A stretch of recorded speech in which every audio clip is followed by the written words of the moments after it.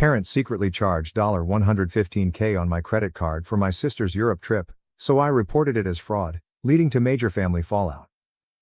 Though I never imagined I would be producing an article like this, here I am still in shock and bewilderment over what my parents have done. Alex, 28. Has a younger sister, Emma, 22F, who recently graduated from college.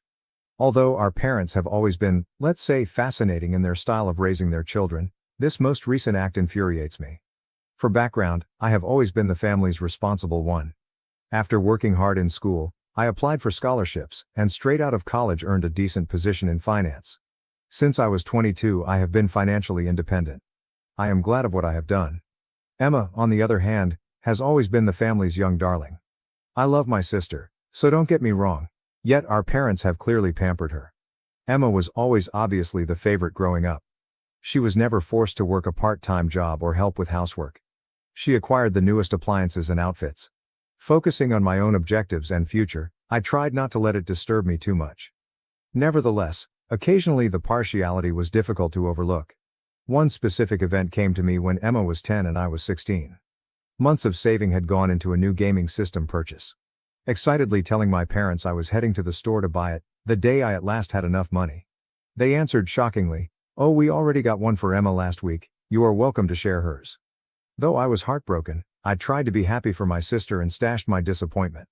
Still, forward swiftly toward the present. Emma recently finished with a degree in communications.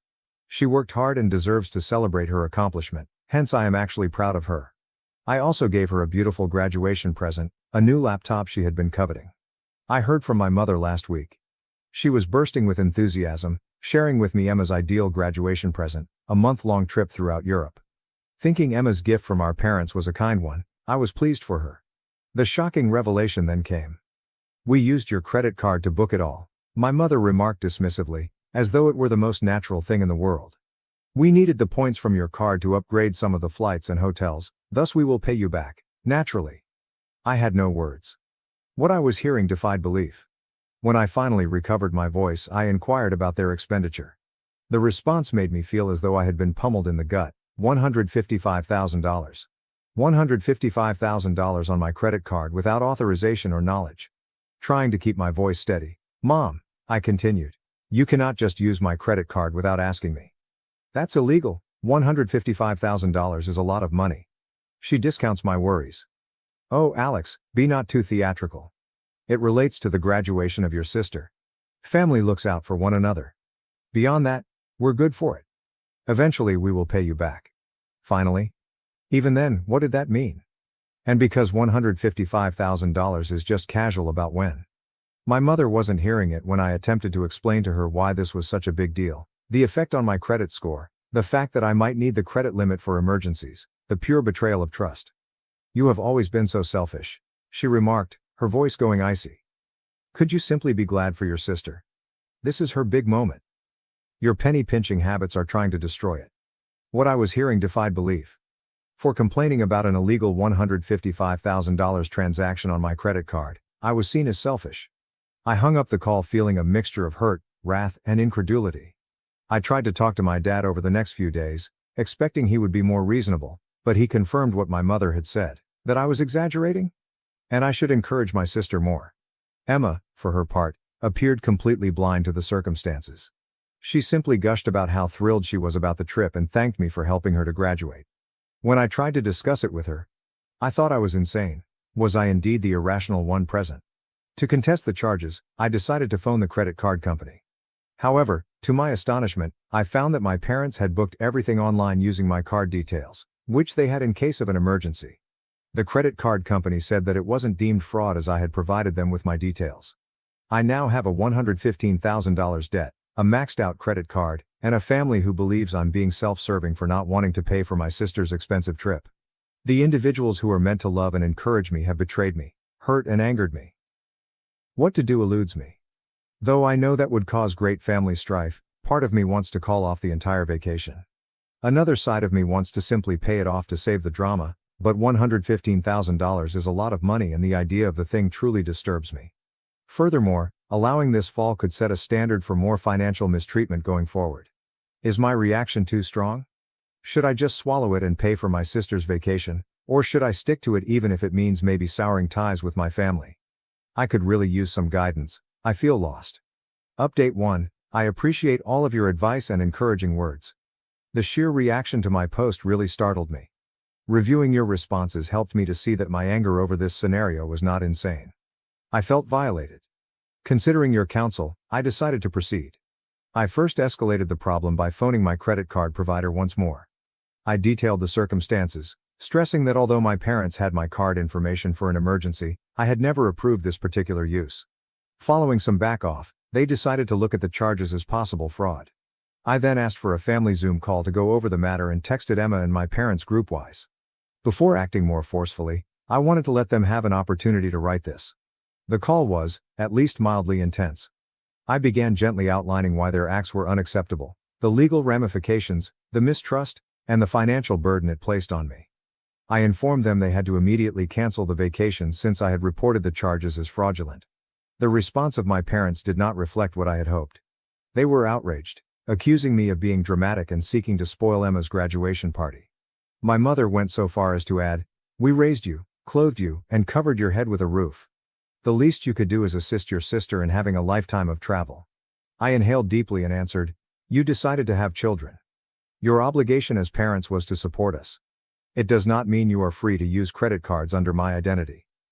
Emma, who had been calm up until now, started crying. She wailed, "I can't believe you're trying to ruin my graduation gift. You have always harbors envy of me. Why can't you simply be glad for me once?" Her comments stung, but they also sharpened my will. I knew this pattern of entitlement and favoritism ran deep, and it was time to create some clear limits. "Emma," I continued, trying to keep my voice soft but strong, "I'm glad for you and I'm proud of your graduation. But this vacation was booked illegally with money taken without permission. It's not okay and it's not a gift from me." At last, my normally quiet dad spoke up. "Son, we didn't think it was such a big deal. For crises, we have always had access to your card. As a family, we simply reasoned that this one occasion would be acceptable." What I was hearing defied belief. "Dad, this was not an emergency and $155,000 is not a small sum. You cannot only choose to spend my money without consulting me." Emma was crying, my parents were furious, and I felt exhausted but determined when the call finished. Insisting that I was overreacting and that they would reimburse me shortly, they refused to call off the trip. Following the conference, I moved forward. I told a buddy of mine, a lawyer, the circumstances. He cautioned me that, should I decide to take legal action, what my parents did was in fact illegal and grounds for legal action exist. I also reported the illegal credit card use by going to the police station. The officer I spoke with took down all the specifics and was sympathetic. He advised me that although following charges would probably cause a significant divide in my family, I was quite within my rights to do so. About what to do going forward, I'm still divided. I adore my family, on one hand, yet I get nauseous thinking about suing them. Conversely, their behavior is inappropriate. Hence, if I do not act strongly right now, this kind of behavior may resurface in the future. I have chosen to wait and see for now what results from the credit card company's inquiry. To stop any more illegal usage of my information, I also froze my credit. This whole scenario has let me know I had to set more rigid rules for my family. Though I've always attempted to be the peacekeeper, that is, to straighten things out and maintain everyone's happiness, I have let myself be repeatedly exploited in doing so. Though I'm hurt and outraged, I also feel an odd sort of empowerment. I'm standing up for myself and saying no, this is unacceptable, for the first time. Though unpleasant and frightening, it also seems vital. Again, thanks all for your support and guidance. Once I have more updates on the credit card inquiry or if anything else comes of course with my family, I will update once more. Update 2. My previous update was several weeks ago and a lot has transpired. I wish to thank them once more for their help and guidance. Your remarks have been a lighthouse through this trying period. First, the good news. My credit card company's inquiry came back positive. They reversed the charges since they agreed they were illegal. Having that $115,000 weight off of my shoulders relieves a great deal. Now let's consider familial fallout. All hell exploded when my parents and Emma discovered the credit card dispute had caused the trip to be cancelled. Furious calls and texts swamped my phone. Saying I had destroyed Emma's life, my mother left an especially angry message labeling me a selfish, unappreciative son. Emma went to social media and shared a moving video about how her spiteful brother had ruined her dream graduation trip. A few of our shared friends and relatives began contacting me to find out why I was treating my younger sister so badly. The matter was spiraling out of control, and I knew I had to straighten the record. I posted a calm, objective piece outlining what had actually happened. How my card had been used without my consent and how I had tried to mend things with my family prior to acting with the credit card company. The reaction to my post was uneven. Some were encouraging, expressing dismay at the behavior of my parents. Others felt I ought to have just taken one for the team and let Emma travel. Finding out how many others felt it acceptable to conduct fraud as long as it was for the family opened eyes. A few days following my post, my mother's sister called me unexpectedly. She offered some family history I hadn't learned before and showed understanding of my circumstances. My mother apparently had a history of financial irresponsibility and has past taken advantage of family members. My aunt gave me her support and urged me to be firm. Talking with my aunt helped me to see that the problem went beyond one occurrence. Years of enabled and excused behavior have set a habit of behavior. I understood then that I had to keep strict limits not only for my own benefit but also to stop the cycle of financial mistreatment. I made the decision to go really big. For the foreseeable future, I informed my parents I would be not interacting with them at all. I said I couldn't trust them right now and I needed time to sort through what had happened. Emma also heard me say that although I loved her and felt good about her accomplishments, I wanted some distance from her too. Their responses were almost always unfavorable. My parents charged me with severing the family. Emma sobbed and stated I was punishing her for something outside her control. Though difficult, I stayed to be sure of my choice. Amid all this family turmoil, I have been especially focused on shielding myself against potential financial mistreatment. I replaced all of my passwords, closed the credit card my parents had access to, and opened a fresh one at another bank. To work through my emotions about the circumstances and create better limits, I have also begun visiting a therapist. One unanticipated benefit of this whole process is that it has brought me closer to a few relatives and my aunt, who contacted me to provide encouragement. Knowing that not every member of my family finds what my parents did acceptable is good. Regarding Emma's graduation vacation, I learned via the family grapevine that her parents are still considering sending her someplace. Though I keep reminding myself that it wasn't my obligation to offer that for her, part of me feels bad about her missing the Europe vacation. I still find myself battling doubt and remorse. Sometimes I worry whether I did the right thing or too hard, but then I remember the violation I felt when I found out what they had done and I know I made the correct decision in speaking out for myself. Though it's a painful wake-up call, this event has also been a valuable lesson in self-respect and establishing limitations. I'm finding that love shouldn't have a price tag and that saying no, even to family, is okay. Again, I appreciate your support. For now, I'm concentrating on mending and moving forward. I will post should there be any noteworthy changes. Update 3. My last update was almost 2 months ago, hence I wanted to let you all know some advancements. Over this trying period, your ongoing support and guidance has been priceless. Let us start with the most urgent matter, the legal one. Following much thought and legal advice, I opted against charging my parents. This wasn't a simple choice, and I know many of you suggested I file a lawsuit.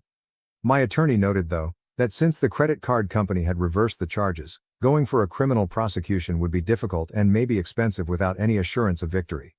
Rather, we have formally written my parents a cease and desist letter telling them that any future use of my financial data will cause instant legal action.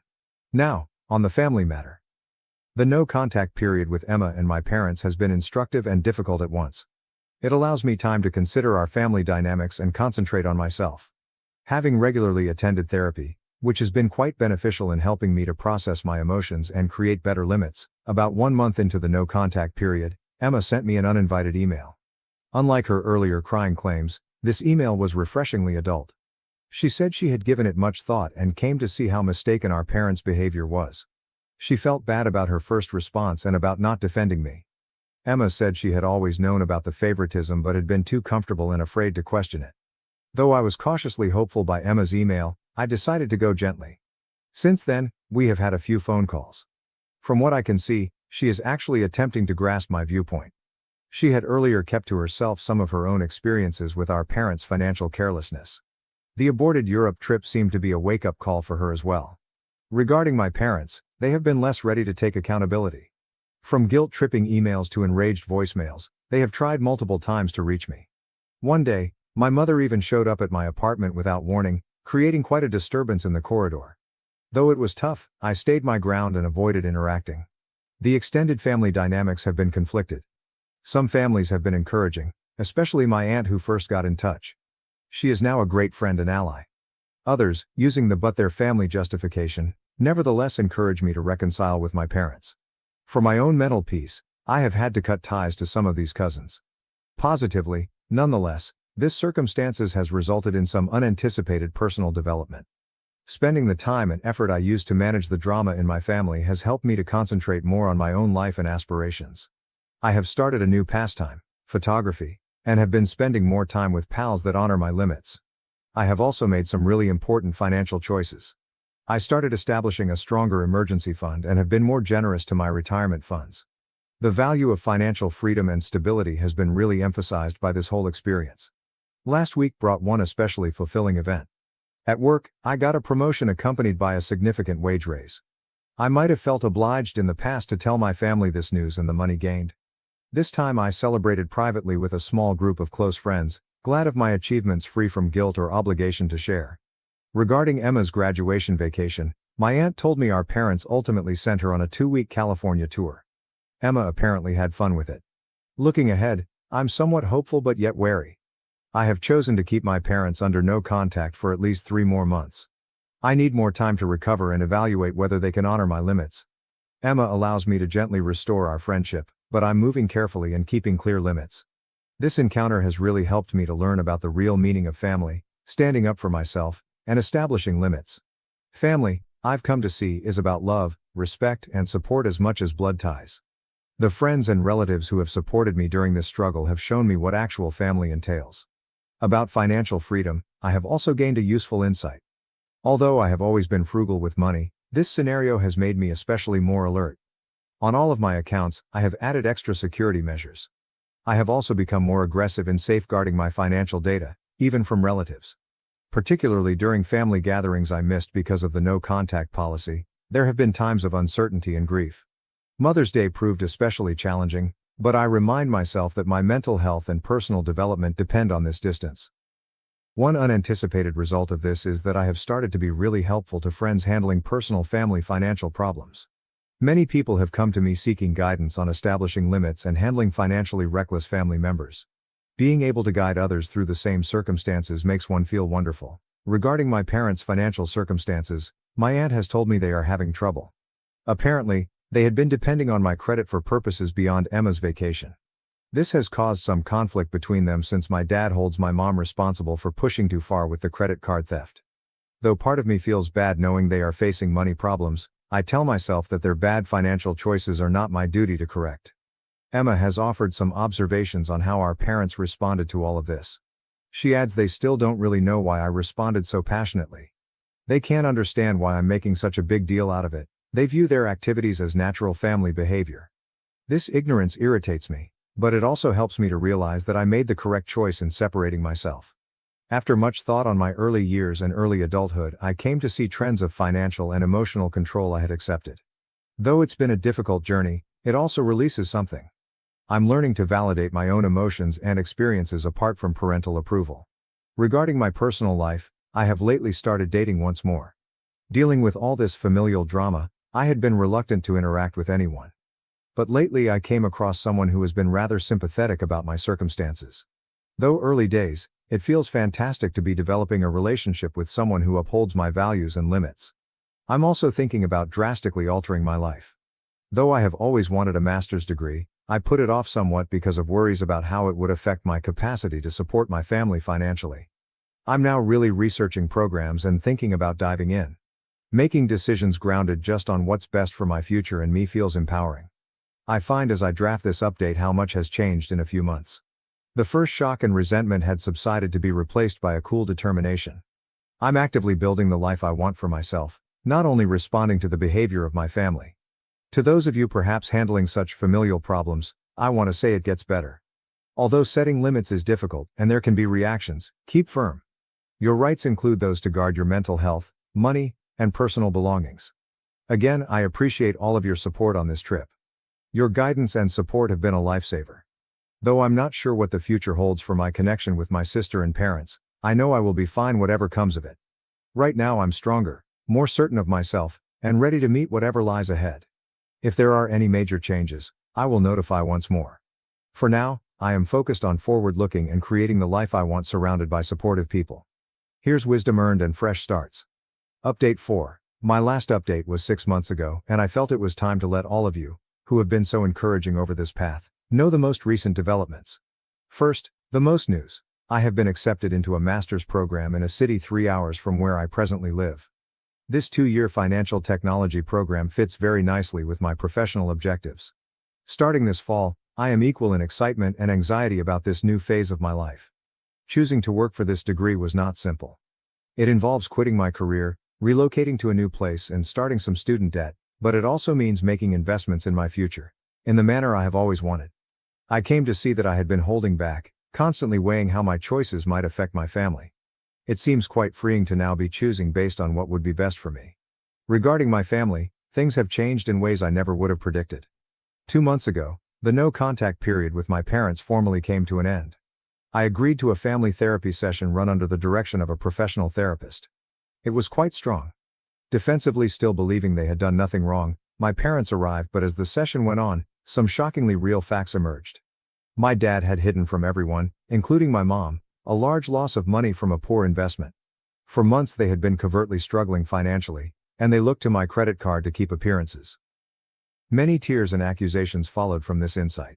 My dad felt guilty of his bad financial choices, my mom felt deceived by his silence, and both of them at once seemed to realize the weight of what they had done to me. Although this justification does not absolve their behavior, it did enable me to see the desperation driving their bad decisions. The therapist guided us through some of these problems, and for the first time both of my parents sincerely apologized. Monthly family therapy sessions are going to continue under our agreement. Though I'm still keeping strict limits and it's a gradual process, I feel cautiously hopeful about reconstructing our connection on better terms. Emma has kept developing and maturing. She moved into her own apartment and started working full-time in order to reach financial independence. Our conversations have become more frequent, and I feel as though I am first starting to know my sister as an adult. She has even sought guidance on saving and budgeting, which is a major advancement in our relationship. Personal-wise, the relationship I highlighted in my last update has evolved into something unique. Though it means we will be doing long distance for a period, Sarah has been quite encouraging of my choice to return to school. Her own experiences with establishing limits with family have made her a great source of insight and encouragement. Financially, I am in good shape. Thanks to the encouragement I got, I was able to somewhat offset the expenses of graduate school and save a sizable sum for my move. I have also started to defend my financial data far more aggressively. I recently had to turn down an attempt by a distant relative to guilt me into co-signing a loan. Though it wasn't easy, I stood my ground and felt good about imposing limits. I've been thinking about how much has changed since that first startling phone call from my mother concerning the credit card charges as I get ready for this next phase of my life. The hurt and resentment I had then have mostly disappeared. Instead, I now feel empowerment and self-assurance I never realized I had. This process has taught me so much. Even, and especially, with family, I now see the value of establishing and upholding limits.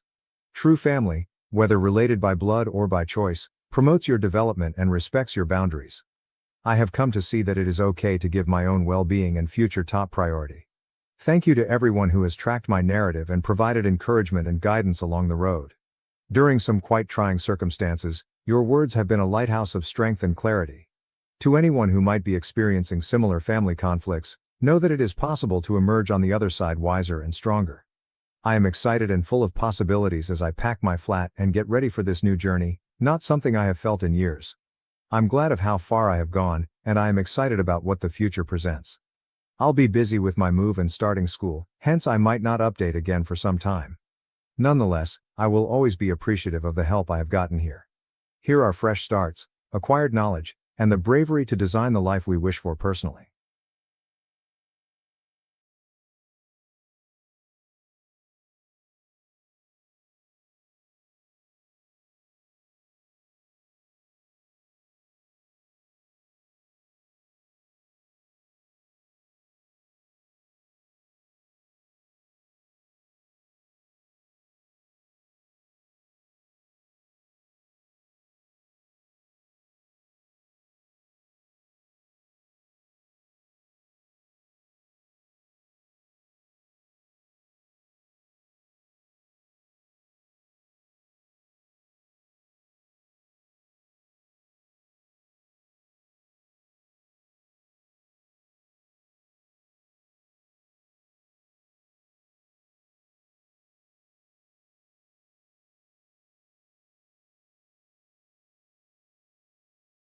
My parents threatened to skip my wedding if I didn't invite my sister, who slept with my boyfriend. What happened next shocked everyone. I, 28F, never expected to be in this predicament, yet here I am. My sister Lizzie, 26F, and I used to be quite close growing up. We shared a room in our little suburban home, whispering secrets late into the night and daydreaming about our future. Lizzie was always the more outgoing one, with a talent for art and music, whereas I was the studious kind, constantly buried in a book. Despite our disputes, we remained linked. Our parents, John, 55M, and Mary, 53F, raised us to prioritize family above all else. Dad worked long hours as a construction foreman to support us, while Mom worked part-time and ran the family. They instilled in us a strong sense of loyalty and taught us the value of sticking together through thick and thin. Little did I know how much my familial loyalty would be tested in the coming years. I met Jake, 30M, in my sophomore year of college. He was a senior, personable and popular, with a love of books that mirrored mine. We bonded over our mutual love of classic novels, and we spent many hours in quaint coffee shops talking about our favorite authors. Jake was my first serious boyfriend, and I fell hard and quickly. After graduation, Jake opted to stay in town and work at a local publishing business. Our relationship grew stronger, and we soon began discussing our future together. We moved in together after graduation, sharing a small but comfortable apartment near the city center. Jake was always supportive of my marketing career goals and encouraged me to aim high.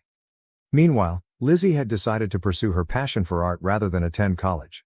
She worked several jobs to support herself while attempting to establish a name in the local art community.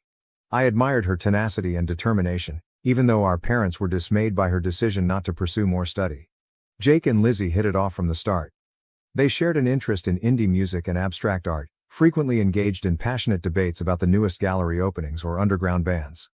I was overjoyed that my boyfriend and sister got along so well, never suspecting that their relationship would develop into something more sinister. 5 years into our partnership, Jake and I were doing well. We'd weathered the storms of early adulthood together, including job changes, financial difficulties, and the death of our beloved childhood dog. We had even begun casually researching engagement rings online, fantasizing about a future wedding and the family we would create together. In contrast, Lizzie's life was more turbulent. She moved from job to job, trying to make ends meet while pursuing her art. There were times when she'd crash on our couch, and Jake and I would assist her financially. I didn't mind, after all, she was my sister, and I wanted to support her goals. Everything changed on a wet Tuesday in April. I had a large presentation at work and discovered I had left some important data on my home laptop. Knowing Lizzie was staying with us that week, I contacted and requested her to send the files to me. She agreed, and I didn't think anything more about it. Hours later, after completing my presentation, I opened my inbox to locate the files from Lizzie, but there was something else, an email thread that Lizzie had mistakenly left open when she gave the files. My heart stopped as I read the letters between her and Jake, which contained intimate information and arrangements for their secret rendezvous. I felt as if the ground had vanished beneath me. I left work early, my thoughts reeling, and confronted Jake in our apartment.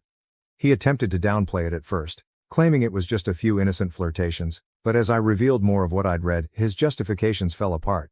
Jake finally confessed to a 6-month romance with Lizzie. He claimed that it began innocently, late-night conversations when I was sleeping or working late, a common interest for art that grew into something more. He stated he never wanted to hurt me, that he was confused about his emotions. I couldn't endure hearing it any longer and urged him to leave. Confronting Lizzie was even more challenging. I approached her modest studio apartment, my hands trembling as I knocked on the door. When she opened it, her expression sank. She knew I had found out. Unlike Jake, Lizzie did not attempt to offer explanations. She looked me in the eyes and told me she'd fallen in love with Jake, that they hadn't planned it but couldn't resist their feelings. The following several months were a haze of agony and hatred. I moved out of the apartment I shared with Jake and stayed on a friend's couch until I could locate my own place. I put myself into work, picking up extra assignments to keep my mind occupied. I cut off all contact with Jake and Lizzie, blocking their phone numbers and social media profiles. My parents were devastated by the news. They attempted to mediate at first, encouraging me to hear Lizzie out and contemplate forgiveness, but I couldn't handle the thought of being in the same room with her. The treachery was too new, too deep. They eventually stopped pushing, but I could see the sadness in their eyes every time the subject came up. After nearly a year of treatment and self-reflection, I felt ready to date again. I first met Alex, 32M, at a charity fundraiser at the local animal shelter. He was tall, with nice eyes and a kind grin that put me at ease right away. We bonded over our mutual love of dogs and our volunteer experiences at the shelter. Alex was kind and compassionate as I discussed my past. He never pushed me to go faster than I felt comfortable with, always respecting my limits. Slowly but gradually, I found myself falling in love again, this time with a man who genuinely liked and admired me. 2 years into our relationship, Alex proposed on a morning trek to our favorite viewing point. It was simple, private and beautiful. As we started planning our wedding, I felt a mixture of excitement and dread. The thought of walking down the aisle again triggered memories I'd rather forget. Everything was going fine until my dad mentioned inviting Lizzie to the wedding. They contended that she is still family and should be present on my special day. The very suggestion made my stomach turn. How could I celebrate the most joyful day of my life with someone who had given me so much pain? I adamantly refused, informing my parents that Lizzie's presence would just bring up sad memories and could ruin the day. Alex agreed with me, saying that our wedding should be about our love and happiness, not attempting to patch relationships that may be beyond repair. My parents did not take it well. They accused me of being petty and unwilling to move forward. They even threatened not to go if Lizzie was not invited. Some of our relatives have also gotten involved, accusing me of selfishness for separating the family and asking me to be a better person. But I don't believe I am in the wrong here. Lizzie deceived me in the worst manner possible. She slept with the man I expected to spend my life with. I fought hard to overcome that anguish and start a new life with Alex. I don't want anything to compromise my newfound contentment and calm. Reddit, am I wrong to not invite my sister to my wedding? Am I being petty, or do I have the right to remove someone who has badly injured me from one of the most important events in my life? Update 1. I'd like to thank everyone who left helpful comments and advice on my first article. The response was amazing, and it gave me the confidence to have a difficult but essential conversation with my parents. I invited them over to supper last week, determined to clear the air and establish some boundaries. The evening started out tense. Mom kept trying to shift the talk toward wedding plans, while Dad was unusually silent. After we finished our meal, I took a big breath and went in. I described in detail how Lizzie's actions had affected me, including the sleepless nights, trust issues that nearly ruined my relationship with Alex, and the therapy sessions I need to work through my pain. I told them about the panic attacks I used to get anytime I saw a couple that reminded me of Jake and Lizzie, how I'd lost weight because food tasted bad, and how I'd poured myself into work to avoid dealing with my feelings. To my amazement, Mom burst into tears midway through my explanation. Between sobbing, she acknowledged that they had pushed for Lizzie's inclusion out of remorse. It turned out that Lizzie's life had spiraled drastically after the incident. My parents told me that Lizzie had lost her job at the gallery where she had been working. Her drinking, which had previously been sociable, had progressed to the point that she was rarely sober. She'd been in a run of short-lived, destructive relationships, one of which left her in the hospital with a broken arm. Mom and Dad felt responsible for not seeing Lizzie's problem sooner. They scolded themselves for applauding her free spirit without acknowledging that she may have required more guidance and assistance. In their thoughts, inviting Lizzie to the wedding was a means to reintegrate her into the group and possibly help her get her life back on track. While I sympathized with Lizzie's hardships, I made it clear that this did not excuse her behavior or erase the anguish she caused me. I reminded them of all the instances they had assisted Lizzie financially and emotionally over the years, emphasizing how supportive they had always been as parents. I emphasized that I was not responsible for Lizzie's well-being, and I shouldn't have to give up my peace of mind for her. Dad, who had kept silent for the majority of the conversation, suddenly piped out. He told me a story from his own background that I had never heard before. Apparently, his older brother had done something similar, compromising Dad's trust significantly when they were younger. They had never really reconciled, and I could see sadness in Dad's eyes as he recounted decades of stressful family reunions and squandered possibilities. He stated that he did not want the same for Lizzie and me, which is why he has been pushing for reconciliation. But he also admitted that he couldn't compel forgiveness and that healing had to happen on my own terms. Dad apologized for pressuring me and promised that he and Mom would respect my decision regarding the wedding. He also told me that they would attend, with or without Lizzie. My parents agreed to speak with the relatives who had been causing me problems and explain the issue. They vowed to stop any future attempts to guilt-trip me into inviting Lizzie. After this emotional chat, I felt as if a weight had been lifted from my shoulders. Although my feelings remained unresolved, I felt heard and understood by my parents for the first time since the ordeal began. Alex, who had made himself scarce during the dinner to allow us peace, was quite supportive when I told him later that night. He held me while I cried, a mixture of relief and anguish sweeping over me. He advised we take a weekend trip to decompress and refocus on our wedding planning. We had a wonderful weekend at a nearby beach town, simply enjoying each other's company and finalizing some wedding plans. We chose our wedding cake, chocolate with raspberry filling, planned the celebration playlist, and even practiced our first dance on the beach under the starlight. This event has increased my appreciation for Alex. He's been my rock through it all, constantly prioritizing my sentiments and wholeheartedly supporting me. I am more confident than ever that I am marrying the right guy. The wedding is now less than 2 months away, and I'm looking forward to celebrating our love with those who actually care about us. I still feel sad about Lizzie's absence, but I know this is the best decision for my mental health and happiness. Thank you again, Reddit, for assisting me in standing my ground and prioritizing my well-being. Your support has meant more than you realize. Update 2.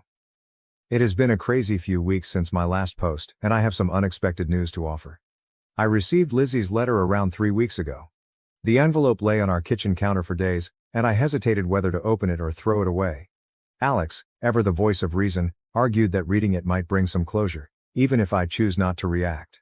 Finally, on a peaceful Sunday morning, I mustered the confidence to open the letter. It was many pages lengthy and contained Lizzie's trademark loopy handwriting. As I read, I could practically hear her voice in my thoughts, recalling late-night chats and secrets from our youth. Lizzie began by acknowledging the grief she had caused me, accepting full responsibility for her actions without making excuses. She wrote of the downward spiral her life had taken after Jake left her, and how she turned to drink to alleviate her remorse and shame. She admitted to suffering from depression, which had begun long before the episode with Jake but had increased dramatically thereafter. Her admission that she was going to rehab stunned me the most. She had apparently been in a treatment facility for the previous 6 months, focusing on her sobriety and mental wellness. She wrote of the grueling treatment sessions, group gatherings, and the difficult task of confronting her demons. Lizzie mentioned that part of her healing journey was making amends to individuals she had harmed. She clarified that she did not seek forgiveness and respected my decision not to include her at the wedding. Her intention in writing was just to apologize and inform me that she was attempting to become a better person. The letter finished with a story from our childhood. I stood up for her against some bullies at school. Lizzie stated that she had always admired my tenacity and honesty, and that betraying me was her biggest regret in life. I'd want to say that after reading the letter, I felt a rush of forgiveness, but the truth is that I was left conflicted. A part of me remained furious and sad, while another sensed a glimmer of the sisterly affection we had shared.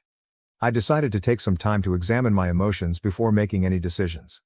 After a few days of deliberation and numerous conversations with Alex, I decided to meet Lizzie at a neutral location, a quiet cafe in town. Seeing her in person after 3 years seemed weird. She looked different, thinner, with black circles under her eyes, but she exuded a peace that had not been there before. Our conversation began awkwardly, with many pauses and hesitant phrases, but as we spoke, it became easier. Lizzie restated what she had said in the letter, her voice breaking with emotion as she apologized once more for the hurt she had caused. She told me more about her sober journey and the work she had done in therapy. Lizzie even showed me a journal in which she had been writing letters to me as part of her recovery, though she had no intention of sending them. Reading excerpts from her genuine unedited thoughts during those sad days was eye-opening. I will not lie, it was an emotional meeting. We both shed tears as we discussed the past and the agony we had both endured. Lizzie revealed that she and Jake had split up just months after I discovered them, their relationship collapsing under the weight of guilt and resentment. She hadn't communicated with him since. By the end of our appointment, I felt a sense of closure that I hadn't realized I needed. The wrath that had been burning inside me for years began to subside, and was replaced by a complex mix of sadness, relief, and cautious hope. After much deliberation and debate with Alex, I have decided not to invite Lizzie to the wedding. It's too soon and I want to enjoy my special day without additional worry or mental issues. However, I've agreed to try to re-establish our friendship gradually, beginning with occasional text messages and perhaps coffee meets in the future. Lizzie acknowledged and appreciated my decision. She even sent Alex and me a modest gift, a lovely hand-painted letter wishing us success in our marriage. It reminded me of the cards she used to make for my birthdays when we were younger, which brought back bittersweet memories. I understand that this process of healing and regaining trust will be long and may be challenging. There are still times when the anguish of betrayal resurfaces, reminding me of everything we have lost. But for the first time in 3 years, I am optimistic about having my sister back in my life eventually. The wedding preparations are in full flow. Alex and I are delighted to celebrate our love with our closest friends and family. While Lizzie will not be present, I am more at ease with that decision now. Our special day will be spent looking forward to our future together, rather than lingering on past hurts. Update 3. It's been 6 months since my wedding, and I wanted to provide you with a last report on this chapter of my life. The wedding day was simply wonderful. Alex and I exchanged vows in front of our loved ones in the stunning vineyard setting we had chosen. The weather was perfect, with a moderate breeze and brilliant blue skies that appeared to reflect the joy I felt inside my heart. I walked down the aisle on my father's arm, my gaze fixed on Alex's. All of the drama and pain of the previous years seemed to fade away in that instant. As I stood at the altar with my soon-to-be husband, all I could feel was love and appreciation. The ceremony was modest and personal, with readings picked by our closest friends and vows written by ourselves. There wasn't a dry eye in the house when Alex swore to always be my safe harbor, and I promised to be his constant companion throughout life's experiences. The reception was a happy occasion. The meal was wonderful, the wine was plenty, and the dance floor was full all night. My parents were on their best behavior, honoring Alex and me with no mention of Lizzie. It was great to see them so joyful and supportive. Lizzie followed my requests and did not attempt to contact me on the wedding day. Instead, she delivered a gorgeous bouquet of sunflowers, my favorite flower since childhood, to my hotel room. The accompanying note congratulated us and wished us a life of happiness. It was a lovely gesture that I appreciated even more than I had imagined. Since the wedding, Alex and I have adjusted into married life, which has been fantastic. We recently purchased our first home together, a quaint craftsman-style house with a modest backyard. We've enjoyed making it our own by painting the walls and adding a garden. It feels nice to be starting a life together and making new memories in a space that is genuinely ours. My friendship with Lizzie is gradually improving. We've had a few more coffee meetings and are now texting on a regular basis. Our chats are still somewhat guarded, but there is a developing comfort between us that reminds me of our previous connection. Last month, we even ate dinner with our parents. It was a little awkward at begin, with everyone trying to avoid certain issues, but as the evening proceeded it became more like old times. Lizzie remains committed to her recovery and has been making significant improvements in her life.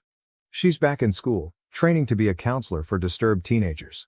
She thinks her own experiences have given her insight into the difficulties that young people encounter, and she wants to help others avoid the mistakes she did. Seeing her progress and commitment to changing her life has aided me in my forgiveness journey. Lizzie recently inquired if she might exhibit some of her work at a local gallery. I hesitated at first, recollections of her previous artistic pursuits triggering conflicting feelings, but I decided to go. With Alex by my side for support. Walking into the gallery, I was taken aback by the transformation in her work.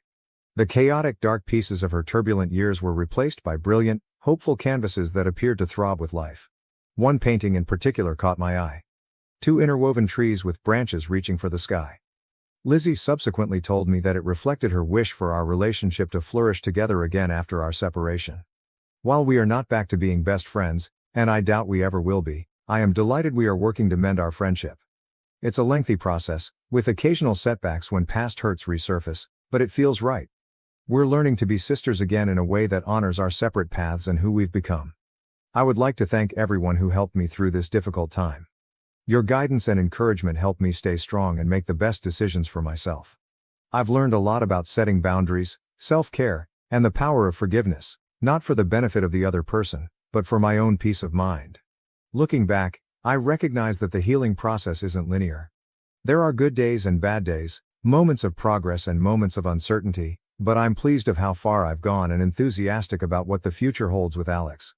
To anyone in a similar situation, remember that it is acceptable to prioritize your personal well-being. Healing takes time, and you don't have to forgive somebody until you're ready to do so. Trust your intuition, surround yourself with helpful people, and do not be hesitant to seek professional help if necessary. As for me, I'm looking forward to the next chapter in my relationship with Alex. We're talking about starting a family soon, and the prospect of becoming parents both excites and scares us. Whatever problems come our way, I am confident that we will confront them together, stronger for having weathered the storm. Thank you for watching. If you haven't subscribed yet, please do so and hit the notification bell to stay updated with more shocking real-life stories happening around you. Survivor of incest and closed adoption confronts biological daughter's persistent attempts at reconnection despite repeated rejections. I don't know if this is the right place, but I've exhausted other means of support. When I was 12, I suffered a short period of horrible abuse from a distant relative, and ended up pregnant. My religious parents were adamant about choosing life, while maintaining their crystal clear image in the community, and I was sent to live with my grandmother for my 7th grade year. I ended up giving birth a few weeks after my 13th birthday, and immediately handed the child over to her adoptive parents. who at the time seemed like wonderful people. The only people who even knew of my pregnancy in my life, aside from authorities and medical personnel, were my parents, my grandmother, one of my brothers, and my therapist. My husband is also aware. I'm now 32, I have been married to the man of my dreams for 2 years and pregnant with what will be our first children together. Lucked out with twins, as we require IVF to conceive. It took me the rest of my childhood and the better part of my 20s to get over what happened to me. I finally was able to heal, put it past me, and now for the past 5 years or so I'm able to go months at a time without thinking about it. I had a closed adoption. I made it clear to the adoptive parents I wanted absolutely no contact whatsoever, and I never held the baby I gave away, something I do not regret to this day. I have avoided ever having social media, partially to avoid being found. In the beginning of September, I received a phone call from a PI letting me know my biological daughter wanted to meet me and had hired him to track me down. I immediately made it clear I have no interest in contact, and to please leave me alone. By the end of November I had received multiple phone calls and letters from my biological daughter, begging me to meet her. I wrote her a letter in return, telling her I'm happy she's had a great life, but that I have no interest in contact. I made it clear, I will not stop her at all from reaching out to extended family. I won't be mad if she outs me as her biological mother, and pursues a relationship with my relatives. She did reach out to my brother, who immediately blocked her on Facebook. I would prefer she didn't, but I don't think it's my place to keep her from doing so. On Tuesday, she showed up at my front door while I was at work. My husband answered, and immediately told her to please leave, or he would have to call the police. I don't know what to do. I don't know how to explain to her in any other way, that I do not want to meet her. I also don't want to be cruel. I don't view her as my daughter, as horrible as that sounds. I do wish her the best, but I have built a life I'm finally comfortable with. I don't want her to be part of it. If there is any insight any adoptees could provide on how I could explain this to her without having to just be brutally honest and also sparing her feelings. Or birth moms, who have gone through a similar thing. Relevant comments. Comment 1, comment deleted by user OP. I ended up writing her another letter, explaining how she was conceived, how many years it took for me to finally feel like a human being again, and how my unwillingness to meet her has nothing to do with her personally, and everything to do with needing to preserve my own mental health. I asked that she please leave me and the one brother she reached out to alone. I again stressed, I would not stop her from reaching out to extended family, and I included a packet of information about our family medical history and some watercolor pictures that my grandmother and I made together when I was pregnant with her. Comment 2. Question: did her adoptive parents know about the circumstances of her conception? OP: her parents were made aware by my parents about details surrounding her conception before the adoption took place. Comment 3. While I don't condone her behavior, do try to understand what forces would drive someone to behave that way. What you and your husband are doing is, to put it very bluntly, a cruelty. It's understandable, but no less cruel. It makes sense that you don't view her as your daughter. But it also makes sense that she might seek to know who she is by knowing you. As an adopted kid growing up, I wondered endlessly about who I was, and I felt like the only way to get a sense of it was to track down biological relatives. Which I did do, and, funny enough, I experienced a little bit of what you described doing to her. It more or less worked out for me. She's a 19-year-old woman who just wants to know who she is. It actually may be healing for you also to erase the trauma of what you went through at 13, and giving up the child then, by replacing it with this new person, whom you may find you relate to as a peer, rather than your child. You may see her more as a younger sister, and that may actually be a great relationship for the two of you. The best situation I could see happening would be for you to welcome her interest, and accept her as a legitimate part of your life and family, for you and your husband to get over your resistance to the fact that she exists. I know my own birth mother's husband had to deal with this to a degree. Resisting her will actually just make things more unpleasant and have them linger, like the second shoe that never drops. While dropping the resistance may be the most peaceful path to her leaving on her own, or better yet, co-creating the kind of relationship that works for everyone involved. Obviously, as an adopted kid, I'm going to advocate for other adopted kids getting whatever they can to gain some closure about their own adoption experience. Adoption is, itself, traumatic. And it echoes throughout life. I think it would do both of you a world of good to hop on a phone together and for you to explain what your resistance is about. OP: nothing will erase the trauma I went through at 12 and 13 years old. In the span of a little over a year, I went from a little girl who still played with Barbies, to being forced to go through the extremely traumatic birth of an unwanted child. She is welcome to be a part of the lives and family of my extended family. Someday when my own children are grown, They are free to know and love her. For my own life, I choose not to have her as part of it. As painful as it is, she is a physical reminder of the worst events that have ever happened to myself and my brother. Telling me it may be healing for me or erase my abuse, to get to know her is, in a way, condescending. At no point did I attempt to make a claim that I know her trauma, nor will I ever trivialize it. I will never know the loss she feels, or the pain and unique trauma that comes along with being an adoptee. I won't claim to know what's best for her to heal, or any other person. I wish her nothing but the best, but I won't be hopping on the phone with her anytime soon. I won't pretend to know your trauma, don't pretend to know mine. I wish you and your family happiness and health. Adoption is challenging, and it seems often tragic for many parties involved. Comment 3. Threatening to have your daughter arrested because she wants to meet you seems a bit excessive. OP, a woman who is a stranger to my husband, showed up at our front door, demanding to see his wife, me, in the middle of a pandemic, while I am 26 weeks pregnant with our first children. She was shouting demanding to see me, and he calmly told her to leave or he would get the police involved. I don't think he acted out of line, or in excess. Comment 4. You didn't say that in your original post.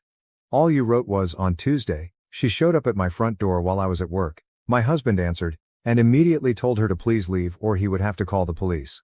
OP, at the time, it didn't seem necessary to say. She, a stranger, that I expressed I did not want any contact with, presumably drove across state lines to come to my home, while I am knowingly pregnant during a pandemic to see me. I am sympathetic to everything she's going through, but it was extremely unsettling for my husband, and I don't blame him at all. He's understandably protective of me. Comment 5. It's unsettling to see so many people refer to this 19-year-old girl as some malicious woman, including OP. She's a child and she is acting like one. OP. At no point did I make her out to be a malicious woman. She is definitely young, and I understand that that is part of where her lack of impulse control comes from. I have given her as much of an explanation as I'm willing to. I hope that she finds peace and closure in whatever it is she is looking for. Now that I have made her aware of the details surrounding her conception, I hope she can understand better why I make the choices I am making. I am someone who places a lot of value in having my space and boundaries respected. I don't feel I owe her anything. I was a child myself when she was born, and we are both victims of the same man who forced us into this situation. I do not view her as my daughter, and I do not view myself as her mother. I think we are two people biologically tied as parent and offspring, and tied by a series of extremely traumatic events that we had no choices in. I did not feel familial kinship for her while I was forced to keep an unwanted pregnancy, and I did not feel familial kinship for her when I was forced through a traumatic birth, and to be brutally honest, I do not feel familial kinship towards her now. I wish her well, and I hope she finds peace, but I do not feel in any way a parent to her. I don't know her trauma and will never know her trauma, in the same ways that she will never know mine. I don't think she has malicious intent. Comment 6. Yes, you did. But when confronted about that, several times, simply deny the misconstruction of the poor girl. OP. I have empathy for her, to a point. We all have the right to our boundaries being respected. Update, TLDR. When I was 13, I gave birth after being forced to go through a pregnancy that resulted from incest rape. The child was adopted through a closed adoption. After she initiated contact, sought a reunion, I declined wanting contact, and she has now shown up at my home twice. I reluctantly agreed to a phone call with said young woman today, and I know without a doubt that she is entirely unwelcome in my life. As stated in responses to comments in my original posts, I ended up writing my birth daughter another letter explaining to her the circumstances of her birth and why I do not want contact with her. I also included a few watercolors I did with my grandmother while I was pregnant with her, and an extensive packet of information regarding family medical history. I overnight FedExed it to the address I had for her. Sadly, in the late hours of last night, she showed up at my house again, this time while I was home, and pounded on my front door, screaming. My husband and I tried to ignore it, but we got a phone call from our neighbors that they would call the police if we didn't answer our door to handle the situation, and I honestly didn't want to start Christmas Eve with getting someone clearly going through the thick of it arrested. My husband spoke to her via our home doorbell alarm system thing. When this did not placate her, I literally barricaded myself in our bathroom, and he went out the back door, locking it, and then around the front to speak to her. I could hear him screaming at her, unpleasant, but apparently effective, because she finally left. This morning, I received a phone call from her adoptive parents apologizing to me, that they never fully disclosed how she was conceived, and that they helped fund the PI, which is how she found me, hoping it would lead to a more happy reunion. What they did tell me, they told her, that she was the result of rape, What they lied to her about was that it was my parents who made me give her away, and that I always loved her, chose life and wanted to keep her if I'd been older. All lies, and it seems she received a similar very religious upbringing that I did. I ended up agreeing to speak with her on the phone, facilitated by her birth parents, if she understood that now she has to leave me alone, or I will pursue legal advice, and will not hesitate to call the police if she were to ever come to my home ever again. I was very blunt with her, because I felt that she's already been lied to 100 times. It probably would have been better to do the conversation through a therapist, but honestly I'm just happy it's over. She asked me if I loved her as her daughter, the way I love the children I'm pregnant with. I told I have love for her as a human being, but that I would not lie and say I felt like a mother to her. That she's only 5 years younger than my own husband, and that I don't love her in any maternal way, but I do love her as my sister in humanity. She asked me if I wish I had an abortion. I said that at the time, I wanted an abortion.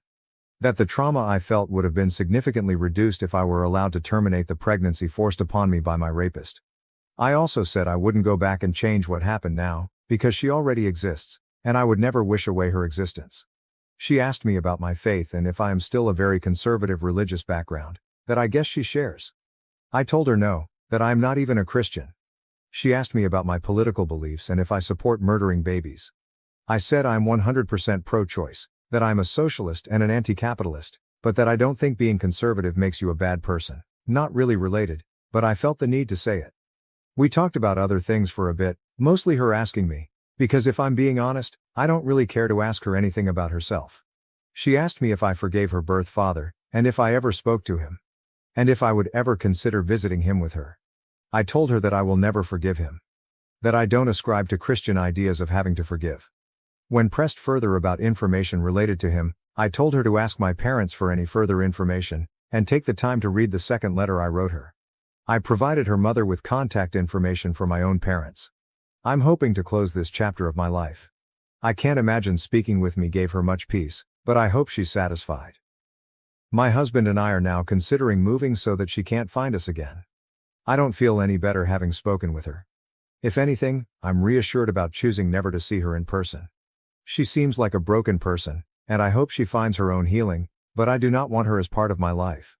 She seems like the kind of person I wouldn't get along with, and would never respect boundaries. I get that she has so much trauma of her own, and I hope she is able to leave the religious community she belongs to, unless she's happy there. I don't feel guilty that her life wasn't everything it could have been. I do feel sympathy that she obviously has been raised in a similar toxic religious household. I am glad this is over. I've disconnected my landline, and am changing my cell phone number. I am going to restart therapy at the beginning of next year, and if she ever shows up at my home again I will be calling the police. Relevant comments. Comment 1. You did everything possible to help her while still keeping that boundary clear. I applaud you for that. I know this was very distributive to your life and she had no right to it and obviously crossed the line multiple times. It makes a lot more sense now hearing about the involvement of the adoptive parents and how they have hurt the situation. They should have never ever told her those things, never crossed a line with the PI and never encouraged her to keep pursuing this. It was completely inappropriate and entirely their fault honestly. The girl is just acting in the way you would expect for her age and upbringing in the context of what she had been told. I'm sure that as she gets older she will think back to this and possibly read through everything you gave her multiple times. She will be able to process it and most likely be able to understand where you're coming from. She will appreciate the information and the honesty at some point. She is just a child and everything that she had ever thought about the situation and the possibilities of a relationship is completely wrong. That's a lot to stomach for anyone, let alone a kid. Try not to be angry with her about this. If anything, be angry at those parents. They are the ones responsible for putting her on this mission. OP. I'm not angry with her, I don't hate her. She's obviously a scared teenager in need of guidance, and I hope she finds the answers she is looking for. Comment 2. Is her birth father in prison?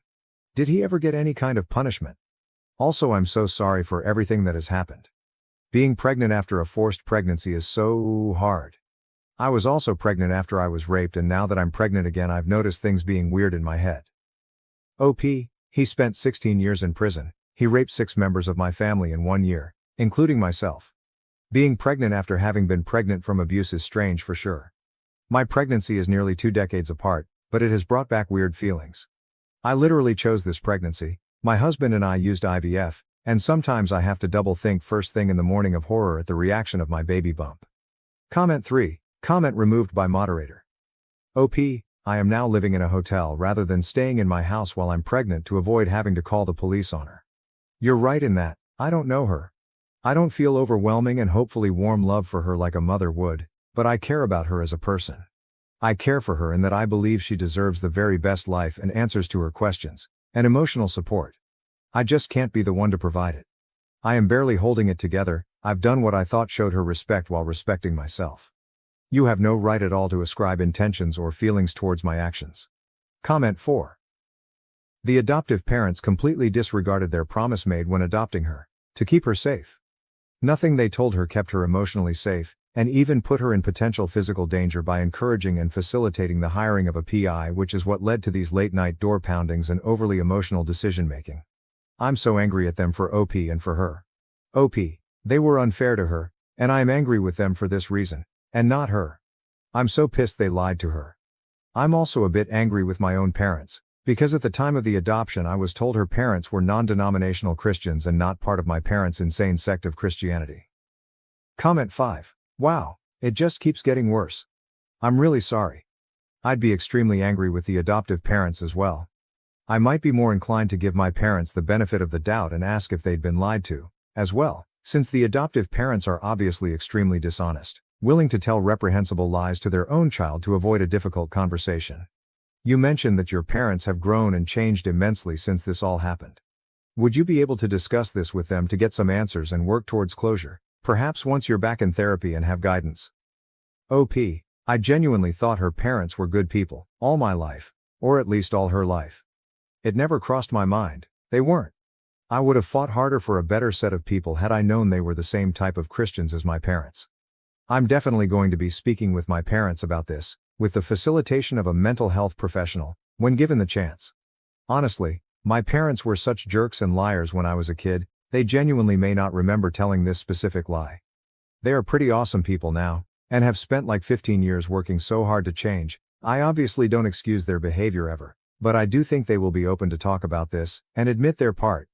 If you're talking about speaking with her parents, I really don't think that's going to happen. Comment 6. I just asked this some seconds ago. The parents who allowed to be raped and rug-swept it, are more deserving of empathy, consideration than the poor girl, innocent in all that mess. Come on. OP, I know my parents. They raised me. They are far from perfect. I don't see them all the time, but I have an established relationship with them that spans 32 years. My biological child is a stranger to me. I don't know her, I don't know her intentions. I haven't spent hundreds of hours in therapy with her, over nearly 2 decades, picking apart and rebuilding our relationship. She's now come to my home uninvited, 3 times, after I've asked her multiple times to leave me alone. She's stalked me at this point, and I've done nothing but try to be sympathetic to her.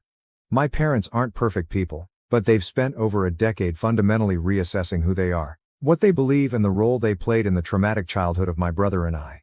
They respect every boundary I ask of them nowadays, they know the part they played and own up to how fucked if they were when I was a kid, and they are amazing parents to much younger brother than they ever were to my brother and I. My relationship with my own parents isn't up for debate here. OP, just to make it clear, my parents absolutely never allowed myself or my brother to be raped.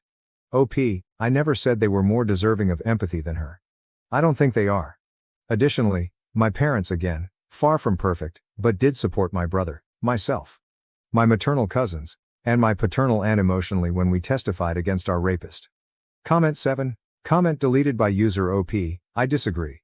I was a child when I had her against my will. I begged my parents and then my grandmother to please not force me to give birth. I don't know what more could be asked of me. I made it clear I did not want contact with her. She pushed for contact, and I gave it to her. I'm not going to lie to her. Her adoptive parents have already done enough of that. I hope she heals. I hope she has a great life. I just don't want any part of it. Honestly, I hope she has a great relationship with her biological grandparents, my own parents, if that's what she wants. I hope she meets them, and I hope they give her the biological connection she craves. They are entirely different people from when I was young, and I can honestly say they are good people now. I would not classify them as good parents when I was growing up, but decades and a lot of therapy can change things. I hope she finds joy. I hope she finds peace. Thank you for watching. If you haven't subscribed yet, please do so and hit the notification bell to stay updated with more shocking real-life stories happening around you. Twin brothers' lies destroyed my life. My parents kicked me out, and now after years of neglect, they're asking for my money. I'm a 28-year-old female with a twin brother. Growing up, my twin brother and I had quite different treatment from our parents. For some reason, my parents were certain that my brother was destined for greatness, whereas I was labeled the black sheep since I was more interested in sports and making friends than in studying. They continually compared us, which was discouraging and damaged my self-esteem from an early age. As a child, I had to watch my brother have elaborate birthday parties for his pals, while I was treated as an afterthought. He frequently had sleepovers with his pals, whereas I was never allowed to bring my friends home. To be honest, I dreaded every moment of my youth. My grandma was the only person in the family who seemed to care about me. When she came, she always brought me my favorite chocolates and occasionally gave me a few bucks to treat myself later. As the years went, this overt preference for my twin brother evolved into emotional abuse directed at me. My parents would openly insult my academics and activities. No matter how hard I tried, I could never satisfy their expectations of being the ideal child. Although I excelled at athletics, they forbade me from participating in extracurricular activities because they wanted me to concentrate completely on my education, just like my brother. As a child, I felt frustrated and helpless. Later, during my sophomore year, I was grounded again, this time for using Snapchat on my phone. I hadn't done anything wrong, but like all teenagers, I downloaded the app to stay in touch with my friends. However, my parents considered this as a major crime and a violation of trust because they had barred me from talking with my pals. They went crazy, flung all of my belongings around the room, ripped the doors from their hinges, and informed me I would have no privacy as long as I lived under their roof. Watching my parents attack me in this way, my identical brother, rather than sticking up for me, made things worse. Our parents' wrongful acts produced a toxic environment, allowing him to take advantage of the situation. He developed a habit of lying about me, falsely accusing me of things I never did, so he could get away with everything.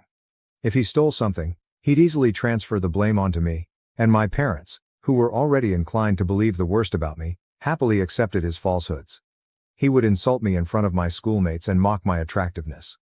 Despite this, I had a large circle of friends at school because I was personable and willing to connect. My twin, on the other hand, suffered socially and disliked the fact that I could interact with others while he, as an introvert, felt uncomfortable. This jealousy boiled over during our 14th birthday party, when none of his buddies came up. I'm not sure why they did that to him, but in stark contrast, my friends treated me to ice cream, and I had a fantastic day. This irritated my brother even more. To get retribution, my brother started spreading false tales about me at school, depicting me as a spoiled brat. He falsely accused me of physically assaulting him at home since our parents loved him more. He escalated the situation without my knowledge. To fake proof, he would punch himself, causing injuries such as a black eye or a bruised shoulder. The next day, he would boldly stroll into school, exhibiting his self-inflicted injuries as proof of my alleged assault and fabricating stories. When our parents questioned him about the injuries, he would lie, claiming that they were the result of innocent activities such as playing football with friends. The lies and his supposed black eyes gained traction, and many began to believe his twisted account of events. It didn't take long for whispers to spread, and my friends began to look at me suspiciously. At first, I noticed minor changes. Friends who used to converse with me in the halls seemed distant, and invites to group hangouts grew fewer and farther between. It was as if a switch had been flipped, and people were unwilling to engage with the allegedly pampered girl charged with violence. One day, I got the confidence to ask my ex-best friend what had happened between us. She said that my twin brother had been circulating falsehoods about me. She disclosed the specifics of the lies he had told everyone, accusing me of actions I had never committed. I was stunned to hear her remarks. The emotion was a combination of incredulity and betrayal, as if the ground beneath me had given way. My brother, whom I grew up with, was spreading lies about me, accusing me of things I would never even consider committing. It was a betrayal that struck deep, leaving me with a knot in my stomach and a sorrowful heart. I addressed my brother the following day at school, but he chose to ignore me. I begged him to stop lying about me, but he smirked and said I deserved to die alone. I was at a loss for words since his lies and actions were beginning to frighten me. I wanted to talk to my parents, but I was frightened they would believe my brother instead of me. Isolation stung, especially since I had always been open to establishing friends. My brother's jealousy-fueled lies seemed to be breaking apart the bonds I'd made over the years. The rumors spread among teachers as well. It was a weird sensation, as if I were living in a parallel realm where my genuine self was obscured by the wicked fiction told by my own twin. The lies had progressed beyond typical teenage chatter. They were now influencing how others regarded me. The unpleasant whispers swiftly reached my principal's ears, and my worst nightmare became reality. The principal summoned me and my brother, along with our parents, to his office to discuss the purported rumors. I sat there, my heart racing, as the principal demanded the truth. I believed my brother would finally come clean, but he doubled down on his lies. He told the principal that the reports were real and depicted me as a bully who beat him up when our parents were not around. I could not believe it. Shock rushed over me as my brother continued to tell this twisted story about how I was furious at him for receiving more attention from our parents. He held to his story like a glue, despite the fact that it was all lies. After hearing my brother's story, my mother burst into tears and clutched him like he was a hero. My father tried to console my brother, assuring him that it was brave of him to speak up and that he would ensure that nothing bad happened to him. Following that day, I attempted to defend myself, arguing with the principal that everything was fabricated. I felt as if I was drowning in a sea of accusations, desperately trying to get to the top, but my brother persisted, saying that I was this furious, violent person who took out my emotions on him every day. My mother's tears flowed as she grabbed onto my brother and gave me accusing stares. It was like fighting against a wall of belief in my brother's fabricated story. My principal sharply chastised me, stating that the school did not accept bullying and that these were grounds for suspension. I begged him not to suspend me, but he shook his head, saying he couldn't simply let it go. I implored him, tears flowing down my cheeks, attempting to explain that I hadn't done anything to my brother. The principal sternly informed me that I would be suspended for 10 days so that others would not bully anyone. It hit me hard, and I began crying even more, virtually asking him to reconsider. My parents, outraged and embarrassed by the incident, hauled me out of the principal's office. I didn't want to leave. I wanted to argue my case and make them understand, but they weren't having it. We left the school, my heart full of frustration and embarrassment. When we came home, things changed drastically. My father started packing my belongings out of the blue. I was stunned, perplexed, and had no idea what was going on. My mother asked him what he was doing, but he simply yelled that he couldn't allow me live in the same house as my brother anymore. I was crying, virtually on my knees, and begged my brother to give them the truth, but he remained cool, unmoved by my feelings. My father kept packing my belongings before throwing the bag into our foyer. I clung to my father's legs, asking him not to kick me away. It felt as if a nightmare were happening. He informed me that a bully like me did not deserve to reside in his home and that he would call his mother, my grandmother, to come and pick me up if she wished. It felt as if the world had collapsed beneath me. I stood there in amazement, surrounded by my stuff scattered over the foyer, booted out of my own home. Eventually, my grandmother showed up. She helped me grab all of my belongings and load them into the car. She helped me into the passenger seat and made sure I was wearing my seatbelt before strolling towards my parents' front door. She rang the doorbell, and when my father opened it, she began yelling at him for treating me this way. With firm determination, she informed him that if he ever approached or attempted to contact me again, she would not hesitate to call the police or CPS, because what he had done to a youngster like me might land him in jail. My mother attempted to shift blame by telling her that it was my fault. However, my grandmother was having none of it. She stood firm, defending me and emphasized that I was only a child and did not deserve to be treated in such a harsh manner. That was the first time I realized how powerful my grandmother was. She did not cower before my parents, and unlike them, she trusted me. We eventually drove away, leaving behind my house, the only place I had ever grown up. I can't even begin to describe how excruciatingly painful I felt at the time. I recall crying on the bed and refusing to eat anything, despite my grandmother's insistence. When I informed her what my brother had done, she was astonished as well. She told me that she trusted my version of the story, and I was relieved that I had at least one person on my side. When the 10-day suspension was removed, returning to school was like going back into the lion's lair. As I entered the familiar hallways, my classmates' expressions told volumes. Judgment, murmurs, and sidelong stares. The weight of the bogus charges remained in the air. Meanwhile, my brother shamelessly ignored me and like I didn't exist. He had made friends with a few people who believed his version of the tale and saw him as the victim of my attacks. I tried to tell everyone my side of the tale, but it went unheard. I was an outsider, saddled with an unfair reputation that stuck to me like a shadow. No matter where I went, the classroom, the cafeteria, or the corridors, the eyes that met mine were filled with contempt and suspicion. I became a loner. I would keep my head down, attend all of my lessons, eat lunch alone in the cafeteria, and then return home. I didn't have any friends, and it seemed like no one wanted me there. Throughout this, my parents never called to check on me. My grandmother would continuously remind me that this was not my fault and that things would eventually be fine. I graduated from high school with good grades and was looking forward to attending college, where I hoped to have a better life. It wasn't until I went away to college that I discovered what freedom felt like. For the first time, no one was looking over my shoulder, comparing my grades, or attempting to compete with me. I met and became friends with folks who shared my interests.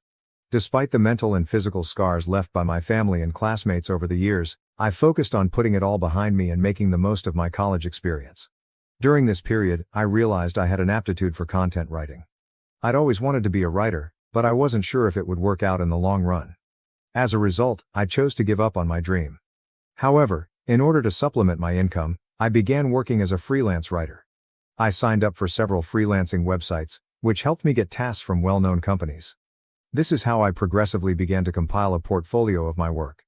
Throughout college, I maintained my side hustle and never asked my parents for a penny. When I finished college, instead of taking a corporate job, I realized I could work full-time as a content writer. I was doing well since I had numerous clients and long-term professional ties with them, allowing me to work on multiple projects. Having a respectable freelancing business not only gave me financial independence, but it also enabled me to explore the world as a digital nomad.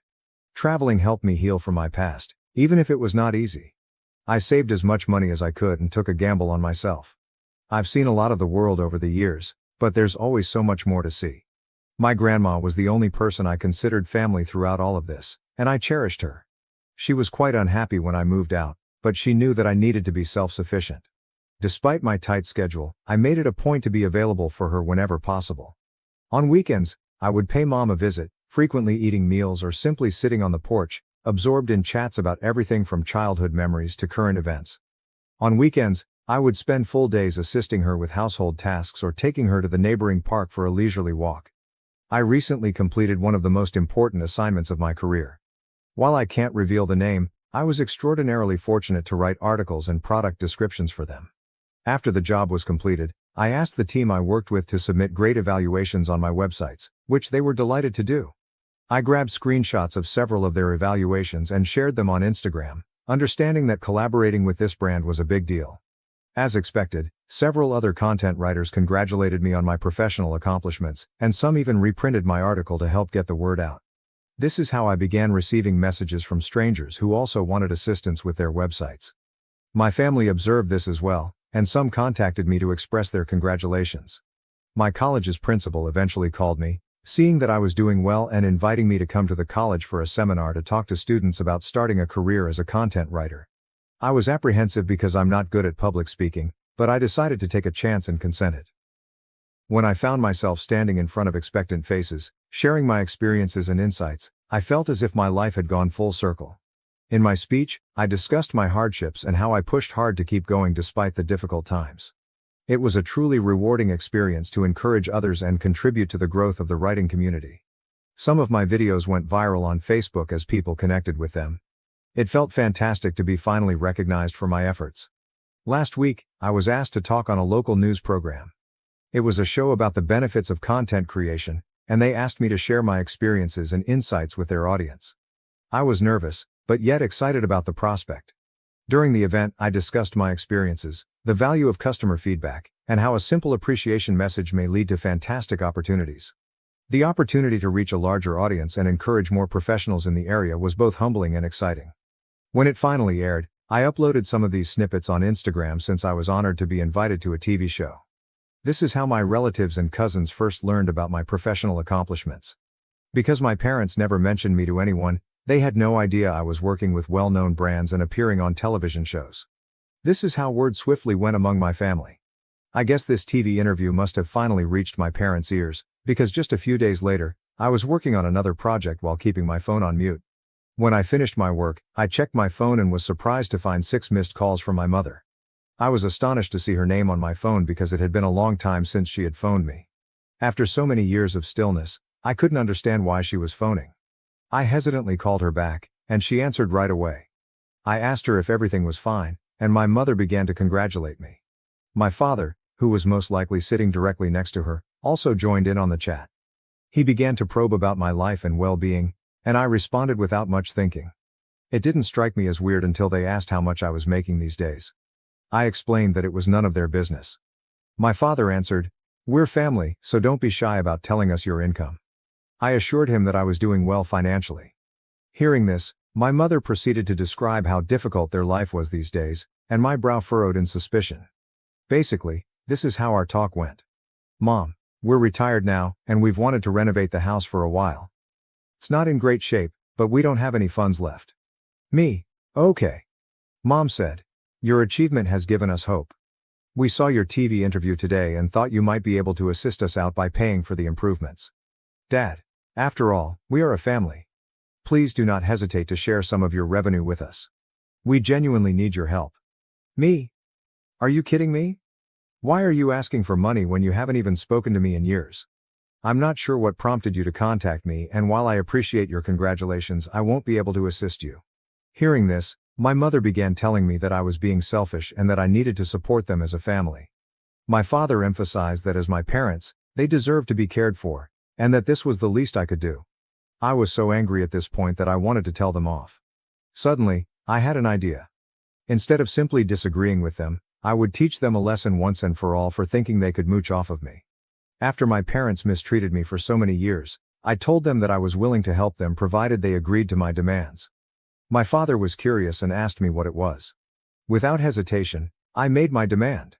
If they wanted my assistance, they had to openly confess, in front of our family and friends, that my brother was the mastermind behind the false stories that had harmed my reputation. I wanted them to embarrass my brother in front of everyone, just like they had humiliated me by believing his lies and manipulations.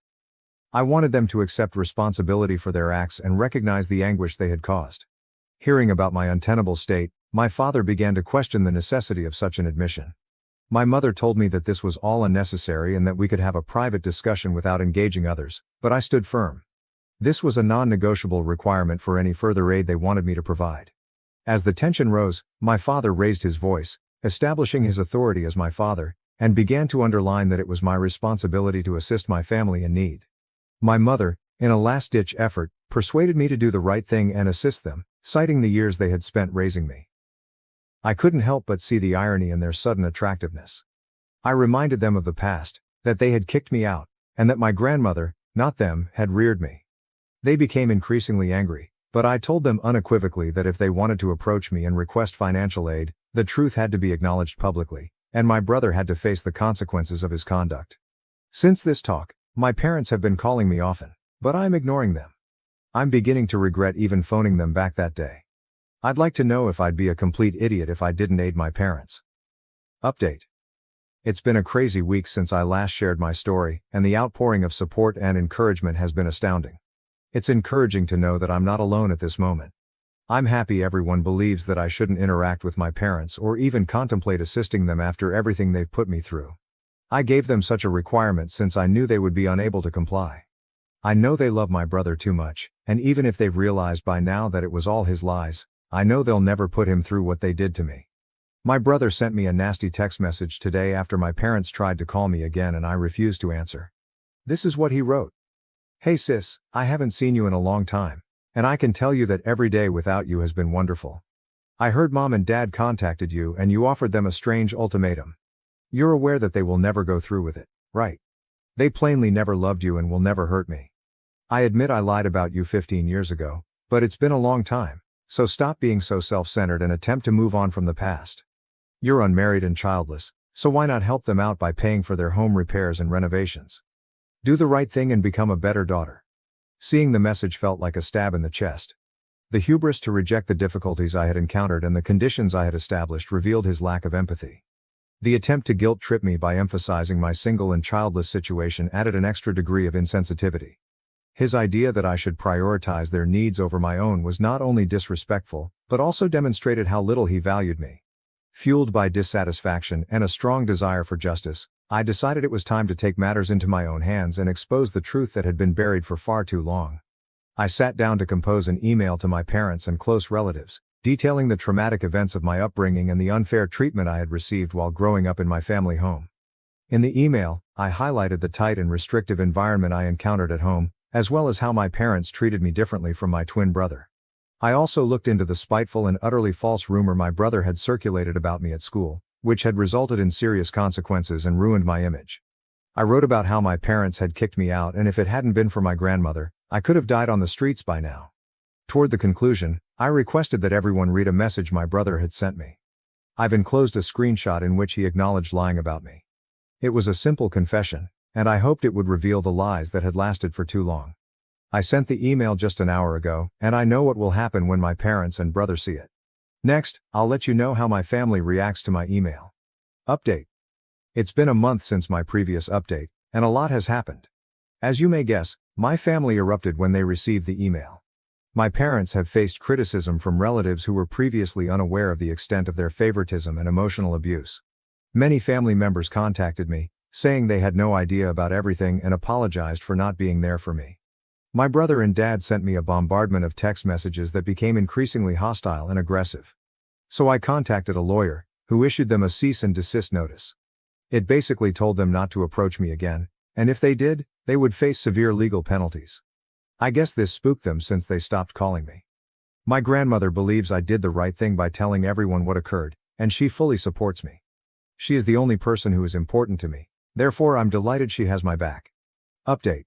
It's been 2 months since my last post, and I'm pleased to say that everything is going well in my life right now. Professionally, my article writing business has thrived. Invitations to speak at seminars and podcasts continue to come in, confirming my status as a renowned expert in my field. I'm as close to my granny as ever. I recently took a 1-week sabbatical from work to spend quality time with her. She is into gardening these days and has taught me a lot about the many flowers and herbs in her yard. My favorite and most cherished memories are of spending time with her, whether we were sharing meals, having profound conversations, or simply enjoying one another's company. My family hasn't contacted me since they received the letter from my lawyer, so I'm glad they're staying away. Personally, I've started attending to therapy in the hopes of working on my own recovery. For the time being, I believe this is the final update. Thank you very much for your support. Thank you for watching. If you haven't subscribed yet, please do so and hit the notification bell to stay updated with more shocking real-life stories happening around you. I contributed to the company for 12 years, but my father gave it to my sister. Now they have abandoned him after his heart attack. I'm a 36-year-old woman who was pushed out of my father's business just 8 months ago. For some context, I've been a part of our family jewelry business for nearly 12 years now. It was started by my grandfather on my dad's side, then passed on to my father. Naturally, I assumed it would come to me next. As the older sister, I've always been deeply interested in the business ever since my teenage years. My dad constantly reassured me that I would eventually take over the business because my sister, who is now 33, never showed any interest in having a career. Her focus was always on getting married and starting a family. So, if there was going to be an heir for the business, it would logically be me. This assumption was always taken for granted. We never formalized it in writing, which, in hindsight, was a mistake. I had served as my dad's personal assistant for 12 years, and even quit my first job after 2 years to gain genuine work experience before joining him. I didn't want to come across as entitled. Despite everything I did, my father still replaced me with my sister and her incredibly wealthy fiancé. She hadn't been part of the family for the past 15 years, having made some really bad decisions. My parents decided to cut her off right after she turned 18. She had announced she wouldn't be going to college because she wanted to explore and find herself. That didn't sit well with my parents. They gave her an ultimatum: either go to college or leave. True to her nature, she chose to leave and moved in with her boyfriend at the time. Their relationship didn't last, and they broke up within 6 months. Afterward, she came back to our doorstep, asking to be let back into the family. Before leaving, she had said awful things to my parents. She claimed she didn't need them anymore and was better off without a family like ours. She said we weren't good enough for her because her boyfriend's family was doing much better financially. She really put us down and humiliated us before she left. When she came back, my dad told her the conditions he had set still stood. She now had to agree to go to college and get a degree, no matter what field she chose, or she could stay out. My sister tried to argue and fight her way back into the family, but my dad remained adamant, so she had to leave once again. This time she vowed never to come back again. For the next 15 years, we only saw her at family events, never otherwise. Whenever she had a life update, we heard about it through other relatives because she refused to speak to us directly. My mom and I tried reaching out several times, but since we remained on good terms with my father, she wouldn't talk to us either. She was incredibly proud and stuck to her word. She didn't come back until my dad tried to re-establish contact with her himself. She figured out her life on her own, though not in the way we expected. True to her promise, she never went to college because it didn't interest her. She lived with a friend for a few months, then got a job and started working to fund the life she wanted. It turned out to be good for her, and she matured a lot along the way. She switched jobs frequently but had been working at an advertising agency for the past couple of years. We knew all this because she kept in touch with other family members, who kept us updated. She knew we were informed about her life. About a year ago, my dad fell seriously ill, and we thought we might lose him due to severe heart problems. The cardiologist warned us it looked grim unless he made significant lifestyle changes. At that moment, my dad decided to contact my sister to end their estrangement. Given how much she had matured over the past 15 years, she finally decided to rejoin the family. When she first visited us, she came alone. We didn't talk much about her life. We were too busy reminiscing about the past. She didn't make it all about herself and didn't share much about her current life. We knew about her professional life from our relatives, but her personal life remained a mystery. She seemed happy to be back, and we all focused on her reconciliation with my dad. It was an emotional reunion, and I was thrilled back then, unaware of what was to come. During her second visit, she brought her fiancé, which shocked us all. She revealed that she had been dating him for 3 years and they had recently gotten engaged. No one else in the family knew, which explained why we hadn't heard about it. They had kept it a secret. The flow of information wasn't one-sided. Thanks to our relatives, my sister knew our father was having some health issues, but she didn't realize how serious it was, which is why she hadn't visited. She felt it wasn't appropriate to announce her engagement at the time, so she kept it private. But now she believed it was time to introduce him to the family, so she brought him along. He seemed like a nice guy, and it was clear he was well off from his expensive clothes, watch, and shoes. I was happy for my sister because she finally seemed to be with someone she wanted. Financially stable, focused, and with a clear future ahead. After talking to them, we learned that her fiancé, like her first boyfriend, was the son of a wealthy man who owned a chain of fast food restaurants. But unlike her first boyfriend, this guy seemed serious about her, and it was obvious they were truly in love. I was genuinely happy for her and congratulated them both. I never expected what happened next. About 3 weeks after meeting her fiancé, my father decided it was best to let them take over our business. One morning, he called me and asked me to come home because he wanted to talk about something. I was at work, managing everything since my dad's heart problems had worsened. I was essentially the boss, even though he hadn't officially retired yet. I expected to eventually become the CEO. But that day changed everything. Suddenly my sister and her fiancé were in the running to take over the business I had been managing for so long. That day, when I went to my parents' house, my parents were there, looking pretty serious. My sister and her fiancé were not. My dad finally broke the heartbreaking news after some light talk, and at first I assumed he was kidding. I just couldn't believe it when I found out he was serious. I questioned him about the rationale for his decision, given that he had only known this individual for 3 weeks. He stated he had a reason, but he would not give one. He argued for a long time before acknowledging that he thought my sister and her fiancé would be more capable than me. To exacerbate the situation, he added that this would be a thoughtful present for them as they begin a new chapter in their lives. They will be married in a few months. They believed this might be a gift for their nuptials. I attempted to talk him out of it, saying that just because the person looked wealthy, a wedding gift didn't have to be the size of an entire company. In addition, he consistently gave me the impression that I would take over the company upon his retirement.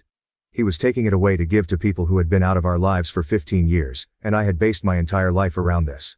Since this was my future, I sought to negotiate and urged that we become partners in the company. My father, though, was uncompromising. He added that since the father of my sister's fiancé had previously established a profitable company, he thought they could manage the firm more skillfully.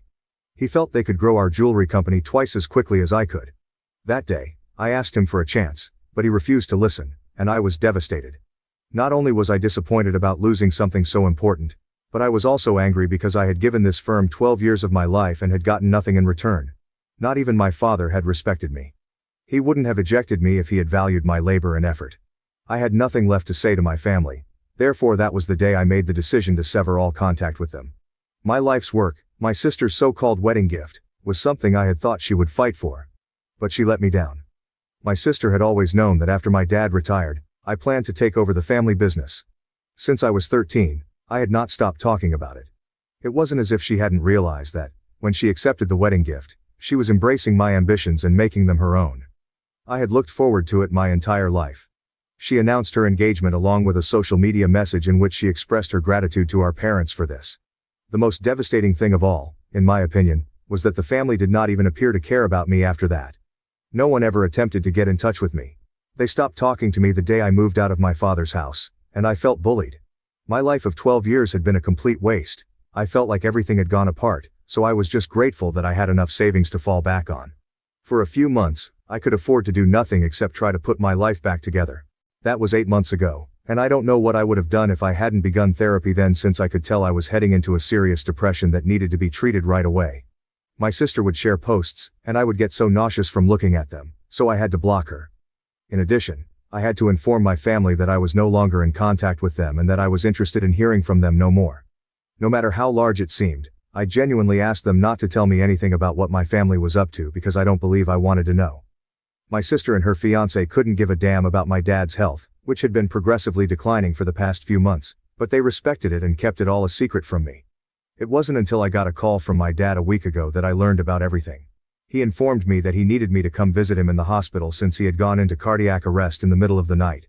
He had to use someone else's phone to call me since I had blocked his number, and to be honest, I felt terrible about it.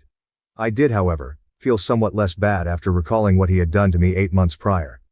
Nevertheless, I promised him that I would go there to visit him as soon as he called to let me know that he was in pain. I decided to check him out in the hospital and left everything behind. To my amazement, neither my sister nor her fiancé could be found anywhere. My parents were present. Given that they were managing the family business, I felt that they were all quite close, therefore I found that to be rather perplexing. I asked them where my sister and her fiancé were as soon as I entered the hospital room because I couldn't stop myself. With great regret, my father informed me that both my sister and her fiancé seemed to be too busy to visit him. As someone who has been managing the company for 12 years, I found it startling because it's a profitable venture that essentially runs itself. We are not required to be at work at all times of the day unless there is an emergency to attend to. I am not able to comment on the current situation. In any case, I asked my dad whether they had visited him at the hospital since he suffered his heart attack, and he said that no, they hadn't gone down there because they were too busy to come see him. They had texted back to him after he had called, saying they were too busy to come see him until he was released from the hospital. I was shocked to learn this information, and I believe my dad recognized he had made a serious mistake in letting my sister and her fiancé take over the company. So, he admitted to me that apologizing for what he had done was in fact one of the main reasons he had phoned. Despite my hard work and effort, he had kicked me out of the firm, and he told me that he felt really bad about it and regretted it. Now, he wanted to make things right and bring me back into the family and business. He informed me of what had transpired. My sister and her fiancé had failed to show up for him at the hospital. It had dawned on him that they were not as interested in him as he had been in them. Additionally, he informed me that this is not even the first time they have declined to support him. They have been somewhat disengaged for the last few months.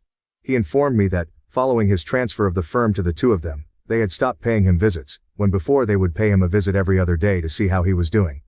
They never bothered to come see him when his health was first failing, claiming they were too busy at work. He doesn't believe this, as he and I both knew that no one was so busy that they couldn't spare an hour out of their day to visit. And especially them, since my parents' house was only a few blocks away from theirs. In any case, he never brought it up, but at this point, they had gone too far, and my dad could take no more of this kind of disrespect. He so desired to reclaim his business and deliver it to the rightful owner. We talked about all of this in the hospital ward, and I was ecstatic when he welcomed me back to rejoin the company.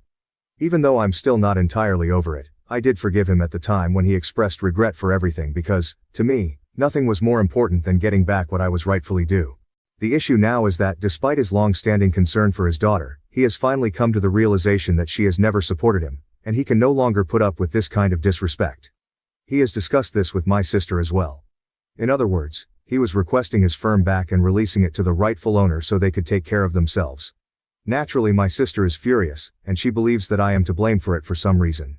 She really vented to me over the phone this morning, calling me a terrible person and saying she couldn't believe I was treating her so badly.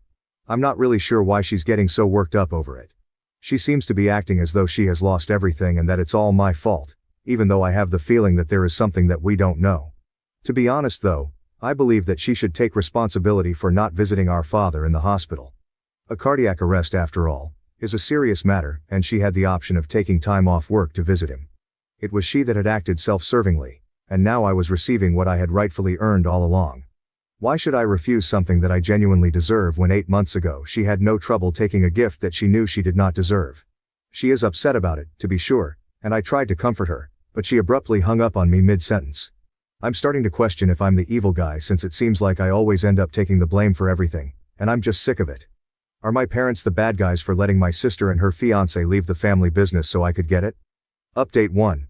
I really appreciate all of your responses to my post. Although I kind of already knew that I didn't deserve the criticism from my sister, hearing it from you guys only strengthened my conviction. I don't think I need to say anything more in defense of myself if even total strangers who have no idea about our lives believe that I deserve the business.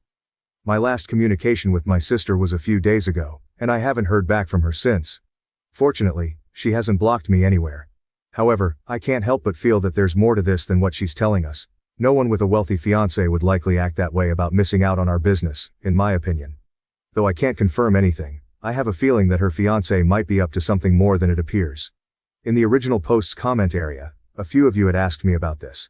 At the time, I didn't think it was relevant, so I didn't respond.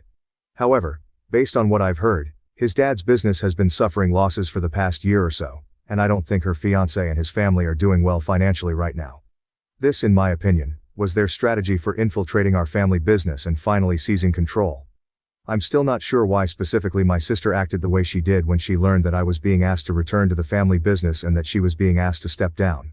She shouldn't have to worry if her fiancé is wealthy and has his own business, but she was still heartbroken. She was going to come around and tell us about it pretty soon, but something just did not match up.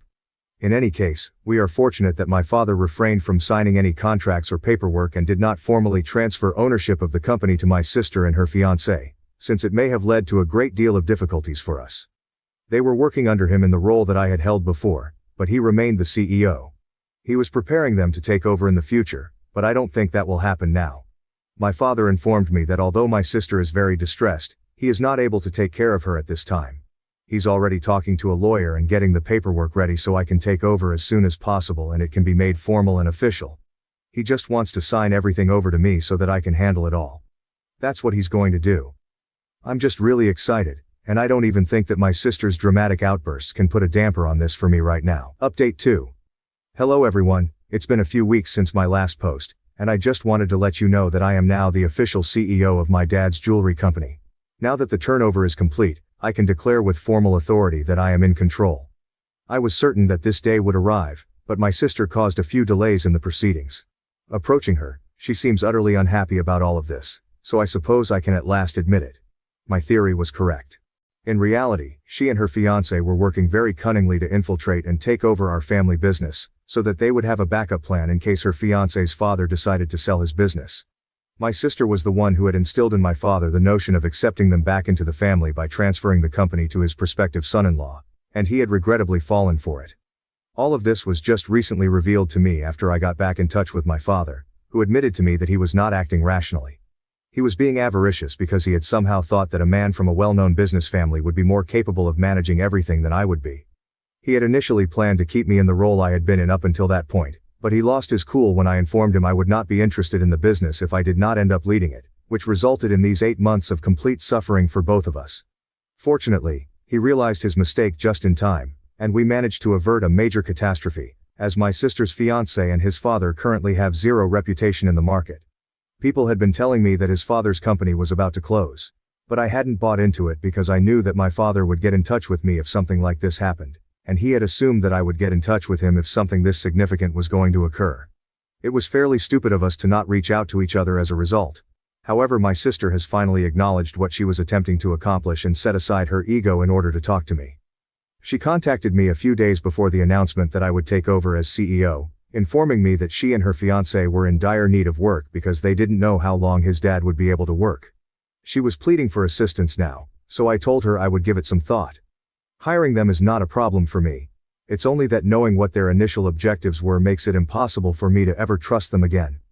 That's the reason I'm currently experiencing some strange feelings.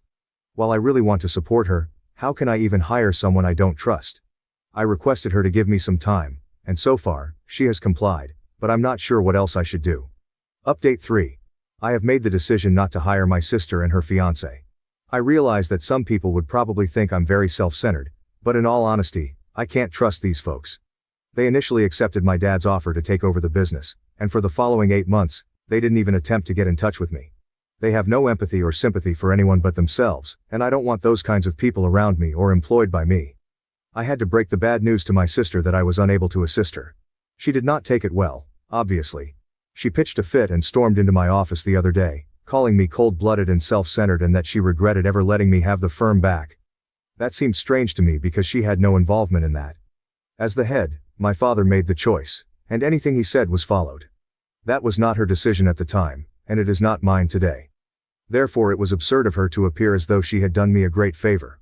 All of that I could have put up with, but that comment really got under my skin. I told her that she had done me no favors, either now or in the past. It's quite naive of her to expect me to feel the same way for her when she didn't appear to care about me. She kept yelling at me when I gently requested her to go. I couldn't handle this amount of drama, so I called the police and had her removed away as she was seriously undermining me. I really don't need this right now because I'm already quite busy at work. She simply departed as the police arrived though, as she had nothing else to say.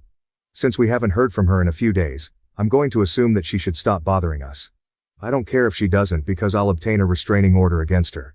Thank you for watching. If you haven't subscribed yet, please do so and hit the notification bell to stay updated with more shocking real-life stories happening around you. My wife has ADHD, neglects our kids, and humiliated me on Father's Day. After much consideration, I've decided to pursue a divorce. I, 43 years old, try to do my best to provide for my wife, 38 years old, and our 2 kids, ages 3 and 5, as well as my mother-in-law. I like to think that I am doing a decent job. Over the years, I have worked to improve our family's living situation. Not only did I complete another bachelor's degree and recently a master's in a STEM-related field, but I also worked 2 full-time jobs while finishing my second bachelor's degree and supported my wife through her schooling as well.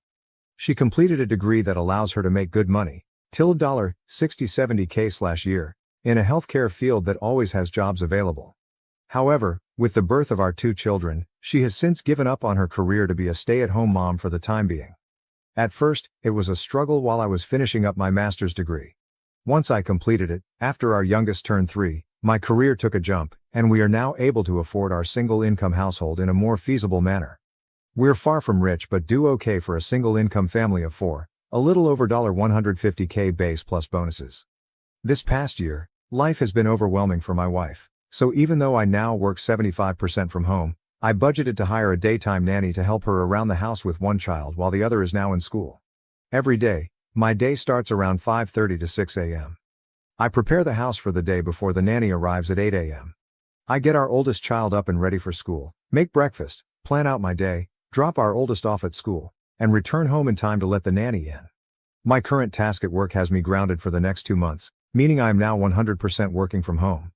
While this is nice, I am busy in meetings all day as my role involves managing teams on a global scale and overseeing industry projects.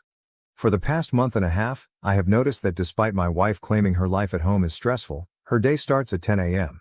After a week of working from home, I asked my mother-in-law and the nanny if this was always the case, and they both responded that it varies, sometimes earlier, sometimes later. My wife literally wakes up, cooks, and then spends time scrolling through her phone or shopping online, which brings me to my concern.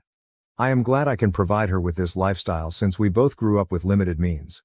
I understand the possibility of postpartum depression, the stress of having kids, the feeling of being unfulfilled, and the fact that I may not be the best husband. But for what it's worth, everything is taken care of and then some. I manage the household finances, since she claimed she was too busy to do so. Pay all the household bills, cover my personal bills, pay her bills, track and perform all the upkeep of our house appliances, cars, pets, etc. And I also help pay for my mother-in-law's medical bills and car note. Despite this, my life is apparently much easier compared to hers. I can't decompress with her because she always feels the need to one-up me. If I have a bad day, she insists hers was worse because I'm lucky to go away and work. If my feet hurt from walking all day during work travel, she says it's nothing compared to her standing and cooking with a child clinging to her. For the past 2 years, I've been told I ruined her life and her opportunities. But when I remind her of what she says, she denies and dodges accountability. My mother-in-law has noticed a change in both me and my wife, pointing out that I have a greater attachment to my kids and that I've even hugged the dogs and talked to them more about my life than to my wife. I honestly feel like I'm in emotional survival mode. I am one step away from moving up the career ladder and one step away from finding love and comfort at the bottom of a whiskey bottle. I am sure I will be hearing from the manly men of Reddit about how I am simping. But I am not a machine. I just want to know and feel that someone I prioritize aside from my kids appreciates and loves me for what I do. I am sure I will hear from the stay-at-home moms of Reddit. Which is fine. I grew up in a single parent/mother household. It is not easy. And honestly, with the help of her mother and a nanny Monday to Friday, for one toddler while another child is at school, can you honestly tell me she is having the typical stay-at-home mom experience? Because neither my friends nor colleagues who are single parents can say she is. I am sure the masses of holier-than-thou Redditors will consider this a poorly written fanfic, but it is what it is. To summarize, TLDR. It feels as if my wife has checked out of our marriage. We are only roommates where she can still reap the benefits of marriage. I am not asking for her to throw herself at me all the time and let me do whatever I want.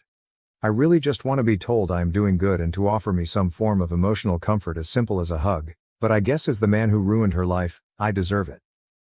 Thank you for the replies. To add more context, never cheated. I do work in an industry that has a large female population, but I am literally an open book with work, name colleagues and staff under me. She has access to my work agendas and correspondence if she really wanted to snoop, but on that note, she still does not know what exactly I do for a living at this time. We as a whole family, her parents and mine, have tried to get her to go to therapy, but she refuses or skirts around the issue. Aside from my coming from a single mother household, my biological dad was present in my life. She has had both parents in a reportedly monogamous marriage for over 40 years. I have tried to talk to her about everything and my own feelings, but again, one-upmanship tends to be the trend here. What I am receiving from the marriage was asked. Now, aside from my two beautiful kids, I've been asking myself that same question. We have a near non-existent sex life mainly since last year. I always figured maybe it's part of depression or whatever she may be going through. Maybe I'm just not attractive enough or just horrible in bed because of my health conditions. I'm not some supermodel husband, but temptation and opportunity does knock and I can perform still, but I never give in, because as cliche as it sounds, I honestly do love my wife and want to only be with her. I'll give credit where credit is due, as I don't want to sound biased. When I say she wakes up and cooks, she cooks for everyone in the house. Myself, kids, MIL, and even nanny. Aside from breakfast, she cooks all meals and snacks. I typically fast until lunchtime, and our oldest tends to eat a small simple breakfast in case they don't like what school serves that morning. She does load both the kids and her laundry, but seldomly folds and puts them up. I typically do my own, and the rest of my clothes I dry clean because they're work clothes. She does keep track of our pantry and fridge. But after she makes the list, I'm the one who goes out and buys everything if not delivered. She does clean our bathrooms and house 50% of the time. The other 50% is done by either MIL or myself, or sometimes nanny if she feels like being extra helpful. Prior to nanny, my MIL was the main help for my wife up until she had unexpected medical needs. So I opted to hire a nanny to help them both, more so when MIL is having treatments and recovering. Update: not sure if anyone would read this, but thank you for those who have reached out and chit-chatted. While I know I've kept my newfound friends here updated, I figured I'd just update my post and keep it short. I showed my wife my post the following weekend and she read it and all the comments. Long story short, argument: she left our house to stay with her sister, and I've been a single parent since. It's sad to say, aside from the good nights to our kids, it's all pretty much the same routine. Nothing much else to say other than thank you for all the kind words of encouragement. I just need to add, this post got bigger than I expected from a venting post, but I've responded to a few comments. Nonetheless, thank you for the comments and DMs. And more so for the offers to let me ruin your life, huh? It's been the highlight of my day/night as I sit here drinking with my dog while everyone else is asleep. It feels depressingly sad that I feel that I have to turn to random internet strangers for some sort of validation in my rant. My apologies in advance as I try to keep this as vague as possible. I just wanted to update those who have been kind enough to check up via DM and comments. Apologies in advance for the lengthy post. It's a bit of irony and coincidence that I made a follow-up from the update on 06 May 2024 I made on my original post during Men's Mental Health Awareness Month, but I could really use another outlet outside of my therapist. My apologies if this isn't the storybook ending/destroying of a relationship people were hoping for. To save you a read, wife left? Came back like nothing happened. She made it about her. Nothing changed. I'm continuing to be suffering mentally, knowing nothing will change while trying to keep it together for our kids. Lots of takeout. The day after she packed up and left, my wife attempted to come back and take the kids with her to her sister's. Naturally, I was against this, and thankfully so was her whole family, including said sister. Not only was it not fair to our kids for her to sweep them away into a home that's not theirs, but to put that financial and housing stress on the rest of her family since she doesn't work and her sister and her family, husband and 3 kids, stays with their dad in the house they grew up in. After a little over a week of being away, I guess she cooled off, so she just decided that it would be fine if she walked in the door with her bags as if she just came back from Target. She came into my office while I was working and angrily stared at me while I sat on a conference call meeting with my team, and I couldn't just jump off as this is a busy time of the quarter for us.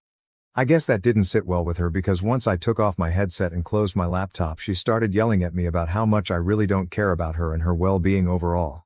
At that moment I couldn't do anything more than look at her and just shake my head. Mother-in-law came in after hearing my wife yelling and pulled her away, telling her to not bother me, while our nanny kept our youngest away from it all on the other side of the house. That night after the kids were put to bed, I sat in my office by myself with a drink, as I have been doing for the past nights, and my wife came in. We talked, we argued, we cried, we drank. One thing led to another and we were in bed. I wish I could say that was our making up, but the next sobering morning as we laid there, she went on about how hard it was for her the time she was gone. Literally. It was about her struggles staying at her family house in her old room with her dad and sister's family. How lucky I am to be able to stay here and do this and that and buy this or do that and not stress as much as they did. How easy my and everyone else's in our family lives are compared to hers, even though we had similar upbringings. My mind and heart broke that morning. I've been spiraling down since then, and this last week I made another attempt to reconcile and talk things out, but I was met with a shouting match while trying to express my current stress and anxieties with life and work in general. Wife. Well, do you know how hard this is all for me? You're supposed to help me be happy. Me. So when it comes to my happiness, stress, needs, and overall well-being, FK me, get over it, right? Wife. We all have our own problems, you need to figure it out and get over them.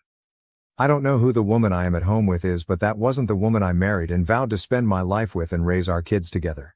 Since that conversation, I've been noticeably distant with her. I've been sleeping in my office or on the couch or with my kids in their bed after putting either one of them to sleep. Still doesn't change her starting her day at 10 a.m., and sitting on her phone talking to her mom groups between cooking meals with the kids in both mother-in-law and nanny's care. Nothing has changed, and I doubt that anything will change. Sadly, I think even if we got a divorce, nothing would change or feel different anyway, since during my wife's leaving the days seemed like any other day except with a little more takeout than usual. My main fear there isn't that I wouldn't just lose my wife, I'd lose my kids in the process. So I guess it's sad to say the grand finale to my story. Like a lot of men and some women I've talked to here, I'll just continue to smile and suffer in silence. First off, thank you for all the comments and DMs, some context and clarification, since admittingly my post was emotionally charged since I typed it up after another argument. Post-birth, our kids' pediatrician's office gave my wife those postpartum depression screening forms, and during the time of both she scored pretty high and was suggested to see a therapist. With our second child she scored significantly higher, and I made an effort to get her the help she needs. She refused, so entered mother-in-law and nanny for support. I know what people will say/think, but this is one of the reasons I'm not 100% ready to just give up and file our life together away. Also, I know silently suffering in the near and long run of our kids' future will not add to a healthy atmosphere, but neither would a bitter and hate-filled divorce.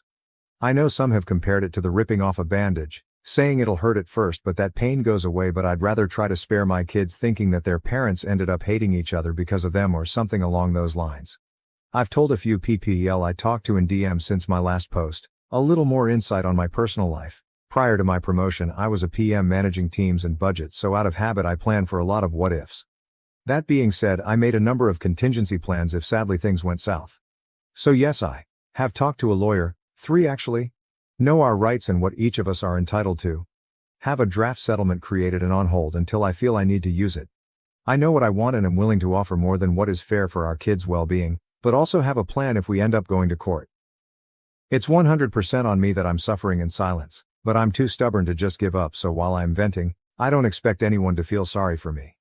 I endure it to keep the norm our kids know, ensure my MIL's treatments go uninterrupted, and of course the hope my wife would finally be open to give therapy a shot and climb together to a better place. New update, I'm done. Wife said I don't do and am not shit in front of the therapist and family Father's Day dinner. She got served. She was mad. She is trying to act perfect and I'm just waiting while taking care of my family, kids, my mom, and MIL. Oh well, I'll just ruin everyone else's life too and my family. Secondly, to clear some confusion. I did not get 2 bachelor's and a master's while working 2 jobs at the same time as some readers are assuming. Bachelor's degree number 1 was completed in the early 2000s. Bachelor's degree number 2 was earned through online courses over several years, taking 2 classes per semester, all while I held down 2 full-time jobs. The first job was at a hospital with a 36-48 schedule, and the second job was at a big box store, where I worked 40 hours spread out over 7 days a week. I worked these jobs to pay for both my tuition and my wife's, as she decided to return to school before we had children. After completing bachelor's degree number 2 and entering the industry where I currently work, I was able to transition to one job and pursue my master's degree.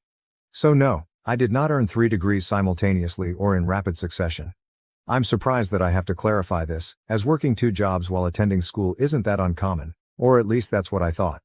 My wife chooses not to work. She does technically have a job. She just barely works it to the point we forget she has a job, as in she worked one day 5 months ago for 8 hours on a Tuesday kind of barely works. Her job and manager is really supportive, flex PRN model, and gives her a list of days they need coverage and she can choose to pick up a shift or not.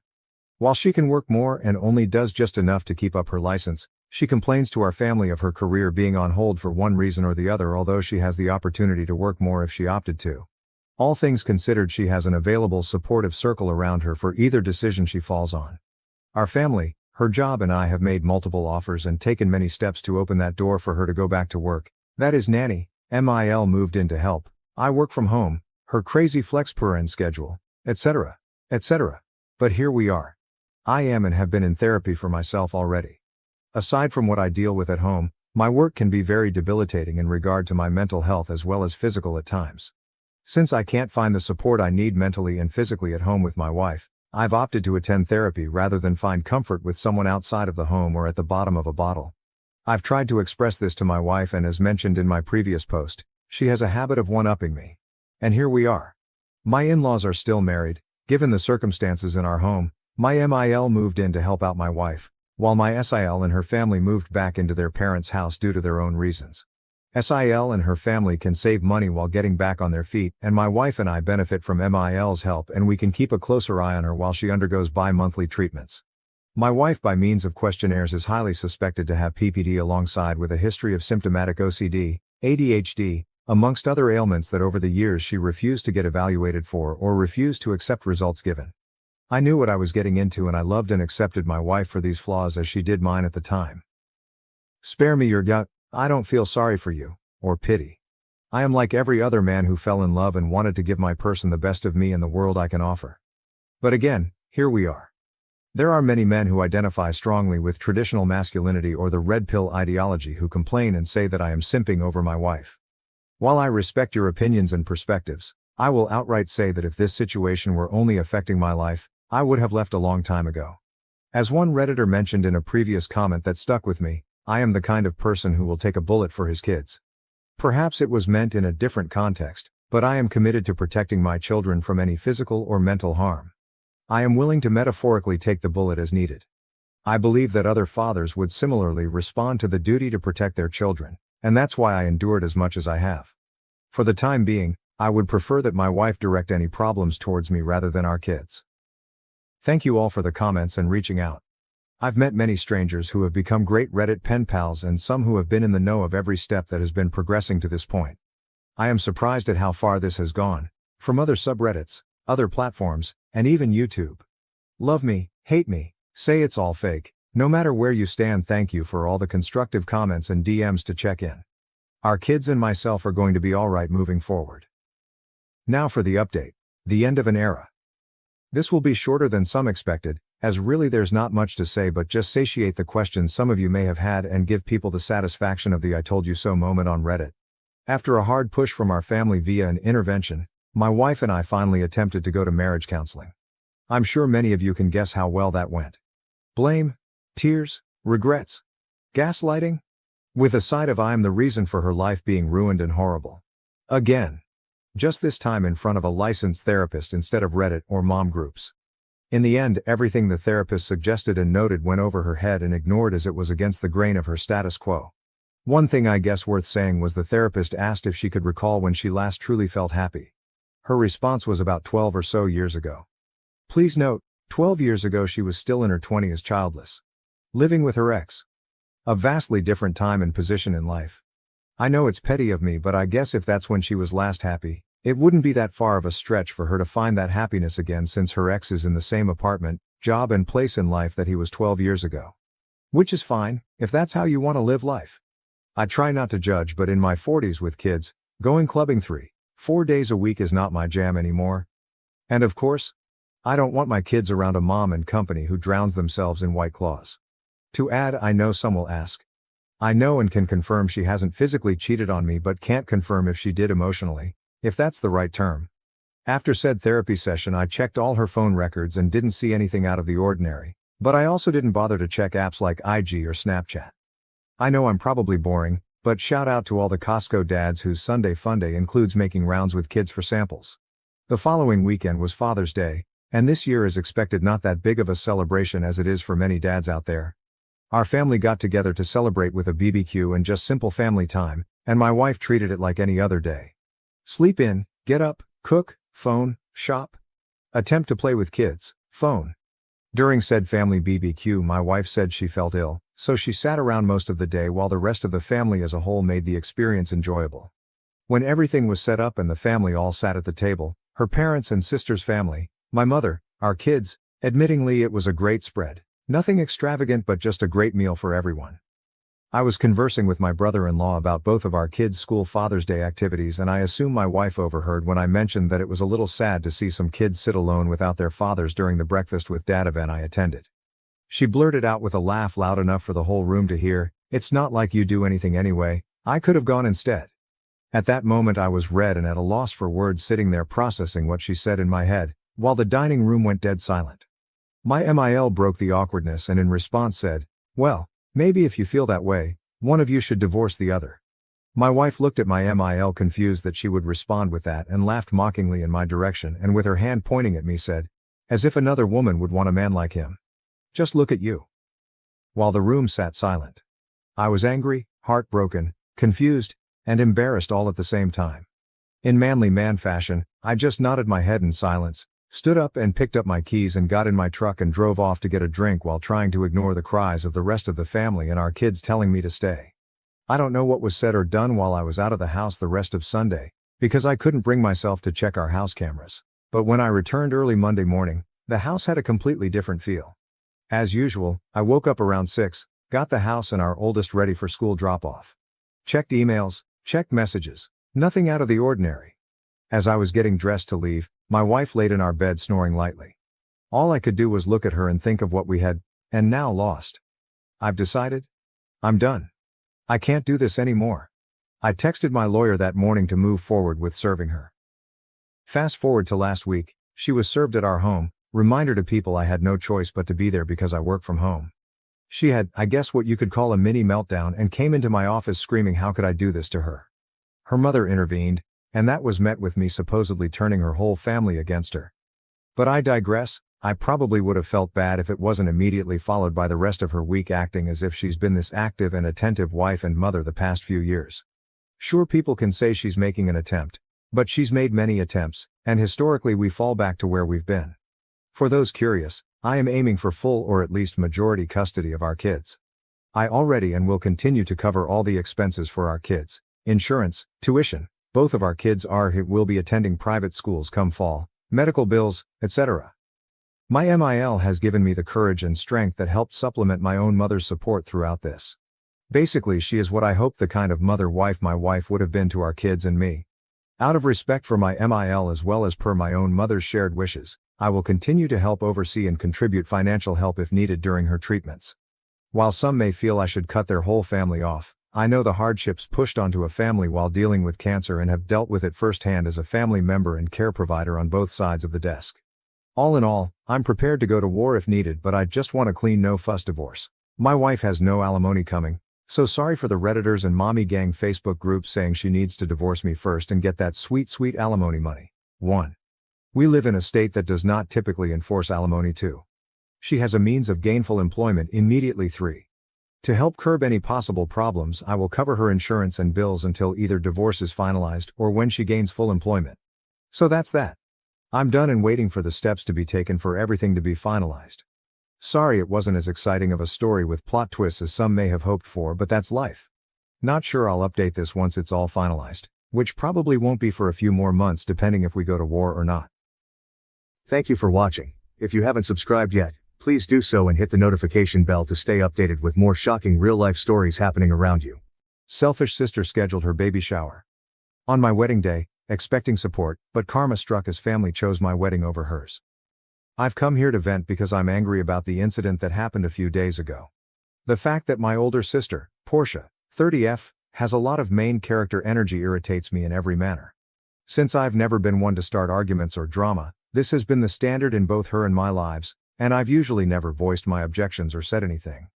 But when she chose to throw her fourth child's baby shower on the same day as my wedding, it all came to a head. Naturally, I was devastated to learn of it just a few days prior to the wedding. I knew this small coincidence, as she described it, was intentional on her part because I had forced my family to RSVP to the wedding date months in advance. All it did was make me want to tear out her hair or mine. Since my family has always done things that way, I had a persistent suspicion that they would choose to attend her baby shower rather than my wedding. For as long as I can remember, she has always been the golden child, and I have always been the afterthought. I had hoped that this day would be about me, but I knew she was going to steal even this day from me because of her baby shower. I don't have the finest relationship with Porsche, 25F. I would largely blame Portia's attitude and haughtiness, but I would also credit my parents' upbringing. In school, Porsche was an overachiever. She participated in sports, excelled academically, and was well liked by her peers and instructors. Her parents were quite proud of her. That being said, I was only mediocre. Academically, I wasn't very good, but I wasn't awful either. My parents said that I had no relevant hobbies, and the fact that I attended the same school as my sister only made this worse. Because I was so different from Porsche, not just in attitude, but also in abilities, all of my teachers, including the principal, used to be pretty shocked that we were sisters. We were compared all the time, and I was never good enough. My parents were not pleased with my lack of abilities. My favorite kid was Portia. Because she was a bright child, she was treated, pampered, and had everything done for her. As a child, I was informed unequivocally that if I become as good as Porsche, my parents would treat me the same way. Because of my early years, I have a number of psychological problems with self-worth, which have negatively affected my quality of life. I knew by the time I was 13 that I would never be able to have a healthy and productive relationship with my family. I simply stopped interacting with the family after accepting that as my reality. I stayed in my room, largely kept to myself, and drew for hours on end. No one ever took it seriously, and it was the only true pastime I had. In a sense, I was the extra family member. Always an afterthought, never left alone, and always viewed with disdain or disdain because I was not good enough for my parents. Because I was too preoccupied scribbling to work hard and be a source of pride for the family like my sister, my mother even tore one of my sketch pads, calling me a scribbler. At that moment, I realized that no matter what I accomplished, they would only regard me as a smaller version of Portia and that I would never be able to compete with her, even if I tried, and I didn't want to. I simply ceased communicating with them as much as possible. Portia changed when she went off to college when I was 13. She had changed from being the good girl our parents had brought up. Without a doubt, she continued to do well, but she wasted money like crazy, refused to return home, and never answered their calls. My parents, I suppose, were affected by all of this and felt secluded and alone. After being parents to a single child for 18 years, the child suddenly showed little interest in them. That's when they started looking at me. They made an effort to bond with me and become closer, but I didn't want anything to do with it. I had been accustomed to being alone myself, so all of this attention only made me feel anxious. My parents wanted to play happy families, so I wasn't going to change the long period it had taken me to learn how to live alone. This infuriated them, and my situation worsened. They were always insulting me or yelling at me, and I could no longer stand it. Before attending college, I somehow made it through the following several years. Since then, I haven't had much communication with them. I can say that all of that doodling paid off because I have a degree in animation. I'm doing well for myself and got a decent job right out of college. I feel even more smug about the whole situation because this is not what anyone, especially my sister and parents, anticipated of me. Over the past 2 to 3 years, they have made numerous attempts to contact me in an attempt to become closer to me and other such things, but I have consistently graciously turned them down. I am more than content with the small family I have created for myself and no longer feel the need for them in my life. I reside with our adorable dog, Emma, and my fiancé, Edward, 29 months. I don't want them to interfere with my wonderful life, friends, or social circle. Before I started working, Porsche got married a few years ago. I was obviously not invited. This is also one of the reasons I don't think their efforts to get back in touch are very sincere. When I was just a student, they didn't give a damn about me, but now that I'm successful, they're trying to be family and make amends. I am not one to be duped by their evil mask, and I can see right through it. I suspect that they are merely trying to reconnect with me in order to take advantage of me. She got pregnant immediately after graduating from college, had a shotgun wedding, and has never received a dime since because Porsche doesn't work. The family had always assumed that since she was the smart one, she would be the one making the money and that I would fail. They are attempting to patch things up so that I can be their cash cow now that there is no chance of her giving them any money. Since the day I was born, my parents have been like this. My extended family has improved significantly. Throughout my childhood, my Aunt Rachel, who has constantly criticized my parents for their partiality, was like a mother figure to me. Naturally, these accusations were strongly refuted, but over time, the entire extended family learned the truth. They have encouraged me to maintain minimal communication, and no one has put much pressure on me to mend fences with my relatives. Up until around 3 months ago, my mother experienced a pretty significant health crisis. The diagnosis was difficult, and she spent weeks in the hospital. Since then, her quality of life has suffered greatly, and the doctors have stated that it will take a long time for her to get back to her previous state, if she ever does. My aunt claims that this served as a wake-up call for my mother. She cried for me, her baby, the whole time she was in the hospital. Since we had little to no communication for a few years, I wasn't informed about her health problems right away. However, a week after the incident, my aunt called to inform me that my mother was very ill and had come to the understanding that she had not treated me well. My mother has been crying non-stop since that day, pleading with me to contact her again because she knows she will die soon and doesn't want that to happen before I give her another chance to be a decent mother. I had struggled with this because I knew in my heart that my mother's desire to make amends stemmed solely from her need to avoid taking the blame for mistreating her own kid. It had less to do with me and more to do with her remorse. However, I was also aware that I would regret not speaking with her or at the very least getting in touch with her again. So, after giving it some serious thinking and receiving a lot of encouragement from my aunt and my fiancé, I made the decision to try it again and contact her. For us, it was emotional. She shed many tears and apologized profusely, but I simply told her to forget it and that I no longer wanted to discuss or interact with her about it. My father and I didn't speak for more than a few words since he wanted to be polite and is too proud to own his mistakes. During this brief reunion, Porsche was not present, and I later learned that this was at our mother's wish. During our conversation, Mom had strongly disputed Porsche's presence, and I've heard she was really upset about it, but she was unable to stop it. And now for the real thing. After the first few meetings, I must admit that I did not have much time for my mother because I was so busy with all of my wedding preparations. I could have, but I also wanted some leisure and was too stressed out from the heavy workload. Even after our alleged reconciliation, my parents were angry that I had not included them in the wedding planning process or assigned them any of the customary responsibilities that the bride's parents are expected to fulfill.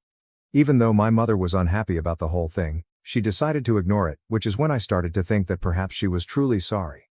In contrast, my father was furious that he would not be the one to accompany me down the aisle. He even gave me a call to let me know that I was making him look like a bad father in front of everyone, so he was thinking of skipping the wedding. I informed him that nothing had returned to normal, particularly between us, even after everything had. He was also allowed to do anything he chose, which included not going, if he thought this was too offensive. That immediately silenced him, and he remained silent thereafter. I didn't communicate with her at all during this period regarding Porsche. She indicated that she would be attending, and I had just sent out the invitations. I reasoned that there was nothing else to discuss with her. But I was going to have a big surprise. My cousin Lena called me in a panic 2 weeks prior to my wedding. She told me that she was speaking with Porsche, and that Porsche had asked her to attend her baby shower in the same city, on the same day as my wedding, at a location she had reserved an hour away. It seems that she was phoning folks to the baby shower without really sending out invitations because she was afraid I might hear about it. Lena said that she was positive and that some other family members had already received the invitation when I asked her whether she was certain about it and if she might have been wrong. Additionally, she was allegedly making a big deal out of it, claiming that she wanted everyone to come because this was her and her husband's last child and that it mattered even more to her. I was incensed when I learned. I questioned her whether this was real over the phone right away. She claimed that she believed it was the greatest way to incorporate our enjoyment because she knew she wouldn't be able to bring the whole family together until after my wedding. I should be happy that her baby gets to celebrate and attend my wedding in spirit, she stated. Since she did it on my wedding day, Not even a day before or after, I told her that she was insane and a spiteful witch.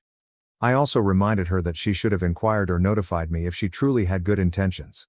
Just 2 days before my wedding, I was learning about it from someone else, which revealed to me what she was planning to do and how insane she was. She informed me that she was free to celebrate her baby whenever she pleased, that I had no right to call her names, and that I had no control over the date or what other people chose to do. She asserted that I had no authority to prevent guests from attending her baby's shower or traveling to my wedding if they so desired. I hate to confess it, but I had a full-blown mental breakdown and was completely at a loss for words. I simply couldn't handle the facts and was inconsolable. Even though he was angry, Edward, who was with me, knew just what to say. We made the decision that everyone we had invited would receive a note. We made an effort to appear as kind as we could, and the message said something like how we discovered that the dates had conflicted. Although we were pleased for Porsche, we were aware that some of our guests would have to choose between going to the baby shower and the wedding. Additionally, we informed them that we were not in the mood for any more drama with only 2 weeks left until the wedding and asked them to confirm their attendance with my maid of honor. The wedding is where I would see them. I instructed my maid of honor to record everyone who confirmed their attendance so that we could modify the catering and other arrangements appropriately.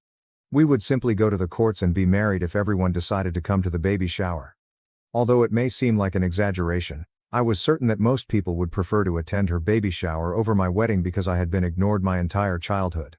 I'm happy I was shown to be mistaken. I asked Zara, my maid of honor, 2 days prior to my wedding, if anyone had confirmed what the current situation was. She simply assured me that everything was under control and that I shouldn't worry about it. I still didn't know how many people had left me for Portia, so her response was not at all reassuring.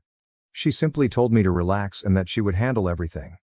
I was shocked to see nearly every member of my family who I had invited on the wedding day, with the exception of Portia, of course, my father, who I had presumed, and my paternal aunt and her family. My mother, who is not the kind to do things without my father, was one of the people who made it, which surprised me greatly. The actual wedding proceeded according to plan, and I must admit that I was relieved my father wasn't attending. He would have created needless drama and pouted the entire time. I was therefore rather relieved that he was not there. Portia, however, was unable to tolerate this affront against her, especially since she was not accustomed to it.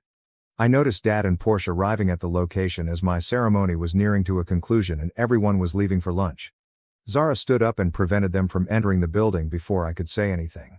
Even though I couldn't fully understand what they were saying, I could tell that they were arguing and that the argument was becoming more heated by the moment. Portia even attempted to force her way inside at one point, and Zara did her best to keep her out, but my dad also forced through, and their combined might was too great for her. She burst into tears like a pampered child the moment Portia entered.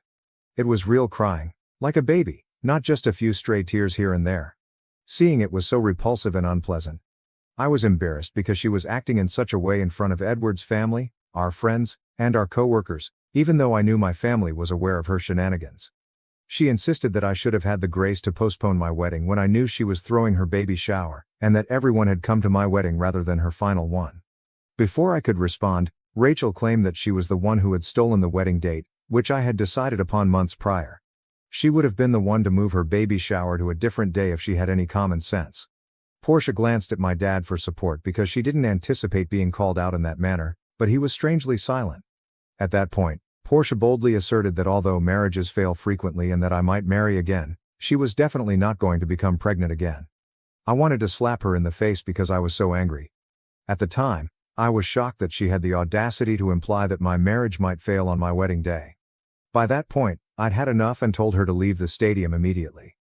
I also informed her that she already had 3 children and that, given everything she has done since leaving college and spending all of Dad's money, there was no assurance she wouldn't continue to pop out. I interrupted her as she began to yell, telling her that she was a terrible person who only ever considered herself. I told her that I felt bad for her children since they had such a bad mother. She quickly stopped talking after that and began crying once more, but I couldn't stand it. She was physically hauled out of the venue by Zara and another friend of mine. She had destroyed my day, and by the time it was all over, I was crying and shivering. Nearly everyone ended their lunch early and left because of the uncomfortable environment. The thing that wounded me the most was that my mother never spoke up for me or informed me of Portia's plans during all of this time. Therefore, in my opinion, her reconciliation was a phony and an act because, even though she had the opportunity, she still failed to treat me fairly. Edward pulled me close and assured me that it wasn't my fault at all and that I would eventually hit my breaking point. I sobbed, hugged him, and apologized for spoiling the day after everyone had left. People have been contacting me for the past 5 days since our wedding, but I am not in the right frame of mind to reply. I know I will ultimately have to reply to all of the messages that are currently sitting in my inbox, but I don't want to do that right now. Tomorrow, we're heading out on our honeymoon, so I'm hoping I can get better and forget about whatever occurred. I can't let my disgusting sister spoil my honeymoon any more than she did my wedding, which I was unable to stop. Even after all these years, she still has no power to influence me in this way. Update 1. Hello, Reddit. During my honeymoon, I took a vacation from Reddit, which is why I haven't been updating. When I saw all of the comments, I was overwhelmed since I hadn't anticipated the post to become so popular, but I read them all. Here's a quick update because you're suddenly so interested in the narrative. Ed and I didn't really consider any kind of communication with my side of the family on our honeymoon. Despite my mother's repeated attempts to contact me, I just informed her that I will speak with her after returning from my honeymoon. Since then, she has called to apologize for not standing up for me at the wedding and to express her remorse, saying she wants to meet with me. She knew about the baby shower but chose not to tell me, so I explained that this was about more than simply the wedding. She said she hoped people would attend my wedding over the baby shower anyhow and didn't want me to be sad. I informed her that she had once again demonstrated her unreliability, particularly with regard to my sentiments and emotions, and that her presumptions did not justify what she had done to me. She apologized again, but I urged her to stop contacting me and that I needed some time apart from her. I told her that she had chosen to re-enter my life in order to show me that she was sorry, even though she attempted to use the "I'm sick" excuse. Her actions, however, have demonstrated the opposite to me, as she still chooses Porsche before me, even if it means ruining one of the most significant days of my life. I felt terrible for tearing into her as she was sobbing uncontrollably, but I knew I couldn't allow her to run all over me once more. I couldn't let her return with her similar antics and ruin everything because it had taken me years and years to feel mentally safe. I informed her that although I would be contacting her, I would do it at my own pace and that I did not want her to put any pressure on me to start dating her because it was obvious that she was not ready. I believe she thought she could use victimization to get me to give in, but when that didn't work, she handed the phone to Dad, whom I had no desire to speak to. I hung up the phone as soon as I heard him on the line. I blocked him when he wrote me a lengthy text that I didn't even bother to read. Other than that, I only received texts from family members expressing their regret that Porsche had attempted to overshadow me at my own wedding and essentially offering their support and sympathy. Even if I haven't answered them all, I will. Overall, the whole experience has made me feel a lot better, and I'm happy that I've broken off contact with my mother once more. I don't want my parents to destroy the family I've created for myself, and I don't have the energy to cope with them. Update 2. It's obvious that the drama is still going on, even though I had assumed it had ended. Jake, the spouse of Porsche, showed up at my house last night. I called him inside because he appeared rather forlorn and I didn't have the courage to turn him away. He apologized to me right away, claiming he was unaware Porsche had been plotting this. That's when I remembered that I didn't see Jake at my wedding for the entire episode. When I asked him what he meant, he explained that she had demanded that the date be changed because he had really scheduled Porsche's baby shower for a week after my wedding. She also explained to him that she wanted to hold the baby shower on the same day as the wedding because I hadn't invited them. He disagreed, saying that since we had been apart for a while, she shouldn't have been anticipating an invitation in the first place. He claimed that he would have been shocked if I had invited them and that he never tried to get clarification from me since he thought it was reasonable that I hadn't. He was embarrassed to learn the truth about what had truly transpired that day, and he only learned it because my mother informed him. He inquired if there was anything he could do to improve the situation overall and expressed his sincere regret, saying he wanted to apologize on her behalf. I informed him that his wife was an adult who was capable of accepting responsibility for her own conduct and that he had no need to apologize because he was not present.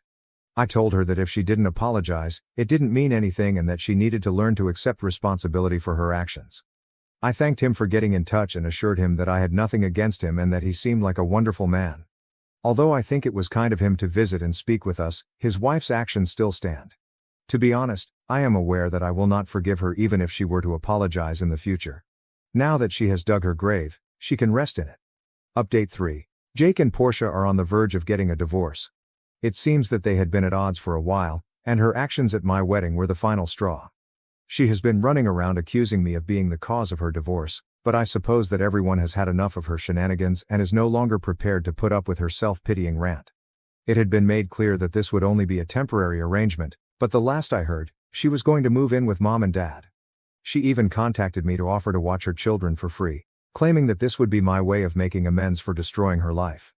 I don't want to get involved in this drama any longer, so I immediately blocked her everywhere.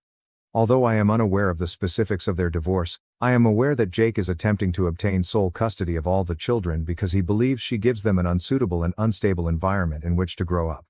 Although I am unsure of the outcome of their divorce, I am aware that she is in tremendous difficulties and that no one is currently prepared to assist her. So, it's unclear what will happen. I've completely bowed out of this whole mess and, consequently, my family. That's all I know. I lived a quiet and contented existence before they made the decision to contact me again, and this is far more bother than they're worth. My Aunt Rachel and a couple of my cousins are the only members of my family who I currently choose to be around because they were there for me during the whole wedding disaster. I have the utmost gratitude for their unwavering support. I'm going to be extremely protective of my boundaries going forward since they are the only people who deserve to be in my life. Thank you for watching. If you haven't subscribed yet, please do so and hit the notification bell to stay updated with more shocking real-life stories happening around you. My wife poisoned my family against me and took my daughter away, but years later, the truth finally came out. This is a story I never imagined I'd tell publicly, but after all that has happened, I need to get it off my chest. The previous several weeks have been nothing short of a roller coaster.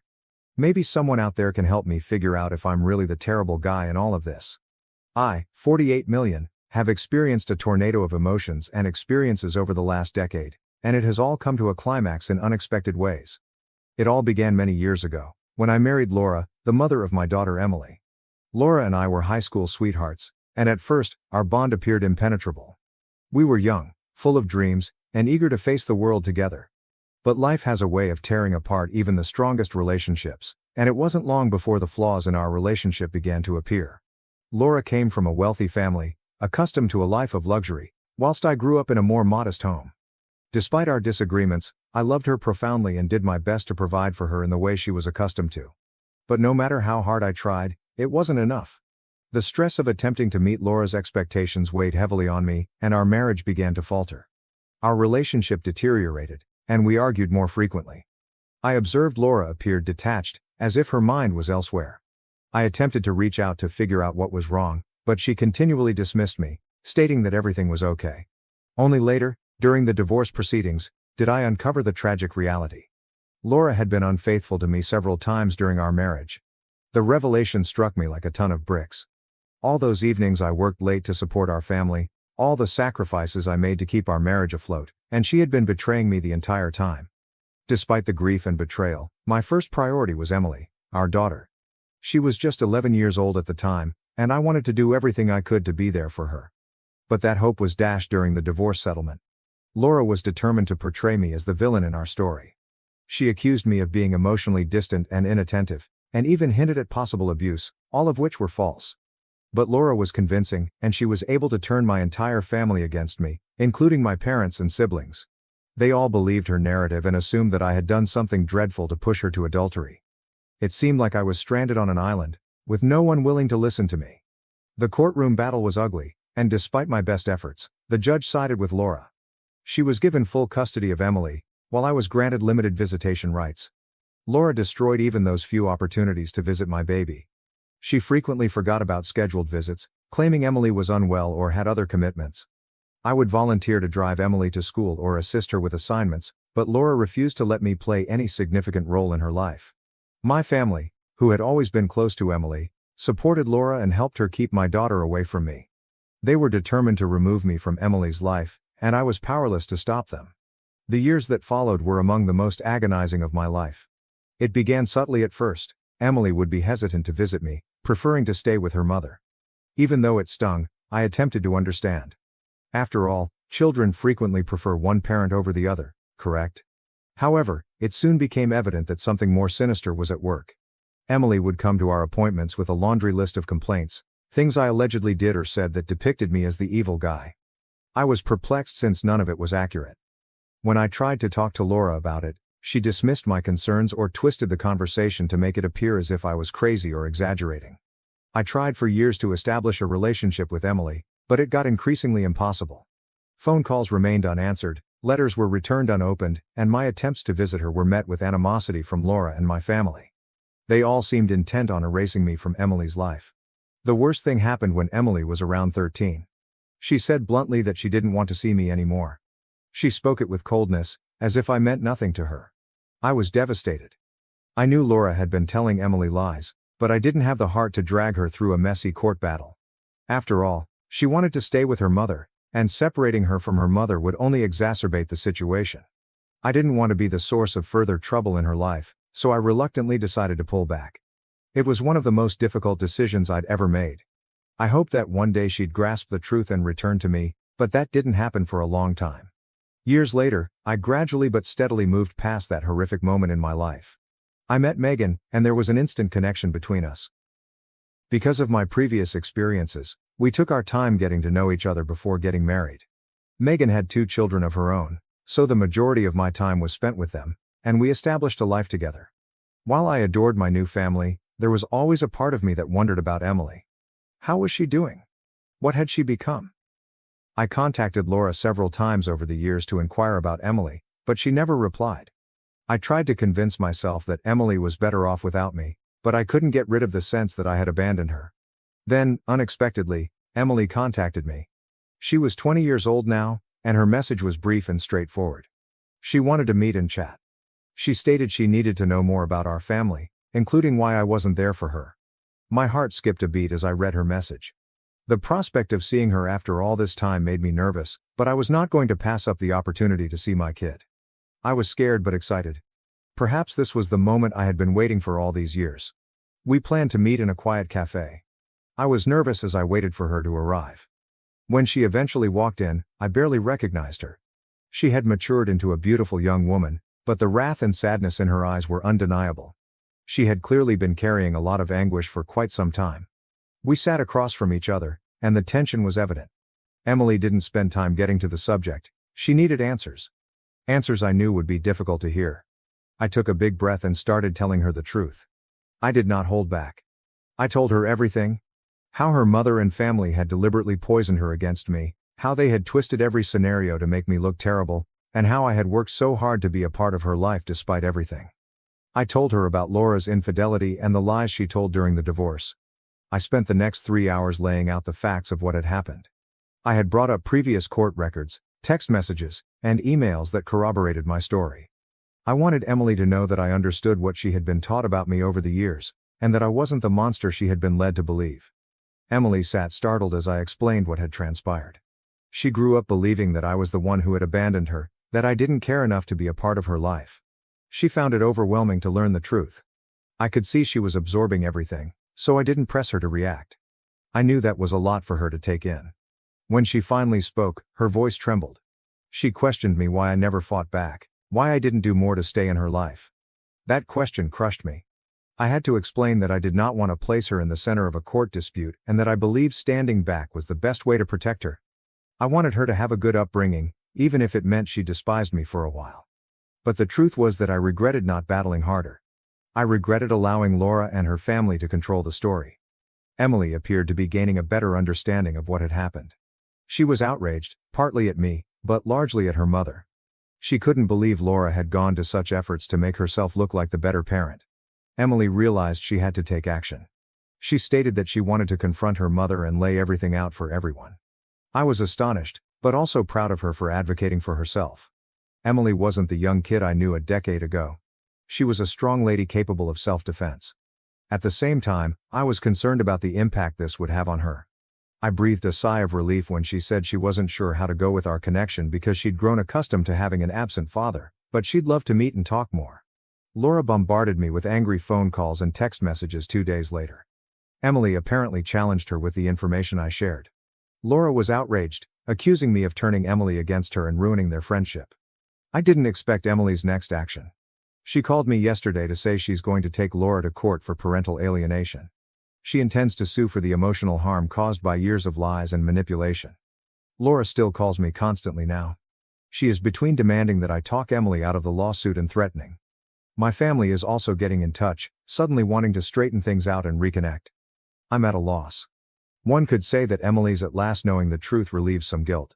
Conversely, I never meant for things to get this far. Along with Emily, I also have Megan and her children to look for at this point in my life. I'm not sure whether I could manage the same mental strain once more. While Laura and my family should pay for their acts, I don't want to bring further suffering or trouble. I have been essentially torn.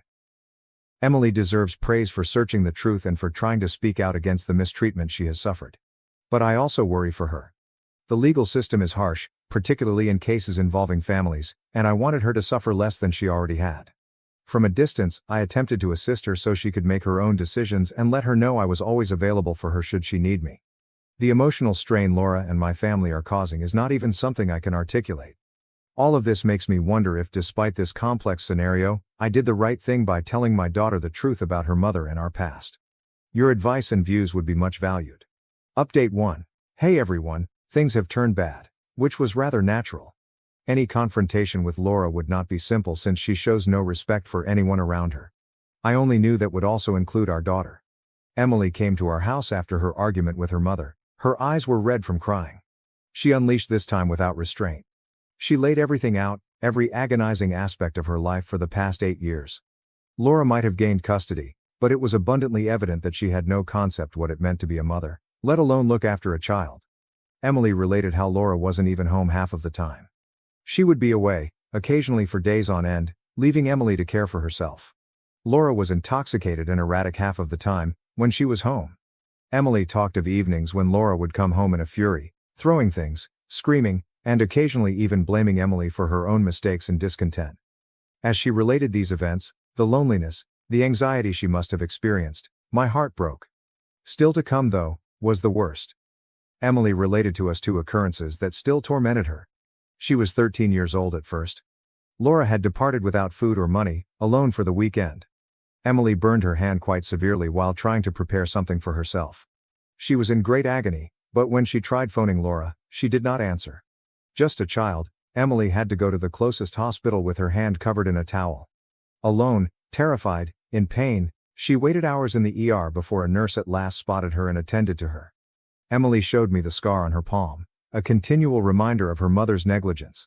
Still worse was the second episode. Laura had been on a drinking frenzy for weeks. She was 15. Emily made every effort to avoid her mother, until one evening Laura became aggressive. In a flash of wrath, she flung a glass at Emily that broke against her leg severely. Emily was in shock and bleeding. Instead of tending to her, Laura yelled at her to tidy the mess. Terrified, Emily covered her leg in an old shirt and headed once more toward the hospital. She wound up needing sutures there.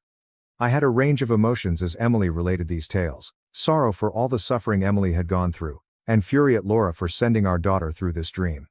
It was not something I had felt in years. She was young and not deserving of any of this. She did not deserve to be left terrified, injured and alone.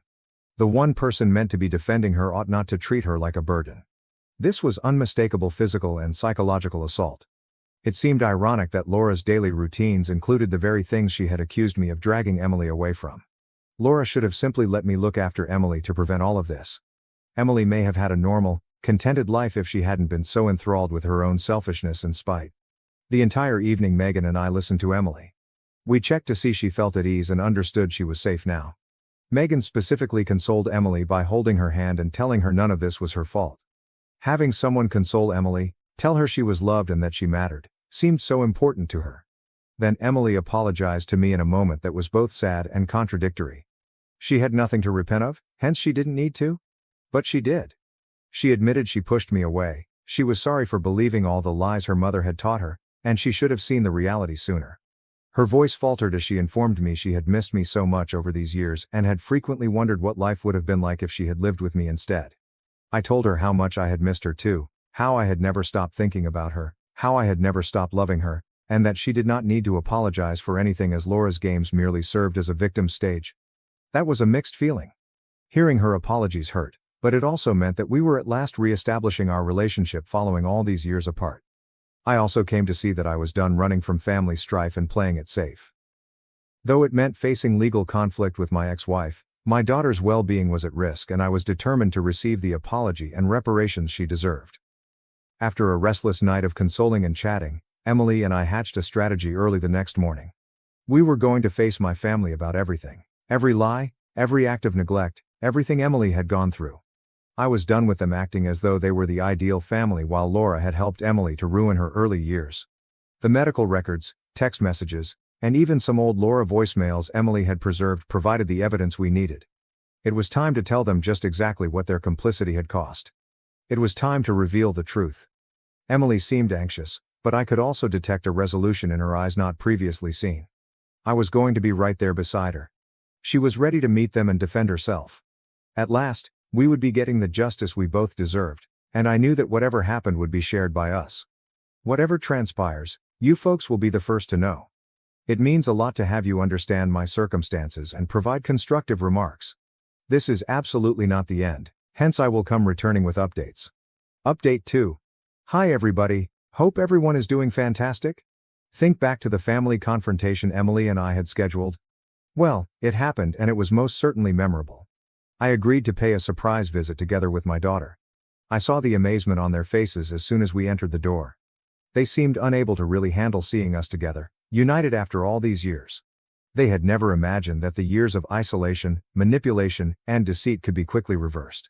Here we were nevertheless, poised side by side ready to face them.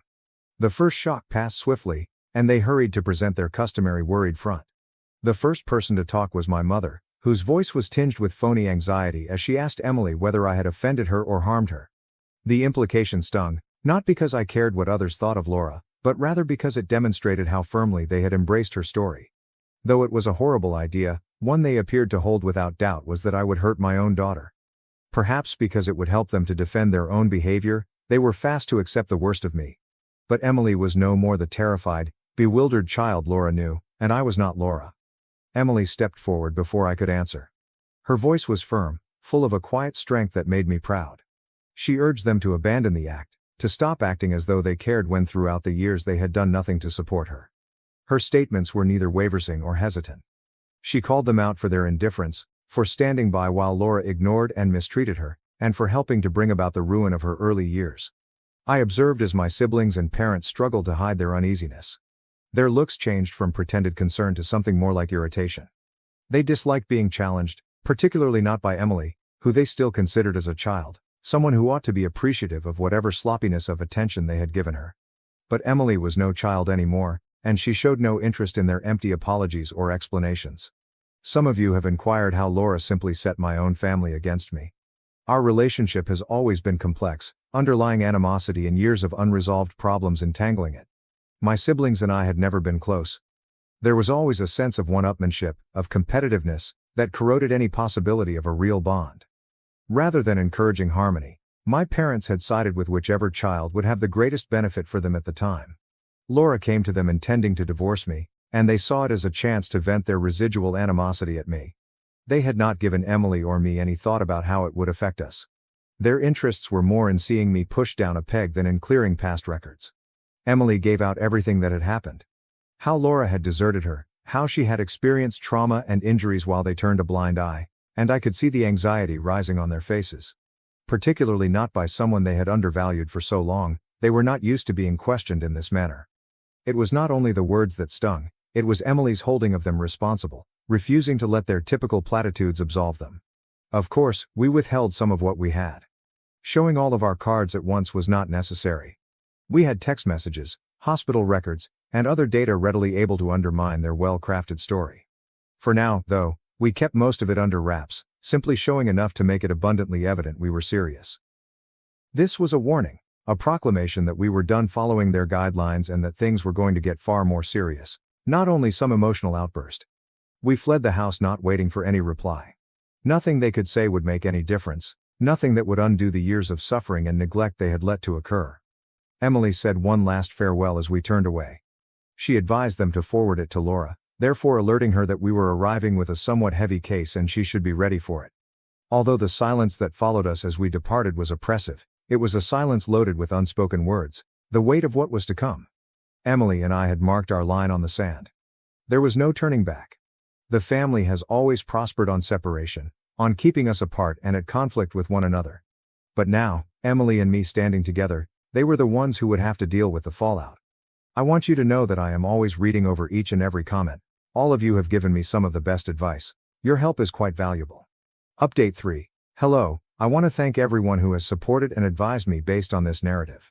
Though I believe we are at last seeing a way forward, the previous few days have been some of the most difficult of my life. So strap up for a long one. I got in touch with one of our lawyers right away following the event at my family's house. Not just to me but also to Emily. I was not ready to let Laura get away with all she had done. Emily startled me nevertheless when I mentioned considering legal action.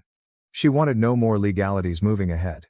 Far from contrary, it was not that she lacked empathy or that she was forgiving her mother.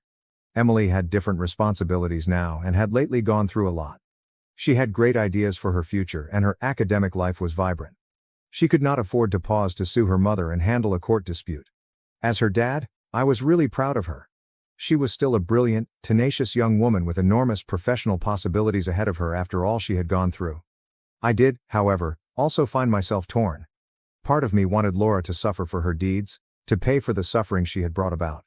One thing I did wrong was ruin my life. Nevertheless, I found unforgivable damage done to Emily, that of robbing her of a normal, happy childhood.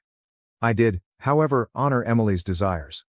Unlike her mother's, her view counted here, and it was something I would constantly keep in mind while deciding what to do.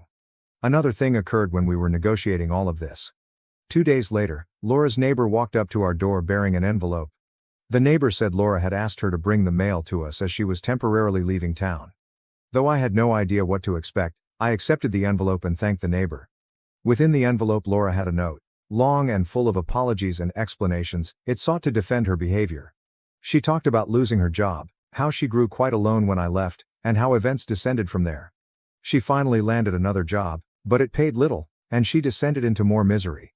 Drinking became her coping mechanism. She said she never intended to hurt Emily, that she was simply so lost and overwhelmed by her own suffering.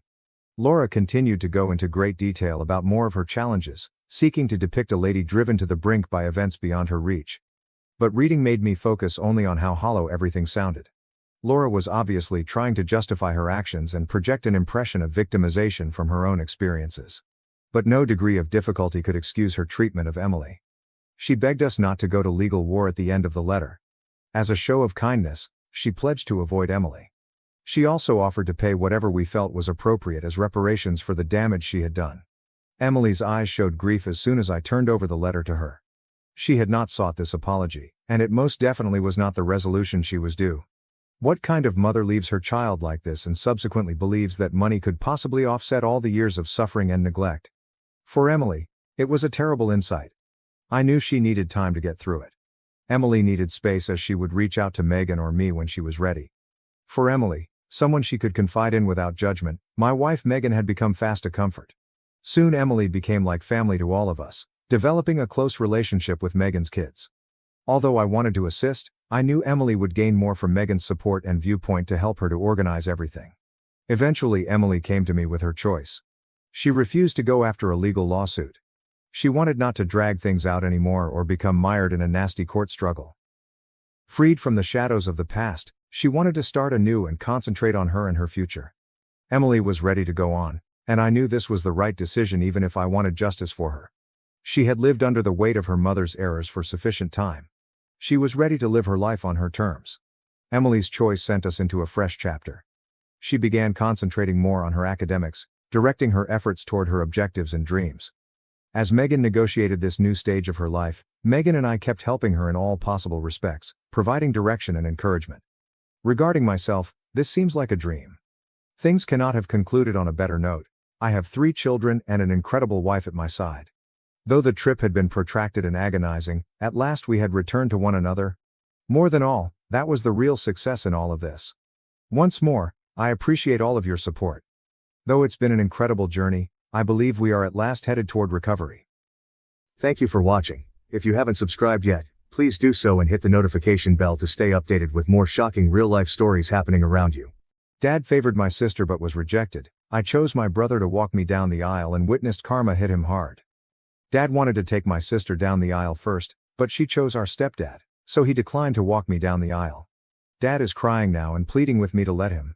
Although I've never been a particularly vindictive person, I do enjoy it when karma is presented in a palpable manner, which is what has occurred. I don't care if that makes me a bad person or a lousy daughter. I couldn't be happier or more arrogant about the whole thing.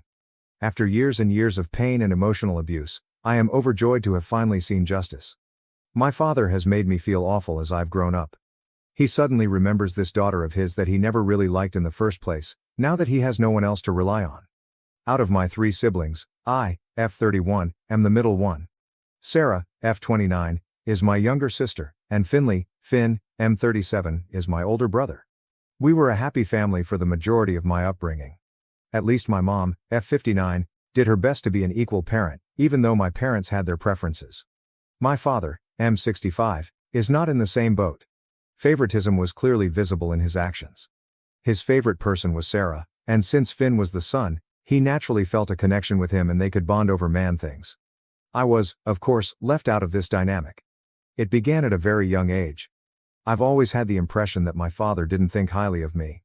I made a few attempts to express it, maybe by throwing fits because I was a challenging kid overall, but nothing I ever did got his attention.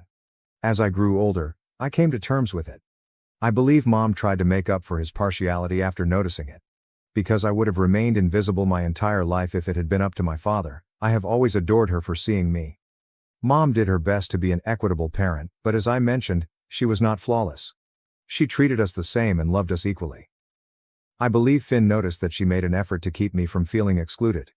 He attempted to fill in after noticing my neglect and my tendency to be distant. When Finn was learning how to change automobile tires, he would ask Dad if I could come along. When Dad taught him how to drive, he made sure I was present. Dad didn't involve me in the chats, so I know it was him. I didn't experience abuse or anything similar. We received similar gifts if they gave them to us. For example, I received as many new outfits as either Sarah or Finn. However, Dad never provided me with any emotional support. Mom and Finn attempted to fill that void in my life for all that time. Sarah, on the other hand, simply enjoyed playing the role of the young princess. She was a snobby child, and her attitude caused her school to raise various concerns. In some way, all of those worries were ignored. She developed into a very demanding and conceited young lady. I am not really close to her as a result. I'm really close to Finn, and he simply can't bear Sarah. Dad is the only one who does not find her behavior problematic. Mom barely puts up with her either. This is the current situation. Mom and Dad split about a decade ago. We have all been kept in the dark about the true reason for the friendly breakup. We all know that Mom and Dad's claim that they are no longer compatible is untrue. Something else is the true cause. Since none of them began dating someone new for a long period after the divorce, I am very sure it wasn't infidelity. We all still don't know the truth, and Mom and Dad have always wanted to keep it that way. There was no custody issue to deal with because we were all adults at the time. Since then, they've generally gotten along well. Since, let's face it, there's no love lost there, I have personally opted to avoid seeing Dad as much as possible. I suppose it works for both of us because he hasn't voiced any complaints about my absence.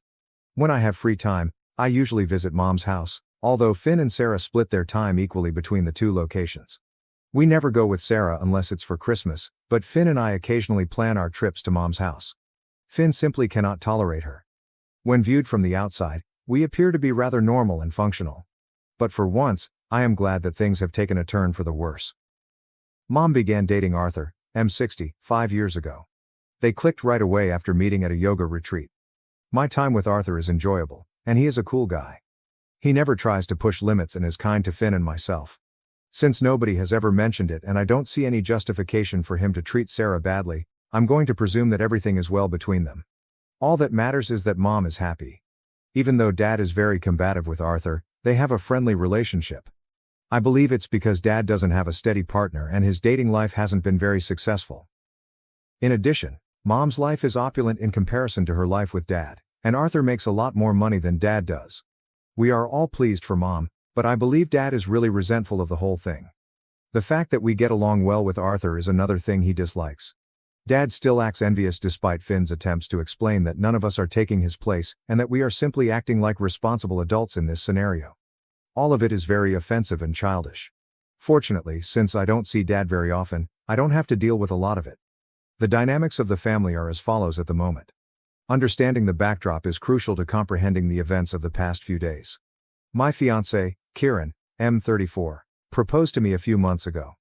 We've spent a lot of time together. I prefer to stay private, therefore I didn't make the engagement public right away. After choosing the date, Kieran and I informed our families since we wanted to get married as soon as possible and avoid a lengthy engagement period. 1 week from now, the wedding is planned. My family's response when I told them was conflicted. Arthur was pleased, and Finn and Mom were ecstatic. Sarah appeared pretty unhappy, but Dad's response was fairly neutral. All of this took place during a video call, and I could see that she quickly ended the call after forcing a grin. She detests not being the center of attention, so I was expecting some sort of tantrum, but at that moment, I couldn't stand her theatrics. I informed Finn that I wanted him to be the one to escort me down the aisle, not Dad, and I called him separately to gossip. He remained silent for a time and claimed that although he was deeply moved by my request, he believed it was improper to fulfill and that Dad would make a big deal out of it. He claimed that although he would really like to, he was unable to do so since he didn't want to annoy his father. He said something that hurt me. He understood that I needed him to be there with me since he had been my male protector far more than Dad, and I informed him that I had come to him because I had been let down by Dad on multiple occasions. I hate to say it, but I also felt Finn was making sense, so I didn't argue with him about it. It was an emotional conversation. Gently, he assured me that it didn't matter if he escorted me down the aisle. It was crucial that my day be as uneventful as possible so that I could look back on it with joy and no resentment. If he were to assume Dad's position, he claimed, Dad would remain agitated during the ceremony and spoil the day and the memories for me. He was correct. I knew what Finn said would make my day simpler, if not perfect, and Dad was more than capable of pulling off such a ruse. Finn advised me to discuss it with Dad. I stated I would give it some thought and that I was hesitant to have him escort me down the aisle. Fortunately, Sarah and her boyfriend Zach announced their engagement 2 weeks later. After exchanging glances with Kieran, I knew she would try to steal the show at my wedding or do something else, but I couldn't help myself. Finn was also not very pleased. We were both aware of the timing, but we were unable to change it, so we kept quiet. One positive outcome of this is that Sarah's wedding is scheduled for approximately 5 weeks from now, 1 month after mine. The stars didn't align in her favor, so she had to be content to be the second bride in the family, even though she had really wanted to marry before me. I resisted her attempts to guilt me into delaying my wedding, even though she was rather sour about it. She needed to grow up since I wasn't the type to give in to her whims. Thus, things remained unchanged. But it seems that Dad and Sarah agreed that he would accompany her down the aisle before he did the same for me. I'm not really sure how they came up with something that strange. Since I never had much luck with boys in school or college, I suppose they figured I wouldn't get married or would get married later. In any case, once Sarah announced her engagement, I requested Dad to accompany me down the aisle. He sadly informed me that he had promised his baby that he would accompany her first. Years ago, while she was on her deathbed, which never materialized, he said he had made that commitment. Now, he wouldn't be able to lead me down the aisle because he couldn't break his word and break her heart. To be honest, I was thrilled because I didn't want him to accompany me down the aisle in the first place. I was dancing within as I feigned sadness and hurt. I assured him that even if it hurt, it didn't, I would accept his vow to Sarah because I respected it. I called Finn right away and informed him of the situation. He was upset with his father. Finn stated that he would have seized the chance to accompany me down the aisle immediately if he had known Dad would act in this manner. He said that I could choose whatever daughter I wanted to grant this privilege to if Dad could. I was too delighted to care if Finn was upset with Dad. In the end, it had turned out to be just what I had desired, and I am overjoyed. Despite the pressure of wedding planning, everything was going smoothly. Up until yesterday, when unheard of drama entered my life, drama for which I lacked the stamina, everything looked to be in order, despite my jitteriness and nervousness. Sarah told her father last night that he would not be accompanying her to the wedding. She requested Arthur to do it instead. We were all surprised by this. Not only that, she announced it via video call. She could have been more tactful about it, and it was cruel. We were all aware of Dad's excitement for her wedding. Because she and her fiancé wanted to save money for the honeymoon, he had even covered the entire cost. Dad had nearly mentally checked out of my life, and Mom and Dad were busy organizing 2 weddings. Since all of his attention was on Sarah, he had nothing to contribute or recommend and continued to show no interest in anything pertaining to my wedding. Furthermore, he had not made any financial contributions to my wedding.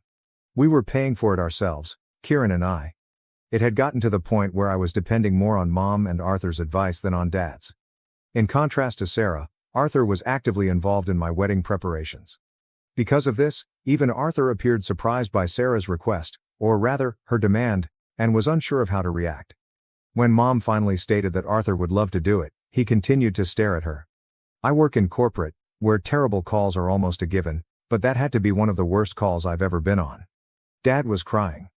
He began cursing out Arthur instead of discussing it with Sarah, and then hung up. And that was all. I didn't ask Dad how he was feeling, but I'm sure the others did. I quickly hung up the phone since I had too many other things to think about. Besides, this wasn't my problem. He didn't want to renege on the commitment he had made to Sarah. It was between them if she broke it. I didn't want or intend to step in. They were able to resolve it among themselves. I wasn't interested in becoming involved in trivial family matters at this time. I had no idea that it would soon cause me great annoyance. A few hours after his little princess dealt him a heartbreaking blow, Dad called me last night in tears. On the phone, he was crying and telling me that he would love to walk me down the aisle now and that he was foolish for turning down my offer. I was shocked by what I heard. It was astonishing how entitled they were. Although I was sorry for what had transpired, I gently explained to him that it was between him and Sarah. It had no bearing whatsoever on my wedding plans. I informed him that this had been decided months prior and that Finn was escorting me down the aisle. I also informed him that I was unable to make a last-minute modification. He promised to speak with Finn, saying that I didn't need to be concerned about Finn's disagreement because Finn was merely a placeholder for him. I explained to him that I didn't want to hurt Finn, not that he agreed. Dad didn't need to know that I didn't want him to be my father in the first place. I informed Dad that no swap was taking place, despite his insistence that he speak with Finn and make amends. The final step was for Finn to lead me down the aisle. He believed I was resisting because Finn wouldn't resign, and he was living in total denial. He was sure he could persuade Finn not to do it. After hanging up, I called Finn right away to let him know what was happening. It would be an understatement to say that Finn was furious. I informed him that I had always wanted him to be the one to reveal my identity when he asked what I wanted. Only at his encouragement did I ask Dad in the first place, and he was the first person I had asked. I replied in the affirmative when Finn asked if I was certain I wanted him to lead me down the aisle. Then he assured me that if Dad phoned him, he would correct him and that I shouldn't worry about anything. Since his favorite had sent him out, I told Finn that I didn't want any drama at the wedding and that Dad needed to realize that he couldn't just walk in anytime he wanted and use me as a stand-in daughter. Finn reassured me that there would be no alteration to the wedding arrangements and that he would make sure Dad knew about it. I haven't spoken to one of them since last evening. I'm getting so anxious about it. I truly don't have the energy to handle this turmoil at this time, and everything was going smoothly. I'm not sure if I should get in touch with them or hold off until I find out what transpired between Finn and Dad. I'm not even sure whether Finn has had a conversation with him yet. The anxiousness is making me queasy, and I'm at a loss for what to do. Update 1. Finn and I eventually spoke, and the situation is a complete mess, even worse than I had anticipated.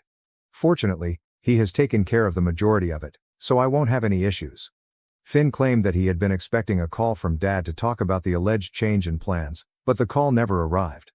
Finn recognized then that Dad was not going to talk about anything. Dad reasoned that since he had made the decision to accompany me down the aisle, everyone else must have agreed.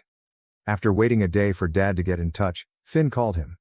Because I had mentioned something, he asked Dad if the arrangements had changed. In an attempt to appear casual, Dad said that because Sarah would no longer be walking me down the aisle, I had requested him to do so. Now, Finn, the more reasonable and level-headed of the three of us, is typically diplomatic. I was shocked to hear that he went completely crazy on Dad. Finn claimed that since they both knew I hadn't requested Dad to accompany me down the aisle, he urged him to stop being so rude. Rather, Dad had pleaded for the part after his beloved daughter had turned him down. Dad was enraged to hear this. When faced with the truth or anything he doesn't want to hear, he has a tendency to react violently. Finn, however, told Dad to stop talking and listen for once before he could interfere. Finn stated that considering how he had treated me over the years, Dad should be thankful that he was even receiving an invitation to my wedding. Then Finn relaxed. He later expressed regret to me for snapping at Dad, particularly so near the wedding, but he said he was unable to control himself. Finn longed for Dad to see his true self and shed the mask he was wearing.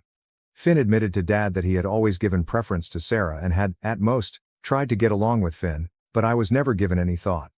In addition, he brought up the fact that I had requested Finn to accompany me down the aisle. I had only asked Dad at first because of Finn's persistence. Finn stated that he had thought Dad would use the occasion to begin repairing our relationship, but Dad squandered his opportunity. Finn said that none of his kids liked or respected Dad, calling him a failure of a father. Because Finn wasn't a fair parent, he didn't respect him. He never made an effort to love me or treat me like his daughter, therefore I didn't respect him. Sarah also didn't respect him since she wouldn't have pulled the prank she did if she did. Finn went on to claim that Dad was the source of Sarah's conceited demeanor. After years of lavishing her with attention, he was now having to deal with the fallout. Finn claimed that since Dad had been throwing out his other children since they were born, it was only fitting that his favorite child would throw out his favorite. Finn told me that although he didn't remember everything because he had shouted in a blinding passion, he did admit that he had spoken more. He reassured me that I didn't have to be concerned about Dad pulling any tricks after he got a harsh reality check. And Finn would take care of it right away if he did. Finn also clarified that the plans remained unchanged. He wouldn't alter the fact that he would be the one to lead me down the aisle. I was more than grateful that he apologized for the drama so close to the wedding. I've never been able to defend myself with such strength in my life. I always believed that I might have done something wrong for Dad to not love me. Over the years, I made an effort to get over that emotion, but I was never successful. Here I had my brother standing up for me, which I never thought anyone would do. When we were children, my mother ought to have defended me, but she didn't. She never challenged Dad, but she made an effort to compensate for the lack of affection in her own manner. Her diffidence and deference to him gave me the impression that I would never be able to confront him about how awful he was to me, though I don't blame her for it. But only because my brother loved me so much that he could no longer stand the idea of my going through this did that change. I was choking when I told him that this was the most beautiful thing anyone had ever done for me, and I was crying by the time he finished recounting the entire episode. It must be the greatest thing I could ever hope for, but I doubt Finn understands the extent of what he has done. Second update, I'm married now. In fact, Kieran and I are presently enjoying our honeymoon in Thailand after getting married a few days ago. Despite some turmoil beforehand, the wedding went off without a hitch. Dad couldn't walk even one daughter down the aisle, and Finn wasn't going to back down. The situation has become really bad. Dad was primarily worried about how his extended family would perceive him if he did not attend the weddings of both children. During his conversation with Finn, he kept returning to this subject. Once more, Finn bluntly informed him that he was emotionally checked out with me anyway, thus he was missing the role of father at least for my wedding. Finn advised him to express gratitude for the invitation in the first place. Since Sarah was his favorite, Dad could only wonder what went wrong with her, and no one truly knows why she did what she did. When word came out, Sarah had the gall to phone me and claim that it was unjust to Dad and that I wanted him to walk me down the aisle because she couldn't. Since she was using Dad's money to pay for her wedding and had expelled him, I encouraged her to have a life. I informed her that I had visited Dad and that, due to some foolish pledge she was unable to keep, he had decided to accompany her down the aisle. She was more than welcome to change things up at her wedding if she was so offended by her beloved father's misery. Since she was feeling awful about Dad, I assured her that Arthur would understand and that I could even speak with him on her behalf. She ended the call since she had nothing more to say. Before the wedding, I called Finn and informed him that I didn't want to be involved in any more father drama. If it came to me, it was his duty to make sure I was finished with this bullshit. I couldn't allow Dad to ruin my day because I had 100 other things to be happy about or worried about. I couldn't allow him to ruin my most memorable day because he had already made me miserable for most of my life. Finn assured me that he would handle everything and that I shouldn't worry. It would be an understatement to say that I was really anxious on my wedding day, but fortunately, everything went smoothly. I'm glad Dad didn't try to start anything, even though he appeared to be rather glum. After a point, I was too preoccupied with having fun to give his pouty face much thought. It was awkward between them, and Sarah tried to avoid Dad as much as possible, but I didn't mind. I'm happy that nobody was able to ruin the wedding because it went off without a hitch. I could feel Dad glaring daggers at my back as Finn led me down the aisle, but that was all he could do. According to what I've been informed, Dad has been left to handle some damage control after a few people questioned why Finn was up there instead of him. That's his cross to carry, then. In order to live a peaceful existence and eliminate any possibility of turmoil, I also want Sarah's wedding to be over. I'm going to cut off communication with Dad for the foreseeable future after her wedding. In any case, I don't see the need to keep in contact with him. Update 2. Yesterday was Sarah's wedding. She didn't ask Kieran and me to the wedding, so I wouldn't know how it went. I'm not sure what she was trying to accomplish, but I was more than willing to watch. It was just Mom, Arthur, and Dad there, and to her dismay, Finn did not go either. At the last minute, Dad reportedly hoped she would change her mind and ask him to lead her down the aisle, but that never occurred. It was quite unpleasant, and it's clear from the pictures she shared that Arthur would much rather be somewhere else. Mom is just finished, Dad is glum, and Arthur is uneasy. I don't really care, but aside from that, her wedding went smoothly. I was called up by Mom to provide these details. Naturally, Dad is unhappy because he had hoped that at least one of us would give in and allow him to do as he pleases. Now, however, his personal life is in disarray and all of his children are essentially cut off from him. I don't care that he isn't handling it well. for being such a bad father to me, allowing me to have a miserable childhood, and even helping to cause it. I genuinely believe it serves him right. I've had enough of him, and I don't want Sarah's or his poison to affect this new stage of my life or my new family. I'm relieved they're no longer in my life. Thank you for watching. If you haven't subscribed yet, please do so and hit the notification bell to stay updated with more shocking real-life stories happening around you. My wife confessed to cheating on me for 4 years because she was bored and left me for weeks. Now she wants me back. For 17 years, my wife, 39F, and I, 40M, had been wed. Our 3 girls are 11, 13, and 15. We have been together for around 23 years and were high school sweethearts. Although I don't know much, this is the only information I know. 3 days ago, my wife returned home from her job. On the 4th day, she had to go to work, but first she quickly packed an overnight bag and departed.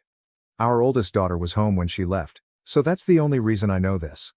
My wife was sobbing and upset that she was hardly able to speak when she tried to talk to her. She was on the verge of panic. None of our calls or texts are getting a response from her. I immediately called her parents, who eventually replied that my wife is safe with them and urged me to be understanding and patient. They only said that. I attempted to get in touch with her brother, sister, and a close colleague. Her brother claimed to know nothing, and her coworker claimed that 3 days prior, she had arrived at work in the morning but had left by midday. She only knew that. There hasn't been any communication with my wife or the children since. We're not hearing anything from anyone. I'm trying to get by without her here with my 3 daughters. All I can answer when the kids ask me what's going on or what happened with mom is that she's with grandma and grandpa and that we should be understanding and patient. I can't help but want to swiftly load up the kids and head over there without warning. Sitting here in limbo is terrible, and it's just 3 hours away. The children believe we got into a heated argument and are divorcing, but that couldn't be further from the reality. We never argue. The children are aware of this. I'm not sure what's happening, but could someone please explain it logically? I'm trying to handle everything without her, but my current mental condition has me thinking in circles. Your spouse would be the first person you would notify if someone died. My wife would be the first person I would turn to for assistance if it were me, though it's possible that some old trauma was triggered. We don't know anything, nothing makes sense. I sit here in limbo with the girls, unsure of what to do. Nobody is telling us anything, and none of us know anything. It makes me anxious, afraid, irate, etc. Almost every feeling imaginable in this circumstance. Is there anyone who can think of something reasonable? Why would you do this to your family? Update 1, I apologize. I don't know much about Reddit yet, not much to share. Because I'm not really sure how to do it, I don't know how to connect my previous post. I didn't sleep last night, it was a long night. I apologize for the brief update. I read every thread yesterday and into the night, but I don't plan on using the computer much today. Today, we finally read the responses. I'll just state my knowledge and stop there. I ended up calling the cops last night as my father-in-law didn't call. A wellness check was conducted, as many of you recommended. I won't go into the storm of problems that resulted from this, but my wife has been having an affair for at least 2 years, if not more. Everyone was right. The other man reportedly died that night after suffering a heart attack on Tuesday. It seems likely that my sister-in-law and my mother-in-law have been aware of it and have been filling in for her. My wife still hasn't been in touch with either the girls or me. For the time being, I'm attempting to hide this from them, but to be honest, I don't know what to do next. I only know that, and it's enough to almost spell my demise. I appreciate all of your assistance and guidance. That's all, but I'm not sure how to get over this news. Please offer up prayers for me and the 2 of us. Update 2. A couple people have suggested this sub to me. I recently joined and have been reading a lot of postings whenever I have free time, usually at night when the day's turmoil is over. Naturally, the brain then takes over, and I have these depressive episodes. After that, I experience intense rage and then both feelings at once. It's almost impossible to sleep. Then, like a zombie, I go about my day. All the acronyms are something I'm attempting to learn. I suppose Friday was my D-Day. I initially believed my wife's affair to have lasted 2 years, but it now appears highly probable that it lasted longer. She had known the man she cheated on with AP for some time. The disclosure came after he sadly died of a heart attack. With the assistance of my eldest daughter, I continue to conduct research. I'm not yet ready to post about a lot of topics. I honestly didn't intend to keep posting about my predicament, but so many people have given me so much support and guidance that it's practically therapeutic. Knowing that so many other individuals are going through this kind of pain is painful. I'm so sorry for that. Yesterday and today, I had meetings with 2 different attorneys to go over my alternatives. I also made several calls about treatment, but where I reside, wait periods are really lengthy. I'm making an effort to follow many of the advice given by others, such as abstaining from drinking, although I don't and never have. Taking care of myself, exercising, etc. For someone my age, I'd say I'm in excellent shape, but right now I struggle to find the motivation to work out. I recognize that a lot of you will want specifics, like who, what, when, and so on, but please know that I'm simply not yet ready to go into all of that. It feels like a new bomb goes off every day, and all I want is some guidance on one item so that I might be able to get some sleep. My wife, the mother of my 3 lovely girls and my best friend since high school, was everything to me. We shake hands in secret and share inside jokes. Everything is gone. Everything. It's simply gone. I get really depressed when I reflect back on all of our years together, including every milestone and every laugh. It is incapacitating. It seems like she didn't care about any of it, and now she won't be in my future. Naturally, the how could you question then surfaces, and I am seized with an insatiable rage. I pound the mattress and scream into my pillow till my arms hurt. The cycle is terrible. I only go to sleep because I'm so tired, and when I wake up the mind games start over. My girls, who have been attempting to care for me as if they were my parents, receive all of my energy. They aren't treated fairly. After learning about the affair, how did you all sleep? With just your thoughts, how did you cope with the emptiness and silence at night? Aside from my daughters, I've determined that sleep must be my top priority in all of this. I'm hoping you can help though, because I simply can't. Many thanks to all of you. Update 3. I apologize for my relative inexperience on Reddit. A little more than a week has passed since my D-Day, however I'm not sure how much of my circumstances I should reiterate or repeat. I've since discovered that my wife's affair lasted for more than 4 years. No precise time frame yet. It most likely began emotionally before becoming bodily. I'm also interested in how the epidemic and lockdowns affected this. I might or might not find out the answers. In any case, my in-laws unexpectedly came to visit their grandchildren yesterday. Since the start of this ordeal, Del EW has been staying in their house, which is utterly ridiculous. Naturally, they greeted the girls for a total of 15 minutes. I have 3 girls with my wife. They then requested a private conversation with me. As you can anticipate, the chat was lengthy. I don't want to go into detail about it in this piece. In any case, my wife wants to return home but is scared of the consequences of her behavior and is unable to confront her past. Her parents also conducted extensive research to find out if I intended to file for divorce. They put a lot of effort into persuading me to forgive my wife and keep the marriage together. They wanted my wife out of their home, but it was also obvious that they were extremely humiliated and ashamed. The conversation was quite polite and courteous. I acknowledged that I misled them by claiming that I was unsure of my future intentions since I intend to get a divorce. However, I fear that if I tell my wife, I will never get the truth. And I might never understand. However, if at all feasible, I would like her to sit in front of me and explain everything. I want her to look me in the eyes and tell me everything after we've been married for 17 years, been together since high school, had 3 children, made innumerable memories, and experienced everything together. Additionally, I want my children to understand that I offered her the chance to apologize, explain herself, and resolve the situation as responsible adults. I'm constantly trying to decide which course will be best for my children. I'm not sure, perhaps I'm not doing it correctly. I can't legally bar my wife from our house. The attorney was extremely explicit about that. Therefore, even if I really don't want this right now, I can't stop my wife from coming home. In fact, my girls and I have begun to establish a pleasant routine. I therefore made a demand that, in my opinion, would be impossible to fulfill for some time. If, when my wife sat down with me face to face, looked me in the eyes, and told me everything about her affair, from beginning to end, without hesitation or more lying, I told her she may come home. She would next need to meet with the girls, provide an apology face to face, and respond to their inquiries. It's only fair, I reasoned, since they already know. Once more, she is legally free to return home anytime she pleases and is not subject to any obligations.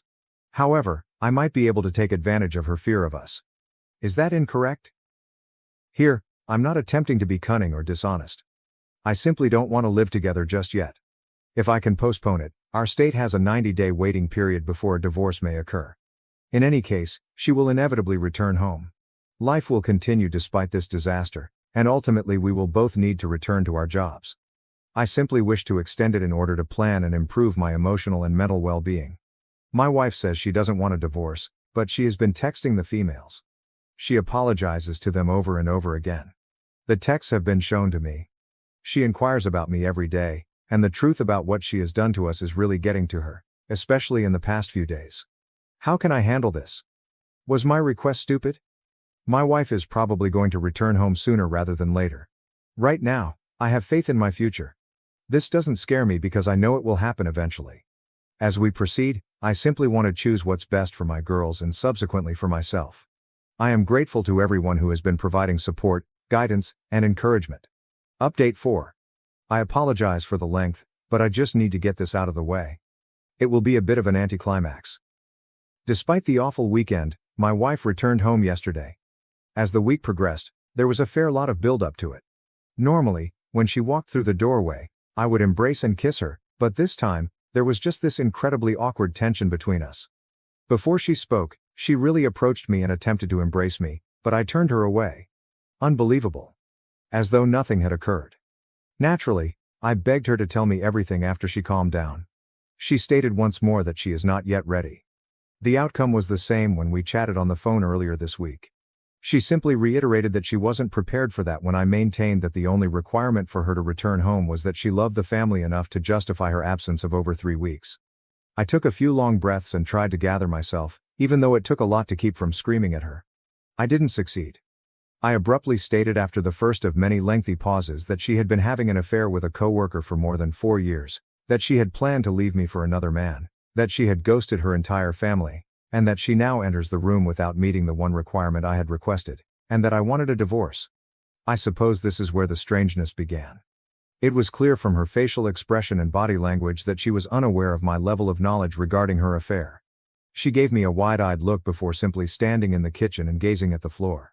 She remained silent and stern. This is not what I was anticipating at all. Perhaps an emotional outburst, a tearful confession, or even her cursing and screaming at me, accusing me of having the affair. Not this response, but rather a somber, "Okay, let's sit down and talk this out." To be honest, we must have stood in complete quiet for 5 minutes in the kitchen. It was simply the most peculiar thing I had ever encountered. Both she and I were obviously at a loss for words. I had read all of your remarks and suggestions regarding my predicament. I even made notes. I had prepared myself for every eventuality this conversation could bring, with the exception of this one, while I sat in front of a mirror. I ultimately made the decision to document what I knew about her affair at that precise moment. I may have been foolish, but I told her what I knew, albeit with some assumptions about how she met AP, her sister's participation, what transpired during COVID, etc. All she could do was look at the floor.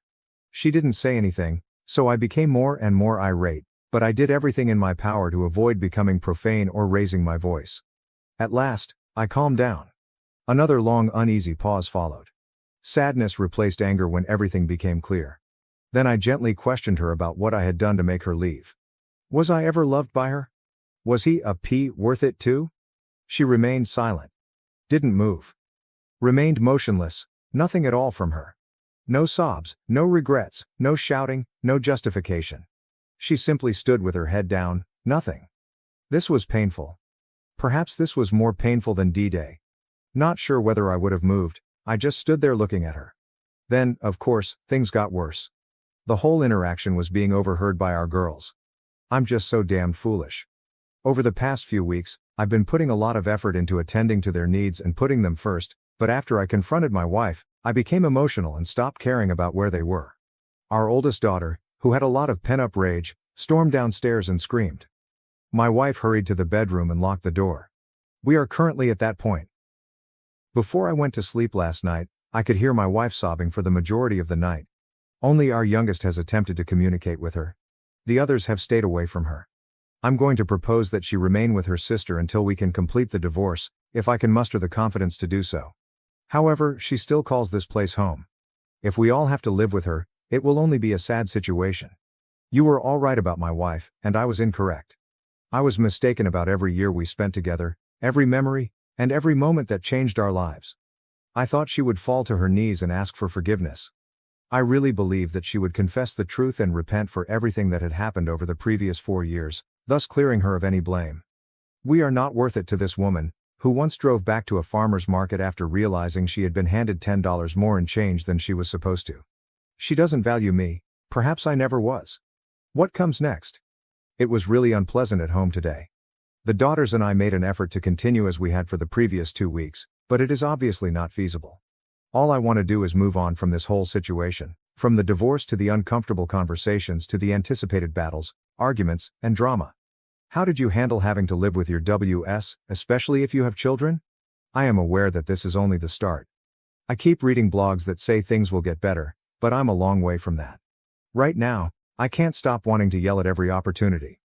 Naturally, I'm making every effort to keep the girls' minds calm, but I'm not sure whether I can sustain it for 3 months. Before all of this is finished, school will begin. This is my life now, I suppose. I appreciate everyone's strong interest in me.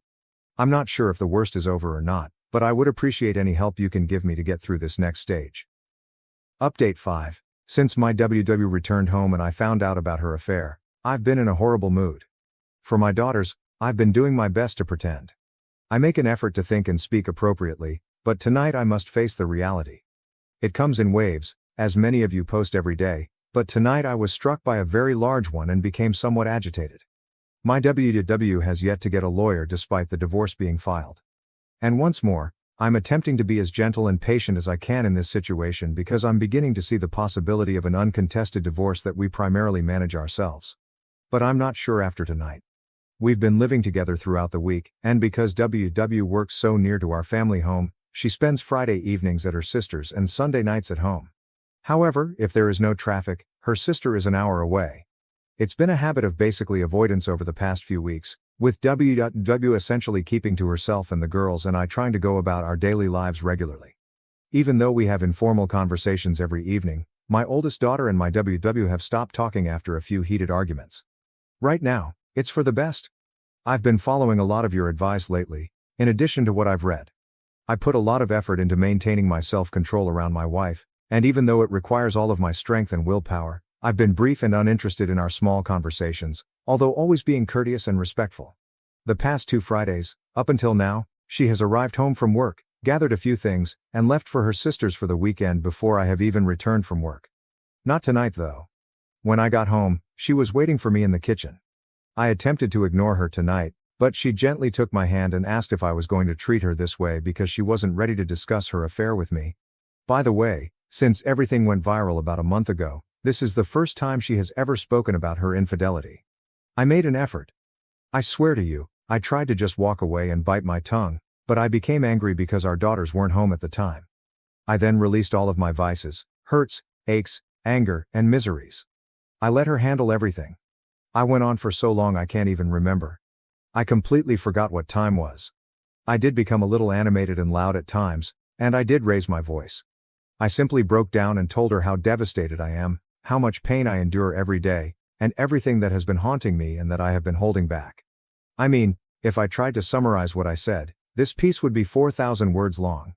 I had no intention of stopping once I got rolling. Naturally, I broke down and became tearful once more. After this, I was furious with myself. Damn it, I've been doing great. She reached me. I allowed her to affect me. I was aware that it would occur. I was aware. Horrible. I can only express so much in the waiting room, and it has been building for a while. Additionally, WW genuinely broke down and became emotional for the first time. She started crying furiously, which surprised me.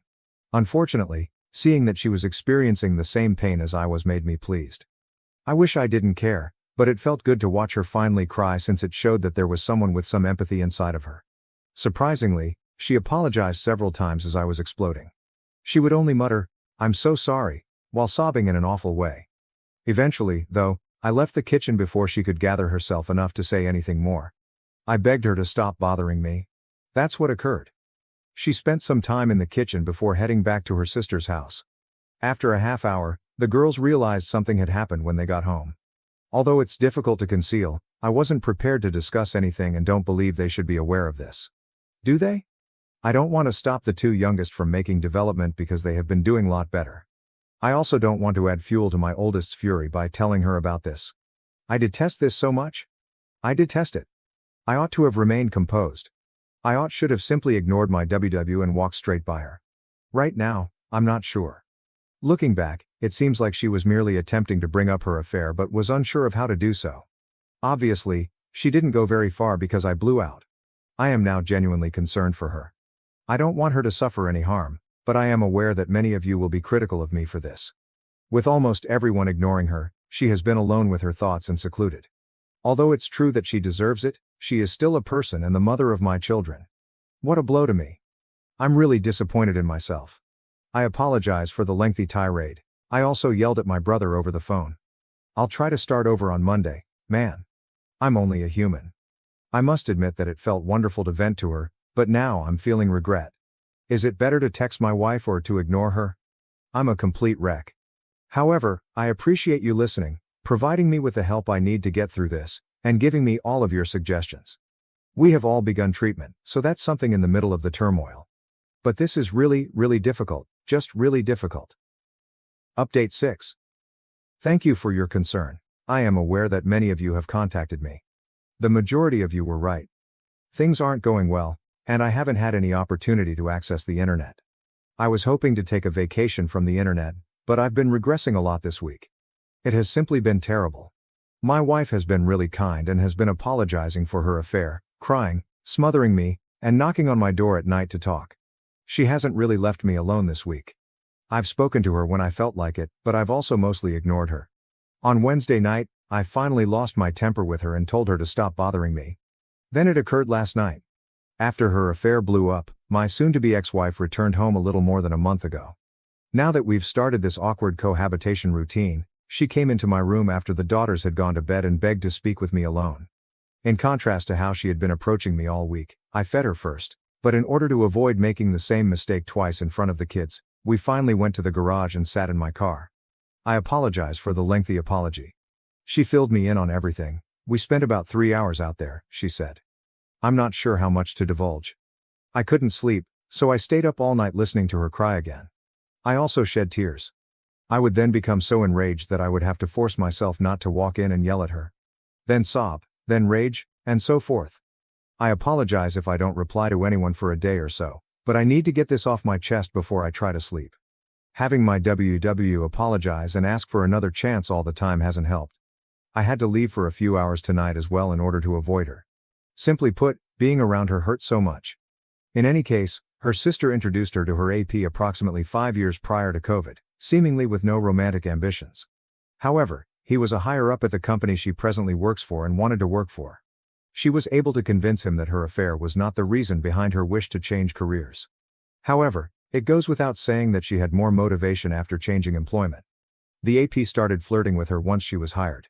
Texting at first, followed by images, and then more texting. Then, right before COVID struck, things got physical. She wanted to tell me right away after confessing to her sister, but she chose to keep it to herself. Naturally, my wife claimed that she went NC with her AP shortly after, but he contacted her again as soon as the limitations and lockdowns were relaxed, and she continued to speak with him until the physical aspect of the affair resurfaced. She claimed to have halted the affair a few times out of remorse once businesses resumed operations, but she continued returning to him, thus it never ended. In essence, she provided a great deal of information. She recited the full 5-page packet of handwritten notes detailing her affair history, responding to questions as she went. She made false claims about weekend getaways with the girls, work-related travel, traffic bottlenecks, problems with her parents, shopping excursions, etc. The list was long, as I had expected. She told me so many falsehoods that I simply believed everything she said without question. They were merely a front to be with him though. It only made me feel worse to hear it all. Everyone was right. Her love, however, never truly wavered. She never became aloof during all of this, unlike what I frequently read. Although intimacy did shift, it wasn't enough for me to raise concerns. In any case, she acknowledges that she fell in love with AP and desired a life with him. He promised her luxury items, trips, and everything he could do for her. He was older, divorced, and unmarried. She claimed that the excitement of being with him was too great to resist and began to fantasize about fleeing her duties with the family. She remarked about how the everyday routines of family life bored her. She appeared to be honest, quite emotional, and extremely open. Halfway through, I started crying and lost my temper. As you can think, hearing it all hurt. Naturally, once she finished her confession, she told me how much she loved me and always would, and that she would stop at nothing to try to keep the marriage intact. Many of you anticipated this, yet it all seemed so phony to me, as if it had been practiced. Having spent more than half of my life with this woman, I can detect when she is acting shady. I think it doesn't matter if I'm mistaken, but I was more composed than I was the week before. Nevertheless, I became irate and said a few hurtful things, such as making fun of her AP for having several girlfriends, of whom she was only one that he was prepared to discard. She appeared pretty offended about that. When I think about this moment, when she would finally reveal all the one-liners I might say to her or things I could say to hurt her back, a million thoughts crossed my mind. I couldn't think of hundreds of answers during the emotional moment the other night, but I knew I would ask. If AP were still alive and she had to choose between me and him, who would she pick? She hesitated and then whispered, "That's not fair." I pressed the subject, and then she eventually stated she'd, of course, select me. In reaction, I said that she was lying again, which was why I was divorcing her. The last thing she said was that she began to cry. We spent some time in the automobile. She continued to cry, but I was exhausted, so I simply informed her that we were divorcing and that we owed it to the kids to be there in their lives, to be good parents, and to get along amicably. In addition, I said that I hoped she was a decent enough person to end our divorce amicably and fairly after all the suffering she had caused me. That would demonstrate her true affection for me. Please realize that I'm not a petty person and that I didn't intentionally mean to hurt her when I told her that I had stolen anything from another website. It just seemed like the right way to wrap things up. However, I truly meant what I said and did. After telling her that I would have loved her forever and leaning over to kiss her on the forehead, I got out of the car and went to bed. That was it. Naturally, I didn't get much sleep the night before, and now I'm having trouble falling asleep tonight. I have no idea what will happen next. One positive, I suppose, is that she no longer has the chance to challenge the divorce. However, I have yet to speak with my attorney. I'm crying once more and reverting to my angry and depressed states. Hearing everything last night was really difficult, even though I could have avoided it all. She may have lied and made it up too, now that I know. Who knows? However, it appeared to go well with everything I had assembled during the previous month. For the time being, that's it. It seems like this never ends. I feel strong again after a few good days, and then something else happens. Even though it's only been days, it feels like months have passed. However, I will attempt to get some rest. Imagine that the one lady you have ever loved and kissed, the love of your life, informs you that she cheated on you for more than 4 years because she was bored. Had no relationship problems, no dead bedroom, no falling out of love, no growing apart, nothing of the sort. Merely due to her boredom. I'm not sure if that makes it better or worse. Thank you for reading and for your assistance. It was a rough couple of nights. Horrible.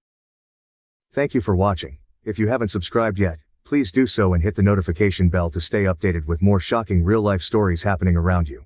My daughter was invited to perform at her cousin's wedding but was later smeared online because her performance drew more attention than the bride. My F49 cousin, F23, asked my daughter, F16, to perform at her wedding reception, but became bitter upon seeing the positive reception to her act. She has since posted about her online, and my daughter is considering quitting original post. I hope this is okay to share here. The reason I'm posting is because of my daughter who's been hurting in the aftermath of a recent performance. I'm sorry in advance for how long this turned out, but any advice from fellow aerialists would be greatly appreciated. My cousin Dana, not real name, had her wedding 2 weeks ago, and she asked if my daughter could perform at her reception. My daughter, Jane, also fake name, has practiced Silk's Lyra for the past few years at a nearby circus studio, and she's also performed with through the studio at small gigs. She hopes to continue into adulthood and become a professional teacher, but this recent incident has shaken her confidence. She has a private Instagram to document her progress performances, and I only post certain performances on my Facebook, her first gig with the studio and her first recital to name a few we're proud of. Some of our relatives saw her performances through my socials, and they watched her perform at her studio's Christmas recital when we hosted Christmas at our home a few years back. Something that surprised her when they visited early to see her. I love how they coordinated that. And Jane said it was her loudest cheering section to date. Dana was one of the relatives who came up early to see her Christmas recital, and she's always been super supportive. She asked me if Jane would be willing to perform at the reception, and I asked on her behalf. Jane was honored and excited when I did, and we already had a portable rig for her too. Though we ended up renting a taller one from her studio. Dana got the idea from a YouTube video featuring an aerialist who performed at a wedding reception, and she showed us while requesting white silks and a white outfit. We scoped out the venue and purchased white silks along with a white costume that Dana approved of, and Jane was really excited throughout. Jane even worked on choreography to a song that Dana requested and she put a lot of time into it. Even asking one of her coaches to help her with it. Dana insisted on paying her for the gig despite Jane not expecting to be paid, and she paid her a few hundred. However, Dana's had a change of heart. Jane received a standing ovation after her performance that surprised her, but we didn't know anything was wrong until Dana went on Facebook a few days later. Dana said she didn't approve of the outfit Jane wore and that she specifically told her to not wear white. She also said my husband and I pressured her to have Jane perform and that the performance gave off an unclassy vibe, lies that my husband and I couldn't believe. We sent Dana numerous costume links, and we purchased the one she liked. There was also nothing wrong with Jane's performance. Dana was one of the people cheering afterwards. Jane received nothing but compliments afterward, but I'm disgusted that she had to see that post after all the work she put into it. The post also had comments disabled for what it's worth. I called Dana to confront her about the lies, but she didn't pick up numerous calls. I then called her parents who, like us, had received messages about her post, and they said that Dana was wrong. They apologized on her behalf and said they were also disgusted. Dana's mom also said that Dana vented to her before making her post a few days after the reception. Dana told her she regretted asking Jane to perform given the attention, compliments and cheers she received for it. Her mom also said that she felt upstaged with Jane wearing white and having to hear how good she was. Dana's parents tried to call her after she made her post, but she didn't answer after their previous conversation ended with her parents telling her she shouldn't be bitter because she specifically asked Jane to perform. Dana's parents reported the post along with us/others, and we've told the truth to those who reached out along with a post to explain our side, stand up for Jane. We have text proof of sending costume links that Dana chose from. Dana's parents also requested to talk to Jane on the phone to apologize for Dana's behavior, and my husband and I told Jane that Dana was wrong, and that we'll be distancing ourselves from Dana permanently. Dana's parents were surprised at her behavior, and we were too having seen her grow up. Granted, we only see extended family for Thanksgiving and Christmas because we live far, but other relatives were surprised too as it seemed to come from left field. Maybe there's a side of Dana we'll never know from our limited holiday, milestone interactions, but our focus is Jane. We've tried to cheer Jane up by offering to take her to dinner among other activities, but she's been hurting, which is why I'm here. Jane hasn't practiced, at home or the studio, since the reception. And I don't want to invade her space at her studio by telling anyone there, in case she doesn't want anyone to know. She asked me to return the white silks and costume after being so excited to receive them. She also said she's going to take an extended break from aerial photography to reconsider if she wants to continue. Aside from aerial photography, she's taken a break from seeing non-aerial friends too, choosing to pretty much keep to herself. We would appreciate any advice from fellow aerialists on how to lift her spirits. We remind her of how we're proud of her, along with the many compliments she received, but she's asked for space and to not talk about it. We're going to respect that and let time do its thing, but we'll consider any advice from other aerialists who can relate to the time and work she put in. Sorry for this being so long, but we appreciate anyone who reads and takes the time to reply. Comments from the first post. Some meat with skin. This is a rare story on this site where everyone, except the villain, does everything right. If this happened to an adult or even an older teenager, she would probably still be hurt, but be able to see that Dana is the one with the issue. But at 16, she's still forming her idea of herself. It sounds like she's taking this all on as a reflection of herself. I'm not someone who can be in the spotlight. My desire to perform hurts my family. I would really consider therapy. You could say all the right things to her, and I bet you have, but at 16 it's hard to hear your mom. Alternatively, and I'm sorry to say this, but is it possible that Dana's new husband gave Jane any inappropriate attention? That might explain why Dana is so upset when she presumably should have known exactly what to expect, although certainly wouldn't excuse it. If there were any opportunities for Jane and the new husband to be alone, I would really look into that also, because it would also explain why Jane hasn't practiced since the reception even though the drama started a few days later. It is an extreme place to go, but I would just ask yourself if there was an opportunity for him to be inappropriate because she is withdrawing from her entire social life. When I was a teenager, driving up to the next city helped me sometimes. Want to take a drive? Is still a question I ask myself when I feel stuck and hopeless. Go to the big aquarium and get cannolis at the outlet mall or something equally random. Maybe she'll open up or get out of her head, or maybe y'all will just have a nice day. Lots of love to you and your family. Mistral 19. Jealousy is horrible, and Dana has just made herself look bad to anyone that came to the wedding. Also, just for reference, I have performed at multiple weddings and have always had a white costume. It suits the theme and is no way comparable to a wedding dress. Leslie Barbnope. I always see aerialists in white at weddings. Take comfort in the internet OP and hopefully they can use it as a defense with Dana. If she wants to be that way, just post the receipts of how she asked her what to wear, etc. If she's willing to say that for a 16-year-old. Or let it go, it'll pass because I promise Dana will have some new crazy thing to do very soon. These types always do. Chelsea Sphere 89. The bride is petty, immature and ridiculous, first off. You must see that. Help her see it too if she doesn't already. When people show you who they are, listen. This is a painful, but valuable lesson that your daughter is learning very early in her performance teaching career. Just like any obstacle or difficulty in life standing between us and the things we desire, she has the choice to either let it beat her down, or let it lift her up and make more determined than ever. If she truly wants this and does eventually go on to be an aerial coach and/or performer, she will face even more challenges. This is only serving to prepare her to face those. Making art is vulnerable, sometimes people won't like it. But that tells you more about them than about you most of the time. We'll love dogs. Dana wanted her wedding to be all about her, which is fair to an extent, but obviously not to this extent, and I think she was happy to have a beautiful performance done for her, but forgot that people will congratulate the performer, rather than the person who hired the performer. Given how extreme the response was, I would be a bit worried what someone else mentioned about the outside chance that Dana's husband said did something inappropriate, but my guess, and hope, is it's just a general attention thing. Regardless, it sounds like you and Dana's parents are handling things as best you can. Defending your daughter but respecting her privacy and boundaries sounds exactly like the right thing to do. Well done you. I would just continue to be there for your daughter in a low-pressure way and make sure she knows she has safe people to talk to whenever she's ready. Maybe see if there are any non-aerial activities any of her friends are down to do with her. Maybe something like rock climbing, which can feel less performance-oriented and attention-grabbing but can still feel fun for an aerialist because there's a fair amount of strength crossover.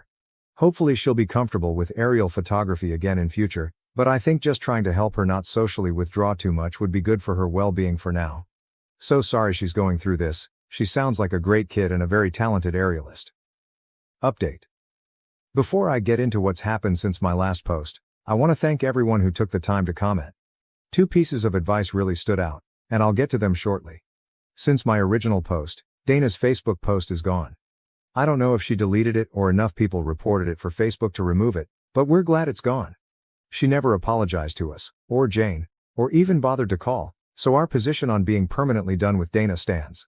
My husband and I made a post on my Facebook addressing the lies she spewed about our daughter, and we shared photo proof of Dana's text where she approved of Jane's white costume from links we sent, not to mention the song choice she sent us too. Better yet, Dana's mother reposted it on her account, which really surprised me. Dana's mother wrote that they loved Jane's act and that they disapproved of Dana's actions. My husband and I also made sure that Jane was okay with us addressing it on Facebook, and she said it was fine.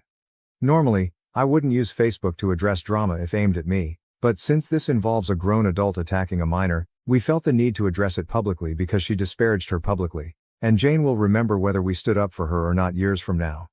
I had a chance to speak with Dana's mother since my original post on the phone, and she spoke to Dana again after our last call. Dana reiterated how she regretted asking Jane to perform, but she harped on the standing ovation that bothered her the most. Dana told her that she expected Jane to get some polite applause, but that the overwhelming response really set her over the edge because she expected the loudest cheers to be when she and her husband entered the reception, but that went to Jane instead.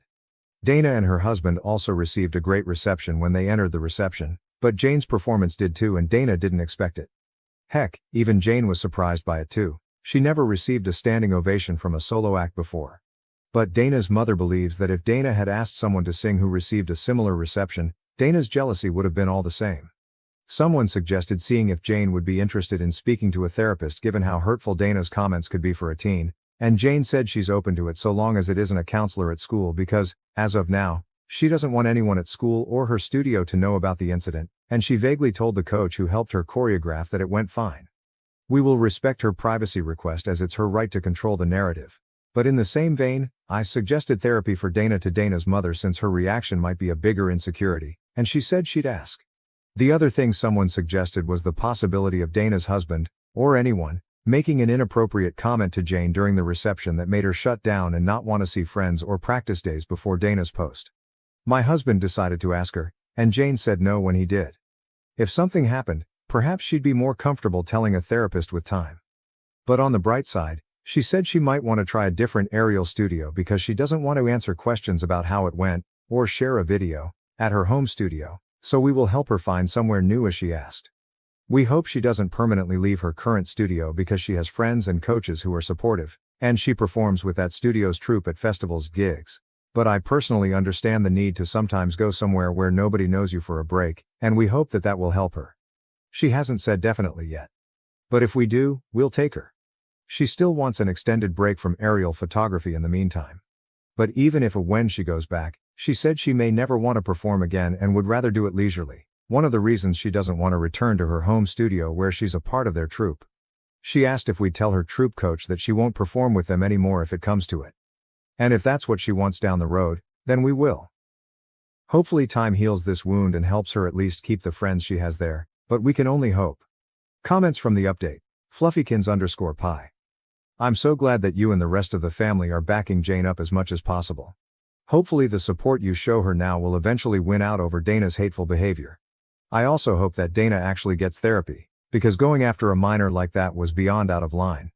Maybe the suggestion coming from her own mom will make Dana reevaluate and make some changes. But regardless, it sounds like you guys are doing a great job parenting. I'm so sorry this happened, but the absolute best thing you can do is just keep showing Jane that you have her back and it's her decision what she decides to do from here. We'd be happy to have her back if and when she decides to return to the aerial community. Half Angel. I can see the positives in here that have happened since the last post. Thank you for updating. I have been thinking of you all. It does sound like Jane is still blaming herself and that will need unlocking, as that mindset could spill over into other aspects of her life, stopping her achieving her full potential. She needs to realize that this is bridezilla jealousy that got directed towards her, nothing to do with her, and if an aunt had received that attention it too would have got squashed. Perhaps angling her to perform is fine, just never a family wedding again. And please ask her again in a few weeks' time if any inappropriate comments were made or done. Sometimes it can take a while to feel comfortable enough to say it out loud. It's not uncommon for boys to take 30 years before they say something. I feel like her coach needs to know that the performance was amazing, but to know that there was fallout afterwards. They don't need to know exactly, but it will help explain the actions and ease the road back there for Jane. Please give her a big hug from me. Now to the next story, story 2. I child-proofed for my in-laws visit, but my husband thought I was overreacting. Now he's gone further after day 1 with our nephew. Original post, I am at 26F, and my husband is 29M. We have been married for 5 years and we went to Berlin right after marriage since we both found really well-paying jobs. Meanwhile both of our families, parents, siblings etc., still live back in Greece and we usually visit back occasionally. Now me and my husband don't have any children and we don't plan to have any. We enjoy buying expensive things and experiencing things we never got to as children, such as nice furniture in our home, going to exotic restaurants with friends, travel, hobbies, and generally just our lives with each other exactly the way it is. But that's just how my husband thinks. His family is very traditional and every married couple has at least one kid. This time my husband invited my Bill and CL to visit us with their 3-year-old son for 2 weeks. This would be the first time they've traveled with their son and the first time we would be hosting our nephew at our home. Now our nephew is known to be going through the terrible twos and has been throwing tantrums and breaking things lately, so I did some child-proofing in our home a day before my in-laws were due to arrive. I removed all the glass and ceramic decor. I swapped out our linen tablecloth for a plastic one. I locked up our intoxication devices. I also covered our sofas with a plushy fabric cover. Our sofa's fabric is white cashmere, because my nephew likes to snack while watching TV and we can always take it outside and dust off food crumbs. I also changed my maid's schedule to come in 5 days a week instead of 3 so she can help prepare breakfast and make sure the house is tidy. However, when my husband saw all of my changes he kind of got upset. He told me he felt that I was preparing our house as if we were hosting messy and uncivilized people. And asked me why I don't make these changes when our friends in Berlin who have kids come over for dinner. He also said that he's never seen our friends make these sorts of changes in their own home for their kids. I don't understand this comparison at all. Coming over for dinner for 3 hours and staying at a place for a couple of weeks is very different. And we've visited our in-laws enough to see how chaotic their home can get to the point where my Bill and SIL keep mostly plastic items in their homes for convenience. AIT. Top comments. Tulip Afternoon, NTA. Instead of worrying the entire visit that their kid could ruin something expensive, the visiting parents can rest assured that the space has been child-proofed. As long as all the changes don't make the space uncomfortable, for example squeaky plastic couch covers or all decor being hidden so the place is bare, I think it makes a lot of sense. You are making the visit less stressful for everyone. Horror reveal 7618. He told me he felt that I was preparing our house as if we were hosting messy and uncivilized people. He's quoting the definition of a toddler here. OOP is voted NTA Update 1. Same post. Edit. We hadn't spoken since we had our fight last night, and my in-laws are supposed to be landing in the morning. My husband brought food from a restaurant I liked and told me he wanted to apologize. He told me he overreacted because he wasn't admitting to himself how different his brother is as a person ever since he became a dad, and that his life is going in a very different direction with more financial hardships too, and that makes him angry and helpless. He told me he misdirected his frustration at me and thought what I did was really nice, especially since he is more finicky than I am. I tried my best to make him feel not guilty and responsible for the lives and decisions of other grown-ups. But I'm so relieved he came around on his own. Update 2. Same post. Edit 2. So guys, it's officially day 1 of the in-laws visit, and my husband has now gone an extra step and put away most of the lamps in our house because they are glass and super dangerous for a toddler to be around. We have about 35 'cause we hate ceiling lights. When we picked up our in-laws from the airport and were driving them back, my nephew accidentally poured a bag of chips all over the back seat and floor mats. Everyone just laughed, but I know my husband was horrified inside, and now he's been vacuuming the backseat area for 2 hours now, lol. Oh, and in-laws super appreciated our baby proofing. Thank you for watching. If you haven't subscribed yet, please do so and hit the notification bell to stay updated with more shocking real-life stories happening around you. My parents kicked me out because of my sister. 6 years later, they're asking for help to support her and her 4 young children. I, 32F, am currently in charge of significant commercial development projects around New England as a successful architect at a prominent Boston firm. Nathan, a 34-year-old man who works as a project manager in sustainable development, is my fiancé. Our wedding is scheduled for the following year. On the surface, my life appears to be ideal. I have rewarding work, a wonderful relationship, and a lovely craftsman-style home that I designed extensive modifications for. However, I'm questioning everything because of a complex family situation that recently reached a breaking point. I must go into great depth about my family history in order for you to comprehend the current circumstance. I was raised in a Connecticut suburb in an upper-middle-class household. My mother, Phoebe, 56F, taught high school at a private school until she left 6 years ago, and my father, Richard, 58M, works as a corporate lawyer at a reputable business. Ashley, my younger sister, who is 30 degrees Fahrenheit, has always been the star of our family. Favoritism was evident from my earliest recollections, even if my parents would strongly dispute it if questioned. I received consecutive A's on my report card when I was 8 and Ashley was 6, and I was simply informed, "That's expected of you?" While Ashley received B's and was commended and brought out for ice cream because she was trying her best. Throughout our childhood, this trend persisted. Ashley's meager efforts were widely praised, while my accomplishments were anticipated and frequently disregarded. When I was 15, I recall one specific occurrence. I had been working on my design project for months, frequently staying up until 2 in the morning, in preparation for a national high school architectural competition. I received a minor scholarship as a result of placing second nationally. Ashley had an ordinary soccer match that day, so my parents didn't even make it to the award ceremony. "That's nice," they replied, barely taking their eyes off the TV as I brought my award home, before turning back to Ashley's dramatic account of how she nearly scored a goal. Even though my parents were clearly biased, I did well in school and in my personal life. I led multiple community service projects, kept a 4.0 GPA, and served as president of the student body. In the meantime, as Ashley approached adolescence, her actions became more alarming. When she began to slip out when I was 14, my parents told me to keep a better eye on her. She was caught stealing high-end makeup when she was 15, and they accused me of not providing her my allowance money even though she clearly needed it.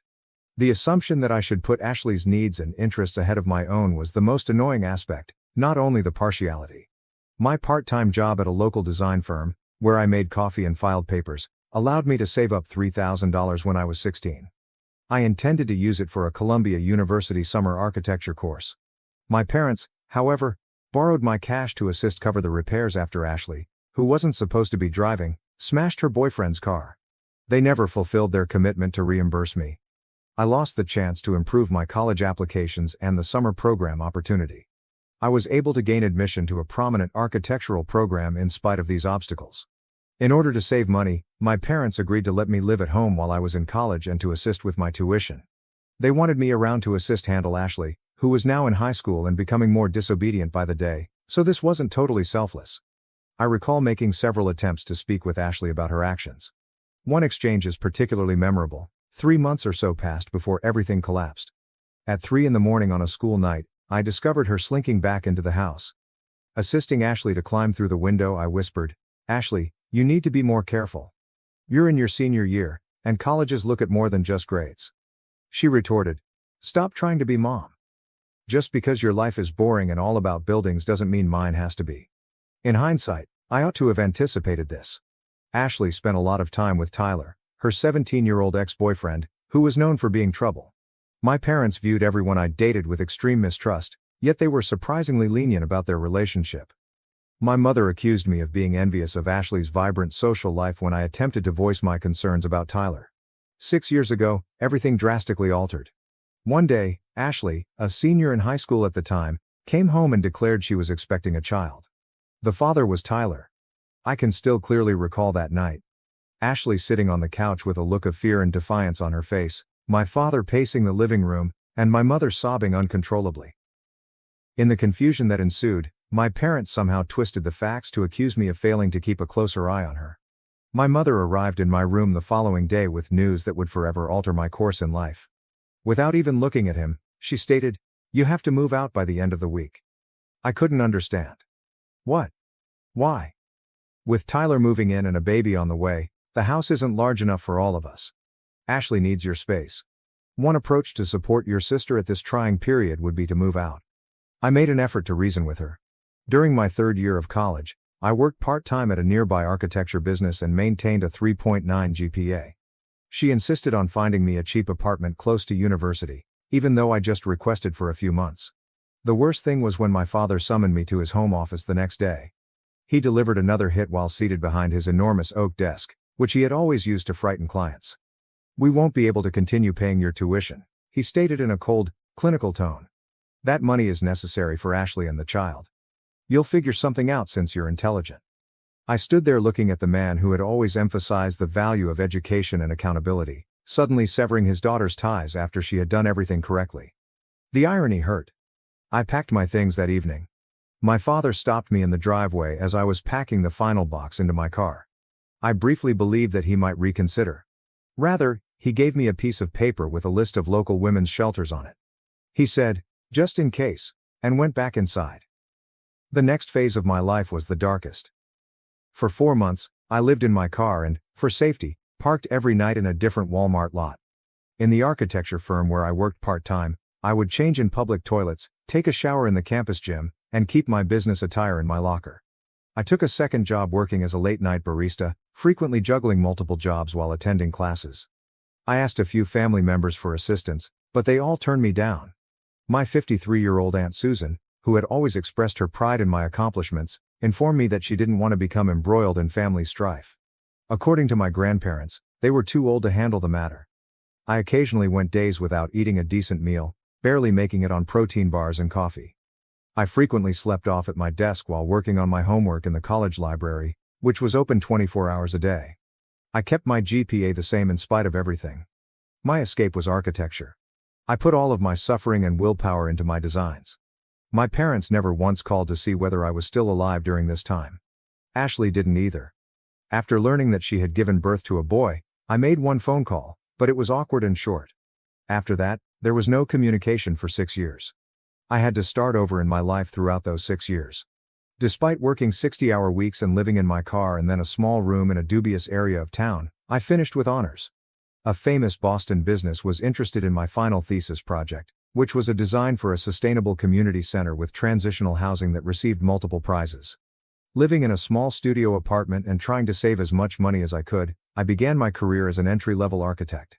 Every advancement was a triumph over my past. I was managing my own projects for 4 years. My area of expertise was sustainable commercial development, and I gained recognition for my creative ideas that put the needs of people and the environment first. 3 years ago, Nathan and I met at a seminar on sustainable development. During the Q&A portion of his presentation on green construction projects, I disputed one of his claims. He invited me to continue the conversation over coffee rather than becoming defensive. Dinner evolved from that coffee into the most wholesome and encouraging relationship I've ever experienced. Nathan is well aware of my background. He was present when I purchased my first home after getting expelled. When I signed the paperwork and broke down because I was so overcome by the fact that I finally had a place where no one could make me leave, he held me. He supported my idea to refurbish it and make it an environment that reflected all of my accomplishments over the years. Through mutual contacts, I occasionally learned tidbits about Ashley's life. Shortly after the birth of their baby, she wed Tyler, but the two of them split up after 6 months. By that time, she was expecting her second kid, but the father had entirely vanished after learning of the pregnancy. She had another kid with Marcus, the man she married 2 years later, but their marriage failed when she had an affair. She is now pregnant once more and doesn't seem to know who the father is. I got a call yesterday from an unidentified number right before bed. After 6 years of stillness, my mother called.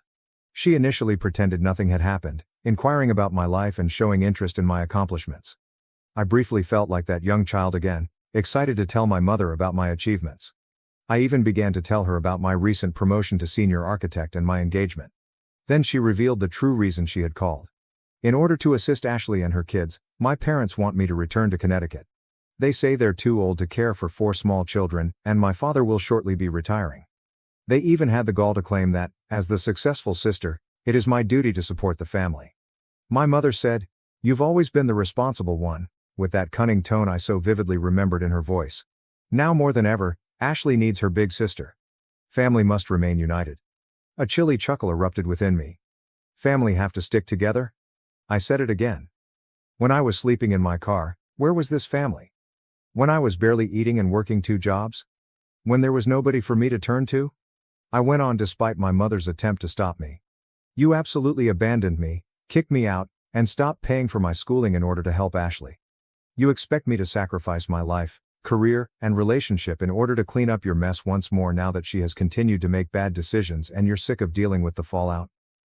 I hung up after telling her that I would never again risk my life for Ashley. Since then, family members who turned down my request for assistance 6 years ago have been bombarding my phone with messages accusing me of being callous and asserting that family helps family. Nathan completely agrees with my decision to uphold my boundaries, but other people argue that since they are still family and retaliation won't mend old hurts, I should at least have a meeting with them. But this doesn't seem like vindictiveness to me. I saw it as defending the life I created on my own, after being deserted by those who were meant to keep me safe. Update 1. First of all, I want to thank everyone for their tremendous support and wisdom. My phone has been buzzing nonstop with messages from extended family members for the past 48 hours, which has been very taxing. The circumstances have changed in unexpected ways. My mother wrote me a long email detailing Ashley's children's daily problems, along with comprehensive pictures of my nieces and nephews. The oldest, who is currently in kindergarten, is exhibiting early behavioral problems. The second child's health issues necessitate regular medical care. Another is on the way, while the third is still a toddler. A communication from an old family friend who teaches at Ashley's old high school was what really got to me. She informed me that in order to pay for Ashley's costs and medical bills, my parents have been taking out loans. My father has delayed his retirement indefinitely, and they have already remortgaged their home. Ashley personally sent a direct message, which was the most unexpected development. She reached out for the first time in 6 years, not to apologize but to let her big sister know that she had changed and needed her. She talked about acknowledging her past sins and is attending therapy. Although I've seen this pattern before, I still have a part of me that wants to believe her. In order to keep both physical and emotional distance from the family, my fiancé Nathan proposed a compromise, providing financial support for the kids' schooling through a trust fund. It's an intriguing idea that would enable me to assist the defenseless kids without being embroiled in the family strife. All of this is still registering in my mind. Seeing those pictures of the children, who are innocent in all of this, has made me feel conflicted, even though my logical side knows I owe them nothing. When I make a choice about Nathan's suggestion, I'll provide another update. I need some time right now to process everything without having to deal with family pressure all the time. Update 2. Over the last 24 hours, everything has drastically changed. My mother called me in an emergency last night. Ashley had been involved in a severe vehicle accident. Another automobile ran a red light and collided with her car while she was driving alone. The situation was dire because she was pregnant. I got into my car and drove to Connecticut for 4 hours without giving it any thought. It felt unreal to enter that hospital. As he paced the corridor in his faded suit, my father appeared to be much older than his years. When she saw me, my mother lost it all. I hadn't actually seen them in person for 6 years. Although Ashley's injuries were not life-threatening because of the airbags, the doctors added, They had to perform an emergency C-section in order to save the baby. With a questionable prognosis, the premature baby is currently in the NICU. My biggest surprise was going back to the house I grew up in. I grudgingly complied with my parents' request that I remain rather than book a hotel. Entering my former room felt like entering a time portal. My old desk was still in its original condition, my architecture designs were still attached to the walls, and even my high school trophies were still neatly arranged. Everything was just as I had left it 6 years prior. Then it dawned on me that they hadn't actually converted my room into an area for Ashley. The whole needing the room pretext had been nothing more than a pretext.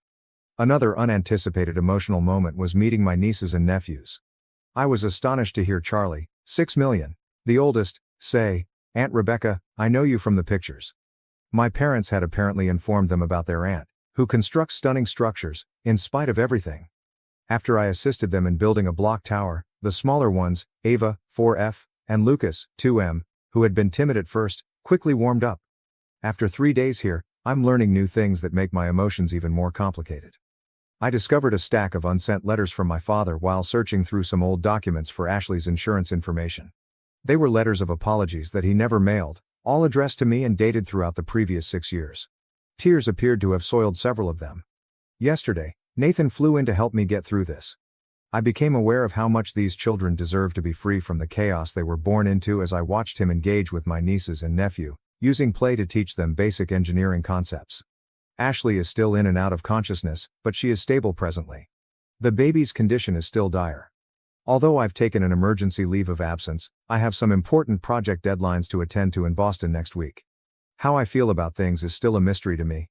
My fury is still there, but it's mixed up with other feelings I can't quite put my finger on. The youngsters who somehow know about me, the preserved chamber, and the unsent letters are all making me rethink how I perceive the previous 6 years. I have to return to the hospital right now to get an update on the baby's health. Next week, when I return to Boston, I will write more. I'm just attempting to live day by day for the time being. Update 3. After spending another week in Connecticut, this time with Nathan, I just got back to Boston. It was a complex experience. Ashley asked me to invite him expressly because she wanted to meet the person who makes her sister happy. The dynamics were revealing and unpleasant.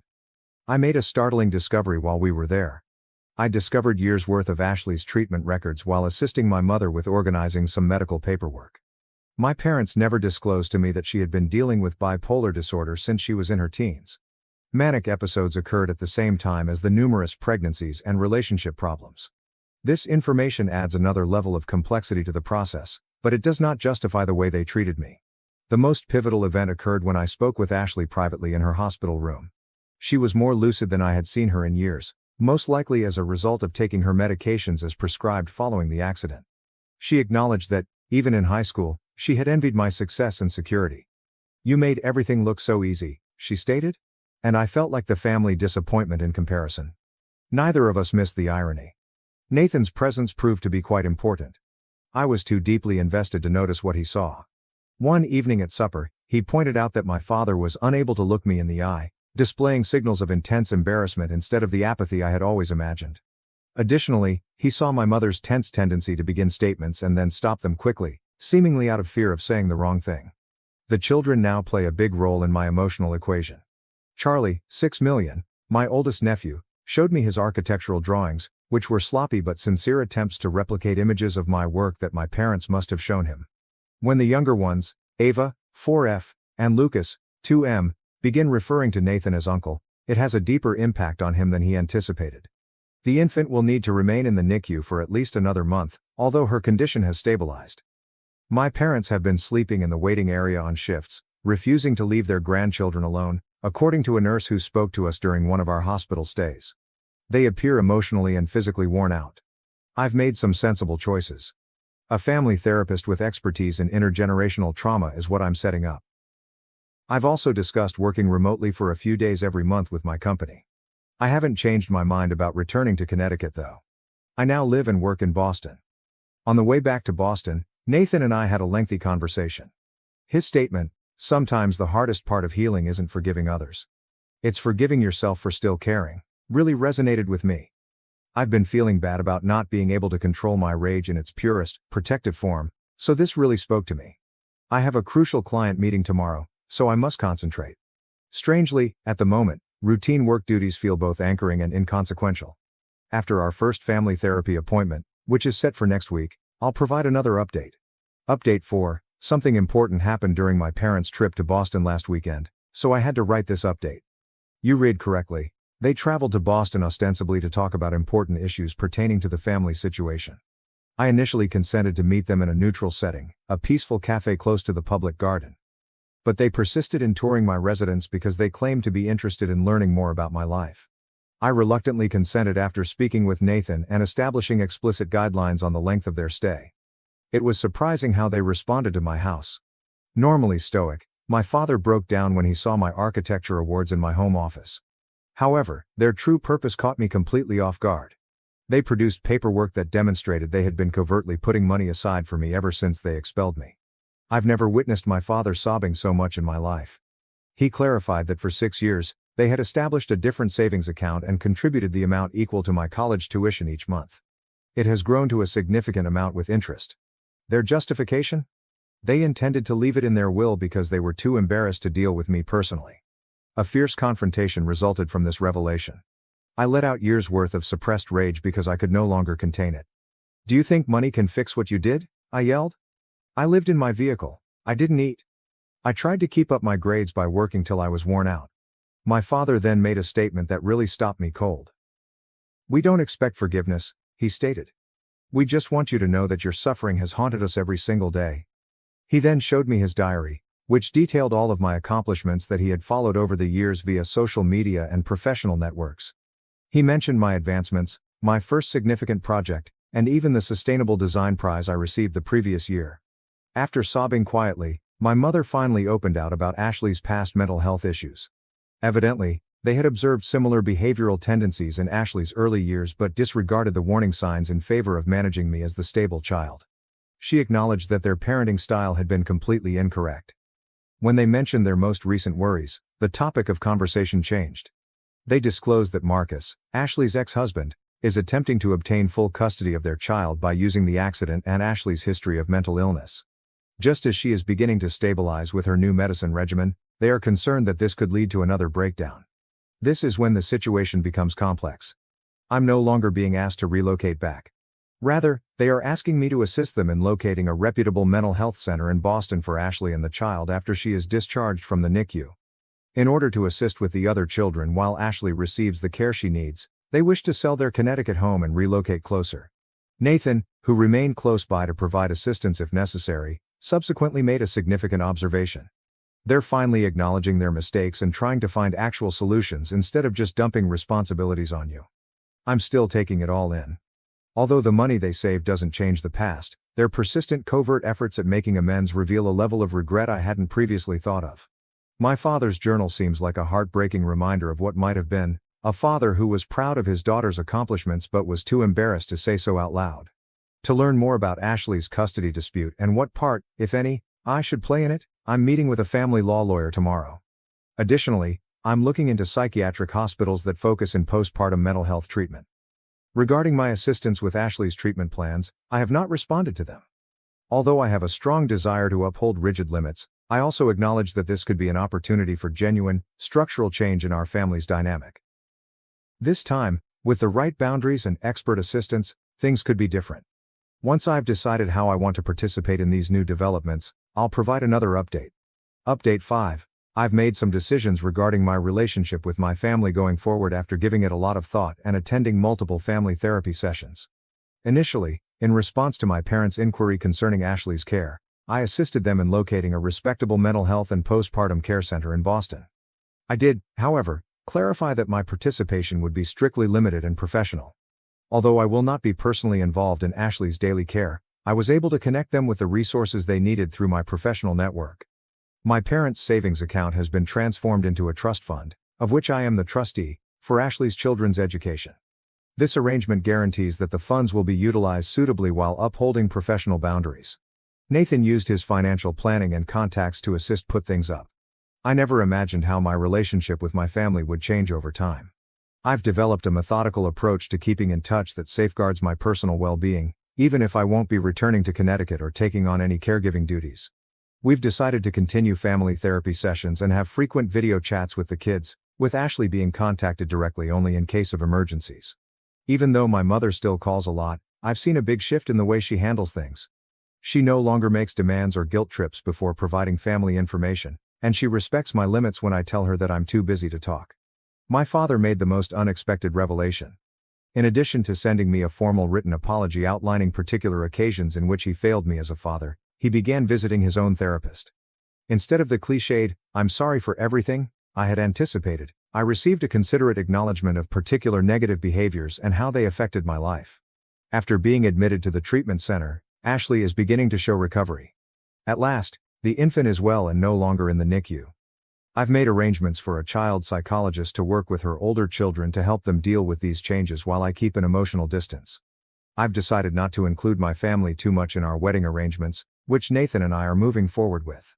Although they will be invited as guests, friends who helped me through my darkest moments will play the customary family roles in the wedding. I am content with my choices as I look to the future. It's a carefully planned relationship that safeguards my mental health while recognizing the intricacy of familial ties, even though it's not the total reunion some might expect for. I've discovered that taking care of family members doesn't have to mean compromising my own health or giving in to toxic relationships. There isn't a tidy, happy ending to my story where everything is forgiven and forgotten. Rather, it ends realistically, with relationships being reframed on better terms, professional assistance being sought, and boundaries being upheld. That's the best we can do at times, and that's acceptable. My last update will be this one. We are grateful to everyone who helped and counseled us along the way. I was able to strike a balance between self-preservation and compassion because of your ideas. Thank you for watching. If you haven't subscribed yet, please do so and hit the notification bell to stay updated with more shocking real-life stories happening around you. Stepmom falsely accused me of assault to block my inheritance at 21. Dad believed her and cut me off. 7 years later, he learned the truth. When I was 21, my stepmother falsely accused me of assault to prevent me from inheriting my father's wealth. My dad believed her and cut me off. 7 years later, he discovered the truth. Hello everyone. My biological parents divorced when I was 9, and they shared equal custody of me. I spent weekdays with my mom, who lived near my school, and weekends with my dad. Despite their separation, both parents were always kind and gentle towards me. While I was sad they were not together, I understood they both loved me deeply. A few years later, my dad met Gina, who would become my stepmother. When I was 11, my dad introduced her to me. She seemed nice, and my dad was clearly happy. He hoped we would get along well. Gina had twin daughters, Emma and Emily, who were 14 at the time. Raised without their father, the twins were quite immature and would throw public tantrums if they didn't get their way. As an introvert, I quietly observed their behavior. After a year of dating, my dad and Gina decided to marry when I was 12. Even my mom attended the wedding. I was excited to have a new family member. Initially, I thought my stepmother and I got along well. However, a few months after their honeymoon, she told me one morning that she didn't really like me. She said we needed to pretend to get along for my dad's sake when he was around. She also told me to stay out of her way when he wasn't there because she couldn't stand the sight of me, as I reminded her of my mom. Hearing her harsh words broke my heart. I had genuinely liked her and hoped for a good relationship. The twins overheard her and later teased me, saying my dad didn't love me and preferred them. I remember crying and telling my mom about it. She immediately called my dad and gave him an earful. My dad assured her that my stepmom would never say such things and that I must have misunderstood her. The following weekend, when I visited my father, my stepmother appeared upset. She stayed silent in front of my dad, but as soon as he left, she angrily whispered to me, threatening that she would ensure I no longer had a dad in my life if I ever told my mom anything about her. She also warned that she would divorce my dad and take all his money, leaving him destitute if I didn't keep quiet. At just 12 years old, I was terrified for my dad, so I nodded in agreement. From that day on, Gina made it her mission to make my life miserable in every way possible. Being a child, I felt I had to endure it silently. Whenever we were alone, she would say hurtful things to me and I would stay silent, hoping she would eventually stop bullying me. She would insult my height and weight, calling me ugly. I hoped my dad would notice, but he never did. He believed Gina and I had a good relationship and would often force me to go shopping and eat out with her and the kids. She would use my dad's card to pay for our meals but wouldn't let me eat anything substantial at the restaurant. I was only allowed to have soup or dessert, no main course. I would sit there miserably, watching them finish their meals while crying quietly. I would return home hungry and she would force me to go to bed without eating. Many nights I cried myself to sleep, both hungry and exhausted from her cruelty. At that point, I was at my wits' end, scared, angry, and frustrated with both my stepmom and my dad. This is why I dreaded visiting my dad on weekends. Every Friday evening, I would try to avoid visiting by coming up with excuses like a stomach ache so I could stay with my mom. My parents started noticing, and my dad would call, expressing sadness at not seeing me. My mom would urge me to tell her if something was wrong, but I always kept quiet, still scared of Gina's threats. When I was 14, my dad decided to take the whole family, including me, on a trip to Greece. Initially, I didn't want to go, but my mother told me it was a good opportunity to travel and see the world, so I reluctantly agreed to join them. As usual, Gina pretended to be sweet and kind in front of my dad, asking about school as if she genuinely cared.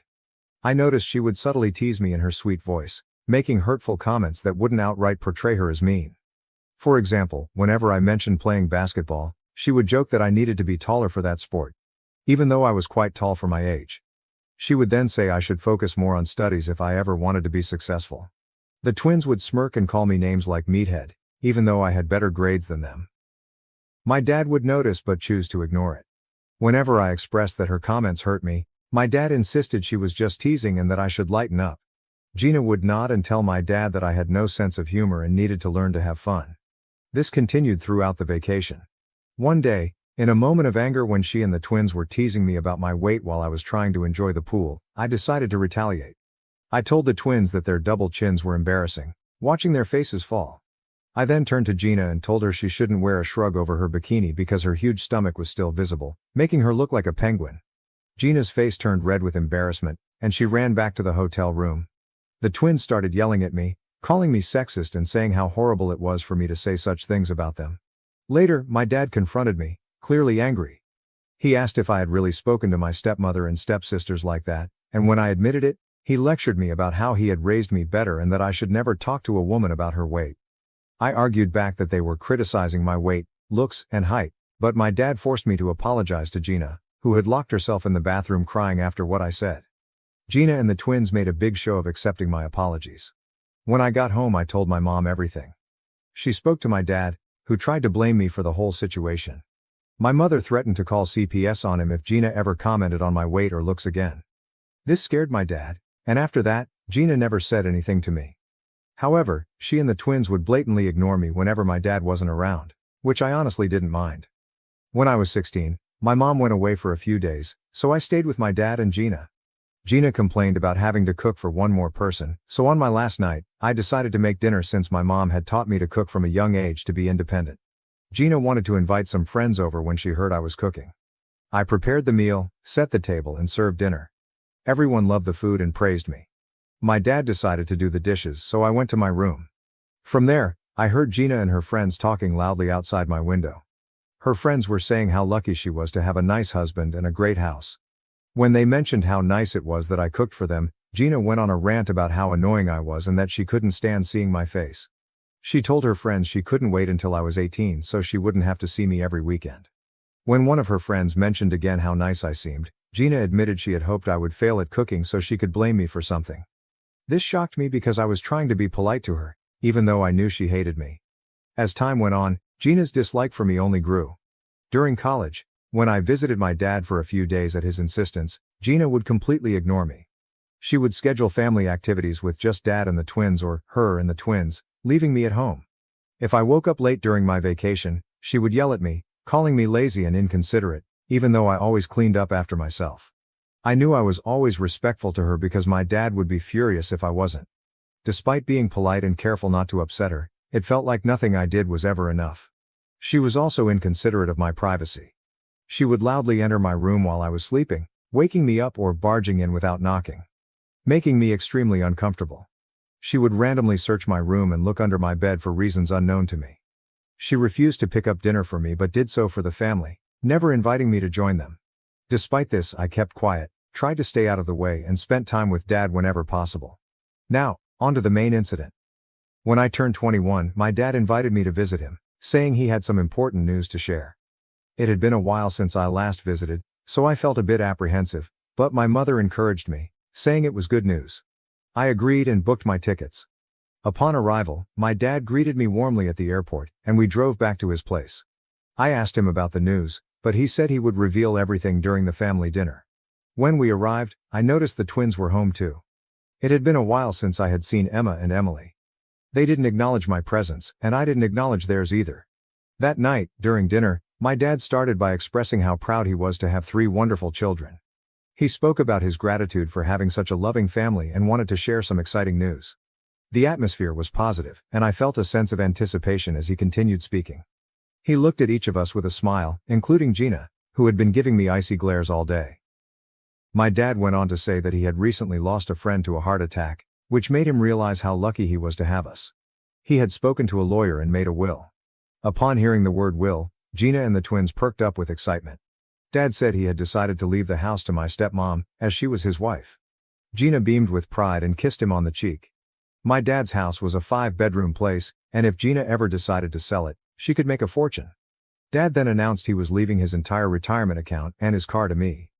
This wasn't just any car, it was a vintage car he had spent a lot of time and money maintaining. The car held sentimental value for both of us, as he often shared stories of his youth and adventures associated with it. As I processed this information, I realized that leaving the car to me was his way of expressing his love. As my dad spoke about his pride in me inheriting the car, Gina's expression shifted from pride to discontent. She exchanged glances with the twins, who seemed equally displeased. It was clear that the idea of me inheriting a significant sum of money and the beloved vintage car stoked their resentment.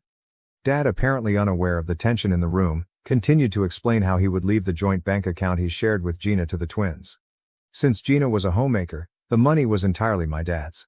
He expressed his wish for the account to be equally divided between them, assuring them they would have money and a house to live in. So they needn't worry if anything happened to him. I thought this arrangement was fair and had no issues with it. However, the twins immediately voiced their disappointment, saying they had expected more. They argued that my dad should also leave them his retirement account, claiming I didn't need it anyway. When my dad questioned their reasoning, Gina chimed in, stating that as a guy I should find my own way, whereas they were women and needed more money for financial security. My dad reminded Gina that he had already taken care of their college funds and now they were also getting a house and a bank account, so they had nothing to worry about. Despite this, Gina kept insisting that I didn't deserve so much money. My dad firmly reiterated that his decision was final. I sat quietly, observing as the argument escalated. Suddenly, Gina burst into tears. We looked at her, startled, and my dad reassured her that there was no need to cry since he had divided everything fairly. Through her sobs, Gina claimed she had kept silent for years to protect the family but couldn't hold it in any longer. The room fell into awkward silence, and my dad and I exchanged confused looks. Despite the palpable tension, he gently encouraged Gina to share what was weighing on her mind. Amidst her sobs, Gina began to recount how, a few years ago, I had supposedly tried to force myself on her, but she had kept it hidden to protect me. I was stunned, completely blindsided by the unexpected accusation. Before I could even grasp what was happening, Gina started elaborating on her fabricated story. She told my dad that after our vacation in Greece, where we had an argument about weight and height, I would constantly stare at her and attempt to enter her bedroom uninvited. I sat frozen in my chair as she continued to concoct tales of how I would try to barge in every time she took a shower or get uncomfortably close to her face when we were alone. She claimed she dreaded having me over every weekend because she feared I would behave the same way with the twins. I tried to defend myself, vehemently denying the baseless accusations and yelling at her for having the audacity to make up such lies, but Gina continued to cry as if she were the victim. She went on about how, as I grew older, I made her increasingly uncomfortable and, on one occasion when we were alone, I allegedly tried to force myself on her. My eyes widened in shock, and the blood drained from my face upon hearing such a serious accusation. My dad looked utterly confused and concerned, his eyes darting between me and Gina, clearly at a loss for words. Gina continued her story, claiming she had suffered in silence for years, afraid to speak up for the sake of the family. I yelled at Gina, calling her a psycho, insisting there was no way I had ever looked at her inappropriately, let alone touched her.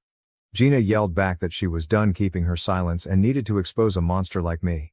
The twins began shouting furiously at me, accusing me of putting their mother through this and using words like rapist and molester.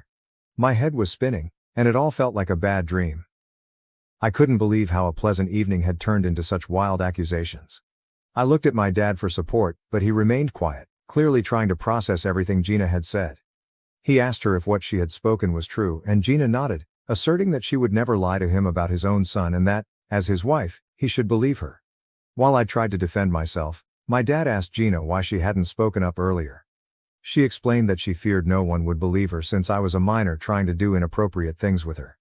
As a stepmother who had married my dad, she felt people would dismiss her words. She claimed she had to bear this silently to protect the family. I was crying at this point, begging my dad not to believe her. I never imagined Gina could fabricate such atrocious lies, especially after what she had put me through over the years. Unfortunately, Gina's manipulation had strained my relationship with my dad, and he seemed torn between trusting me and believing his wife. The twins, influenced by their mother's narrative, supported Gina's false accusations and yelled at me to leave their house. I yelled back that it was my dad's place and they shouldn't believe their mother's lies. My dad, amidst the chaos, looked up at me and told me to leave the house until the matter was resolved. It felt like a punch to the gut. Being rejected by my own father, who chose to believe his second wife over me, left me hurt, confused, and betrayed. I packed my belongings and left the home I once thought was mine.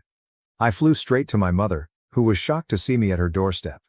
When I told her everything, she was furious and ready to confront my stepmom. But I asked her not to, knowing how unpredictable and dangerous Gina could be. If Gina could concoct such wild lies to get me kicked out of my dad's house because she was upset about the inheritance, she could do much more to ruin my life. I couldn't risk having her in my life any longer, which is why I decided to cut off my dad permanently.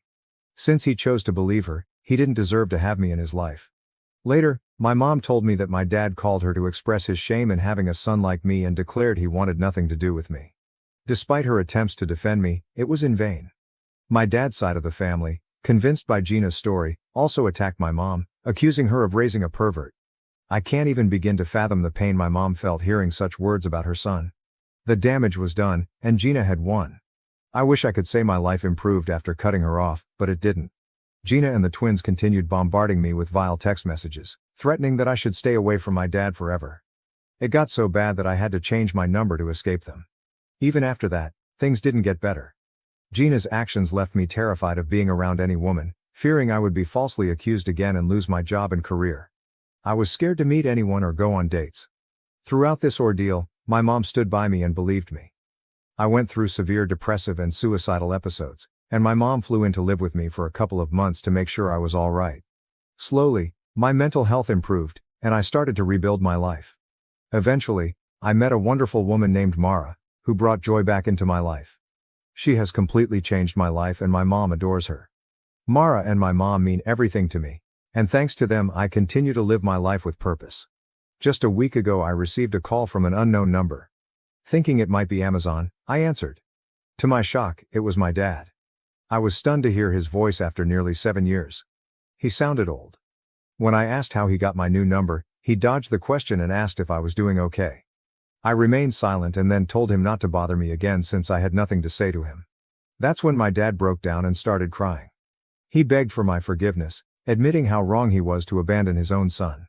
My curiosity was piqued, so I waited for him to explain. My dad then revealed that Gina had been cheating on him with his best friend for years. When he confronted her with proof, she stopped hiding and confessed she was tired of being married to a pathetic man like him. Gina admitted she had only married him for his money and despised being with him. When my dad pressed her further, she confessed to fabricating all the accusations against me because she hated me and wanted all his wealth for herself and her daughters. As you can imagine, my dad divorced her, and she got nothing from the marriage due to her affair. Despite her lawyers fighting for alimony, my dad said he had been waiting to divorce Gina so he could officially reach out to me and apologize for what he put me through. He expressed his desire to make up for lost time and rebuild our father-son relationship. At the mention of father and son, I couldn't help but scoff. I told him that he was no father of mine after how quickly he abandoned me for his wife's nasty accusations. I told him I wanted nothing to do with him and that he should stop bothering me. I ended the call and hoped he got the message. Since then, I've been bombarded with calls from my dad and his side of the family, who I don't even talk to, saying that my dad has suffered enough and that I'm just making it harder on him. Their messages leave me feeling conflicted. Am I the bad guy for refusing to talk to my dad after he cut me off due to Gina's false accusations? Update 1, my post was locked, but hopefully it's okay now. I've posted the link and tried my best with spacing. I'm on mobile. To everyone who offered support and advice, thank you so much. Your words helped me see things more clearly. I'm not just furious at my dad for believing my stepmother over me but also for all those years she harassed me while he did nothing to protect me. I was just a child and she blackmailed and manipulated me while I kept quiet. I think it's time I open up to my mom and let her know exactly what I went through because I know she'll understand. Update 2. Hi everyone, it's been a week since my last update. For those concerned about my mental health, I'm doing okay. Thank you for your kindness. I booked tickets for my mom to come visit me so I could tell her and Mara everything. They already sensed something was up. I started by telling them about Dad's contact after all these years, which shocked my mom. She asked why he reached out, and I explained. She had no idea he had gone through a divorce and was furious at Gina for what she put everyone through. Then I told them about how Gina would manipulate me when I was just 12 years old. I recounted how she bullied me when Dad wasn't around and threatened to divorce him if I ever told him. I didn't realize how traumatic these events were until I began to open up about them one by one. By the time I finished, I had tears streaming down my face. Mara and my mom were crying quietly as well. My mom immediately hugged me, repeatedly saying that I shouldn't have kept this all in and that it was okay to share. I cried for half an hour while my mom held me. Mara also told me that no child should have gone through what I did and that it was completely fine if I chose never to speak to my dad again since he should have protected me. My mom nodded, saying I had no obligations to explain anything to my dad because when I needed him the most, he chose to believe his wife over me.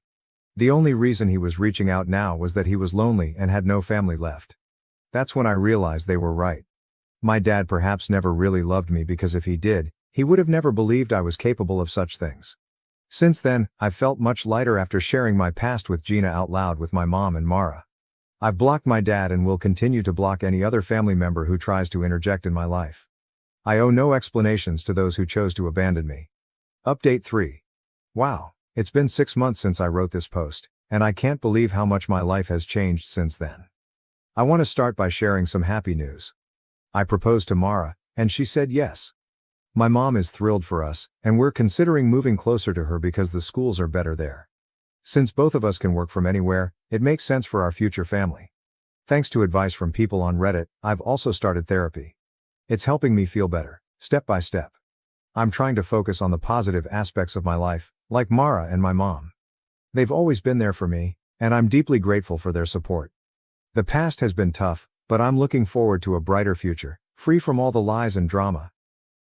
Thank you for watching. If you haven't subscribed yet, please do so and hit the notification bell to stay updated with more shocking real-life stories happening around you.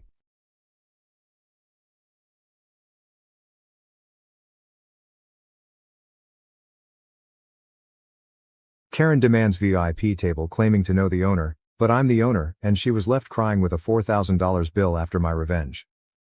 Karen storms into the restaurant, screaming that she knows the owner and that we must give her and her group of pals the VIP table reserved for celebrities. The trouble is, I own the restaurant and have no idea who this lady is. But I decided to play along and see what happened. During the dinner, one of the girls asked me whether I thought my life was meaningless because I worked as a waiter. That's when I realized all bets were out, and I was going to exact my retribution. This is what I did. This occurred around Christmas and New Year's. My grandparents emigrated to Canada from Italy in the 1970s and established a restaurant. When they died, my parents took over the restaurant, which they grew and enlarged throughout the decades. I've been working at the restaurant since I was 15. As my parents became older, they retired and became snowbirds, spending the winters in Florida. They sold the restaurant to me a few years ago, but they kept a tiny percentage of the stock as a supplementary source of income in addition to their savings. As soon as I took possession, I modernized the old place. I rebuilt the restaurant, altered the logo, and contacted local and national newspapers to place advertisements. I invited food critics, bloggers, and vloggers. It was slow at first, and I began to fear that the loan I took out to undertake all of this was the worst mistake I'd ever made, that I had ruined 3 generations of a family company. But soon, it began to work. A local semi-famous YouTuber included us in one of his videos, which prompted more people to visit and review us. Even on a Monday, we were quickly seeing 5 to 10 times the regular volume of activity. We became a destination for large events, and it was not uncommon for a celebrity to stop up on certain evenings. I even invited certain high-profile clients to visit and cook for our guests. This cost a fortune, so we were completely filled for the holidays. People had to make reservations in July to get a table in December. It took years to get to this point. When things become busy, I don't simply sit in the back office. I'm on the floor doing whatever needs to be done, whether it's greeting customers, bussing tables, or mopping the floors. On nights with high-profile guests or events, I wear a jacket and take charge. One night, 6 women walked in. 5 of them appeared to be in their early 20s, with the leader looking to be in her mid-20s. My best assumption was that she was an elder sister of one of the females or an older sorority sister to incoming college students. I was greeting them at the entrance, and as they approached, Queen Bee Karen was telling the baby Karens how fantastic this restaurant is, how delicious the cuisine is, and how there might even be celebrities there. When she approached me, she explained that she required a table for 6. I responded, "Of course, can I get the name on the reservation?" She stared at me. She responded, "Oh, I didn't make one, but it's okay. The owner is a personal friend of mine. He said he always keeps 1 or 2 tables open for special guests and we can have one of those tonight." This is true for many high-profile restaurants, and I've been doing it recently as well. But I had no idea who this woman was, and she had never discussed any of this with me. I understood she was attempting to get in without a reservation, but she had chosen the worst person to try this with. I told her, "I am sorry, but we cannot seat anyone without a reservation. As you can see, we do not have any seats available." I didn't want to go all out and say, "I'm the owner, and we have never spoken before, so I never promised you anything." But I didn't want to embarrass her in front of the other girls she was with at the time. She then instructed one of the other girls to take a picture of me. She announced that she would speak with the owner and ensure that I was either scrubbing toilets or fired by the end of the week. The other girls behind her joined in, saying things like, "Yeah, kiss your minimum wage job goodbye." I wasn't sure if they were in on it with her or if they truly believed she knew the owner. Queen Bee Karen then said, "Look, you can either give us a table or I can make your life very difficult. This is not worth losing your job." She kept pointing, trying to belittle me, and then saying things like, "Obviously you aren't anyone here, because if you were, you would know who I am and never try to tell me anything other than yes or, of course." She was constantly attempting to put me down and take that table. At this time, it had been a hard day for me, and from my perspective, I had 3 options. Number 1, I could inform her that I am the owner and call her out on all of this. Number 2, I could simply hand her the table and let things go. Or, third, I could teach Queen Bee Karen and her minions a lesson. I selected option 3. I smiled at her and said, "Of course ma'am, please follow me." I handed her one of the 3 tables we leave free in case a celebrity walks in, which occurs occasionally. I told her, "I apologize for everything and you're right, it would be simpler just to give you the table." I also assured her that the first 3 rounds of drinks would be free. I seated them down and personally served them. As they sat, I told them, "We need one of your credit cards and IDs just to keep on file, and we'll return them to you before you leave." Queen Karen handed me her card and informed the baby Karen minions, "Tonight is on me." I took their orders, gave them their free beverages, and informed them that due to how busy we were tonight, the meal may be delayed. The females only worried about the free drinks. They ordered 3 rounds and still hadn't received any food. They eventually called and asked me to check on it, all while giving me the worst attitude since they arrived. I told them I will look into it, but also asked if they wanted additional drinks. They ordered 2 more rounds. They were sloshed by the time the appetizers arrived, having done nothing but drink on an empty stomach for the majority of the night and just eating salads. As more food arrived, more beverages were ordered. What these girls didn't realize was that they were at our VIP table, which normally costs a few $1,000s to sit at, but I didn't charge them for it. Except for the first 3 rounds, I charged them for all of the extremely costly cocktails they had throughout the evening. Furthermore, the table they were sitting at, as previously stated, was VIP, thus the menus were different. Prices are not displayed on these menus. This is a restaurant industry trade secret. They also offered higher-end menu items such as white truffle, black caviar meals, and specially imported West Coast oysters, among others. At one point during the night, I honestly began to question what I was doing. I worried I was going too far with these poor girls, they might not know any better. But certain things encouraged me throughout the night, such as when one of the baby Karens questioned whether I thought my life was pointless because all I ever became was a server. Also, one of the other staff told me that they were planning how to mess with me, believing that they could do so whenever they wanted and that I would always give them a table. I overheard them say, "He's cute, but I wouldn't date a waiter like that. He is such a pushover." There were other comments like that throughout the night, so I continued with their life lesson. By the end of the night, each female had built up a bill ranging from $500 to $600. I handed Queen Karen the bill for $4,232.23, which included tax and tip. I've never seen somebody sober up this soon. She went from smiling and giggling with her buddies to almost in tears. She immediately summoned me over and asked whether this was a joke. I took the bill, looked it over, and apologized. "I'll get you the correct bill amount." Again, she seemed completely relieved, assuming she had received someone else's bill, and called me a effing idiot, before continuing to talk to her pals. When I returned to give her the right bill, she flipped out again. It was only a question. "Is there something wrong on this bill that you didn't order?"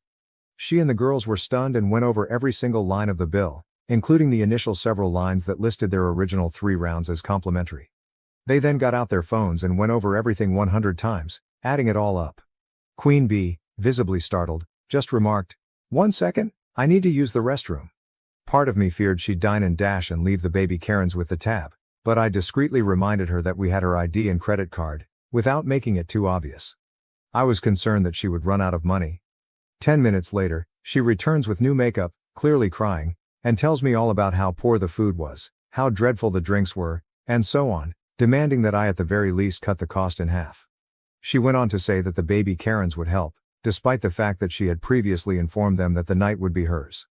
Then, as if a light bulb went off in her head, she brought up her alleged relationship with the owner again, as if it would give me extra motivation to lower the amount in half. I smiled as I told her, "No, simply no. I can't change the bill." She takes out her phone and shows me a series of text messages from someone named after my restaurant, followed by the word owner. I instantly grasped what she had been doing in the bathroom, most likely changing one of the other Karen minions' contact names and erasing prior text to establish this new script. I reviewed the messages and clicked on the contact information before telling her, "That's not the owner's cell phone number." Her response was, "He has multiple phones for business, of course. You do not know all of his numbers." I replied, "How about this? If we call him and he says it's okay to take 50% off the bill, then I'll do it." Her response was to begin ranting and screaming, which drew the attention of the few remaining patrons, and I knew it was time to finish this. I told her in a less conciliatory tone, "Cut the crap, little girl. You do not know the owner. You've never been here before, and if you continue ranting, I'll call the cops." Her tone changed as she attempted to defend herself as best she could. My response to her lame retort was, "My grandfather established this restaurant. My family has been running this establishment for centuries. I've worked here for nearly my entire life. I am the sole owner of this restaurant, and I have never seen you, heard of you, or made any promises to a stranger I have never seen before tonight." The little Karens were frozen and had no idea how to react. Queen Bee was in tears. I added, "Now, I provided you the table you wanted, one of these particularly reserved tables for high-end clientele, which I did not charge you for, as well as 3 rounds of free drinks. If you do not pay your account, I will call the cops and give them your identification."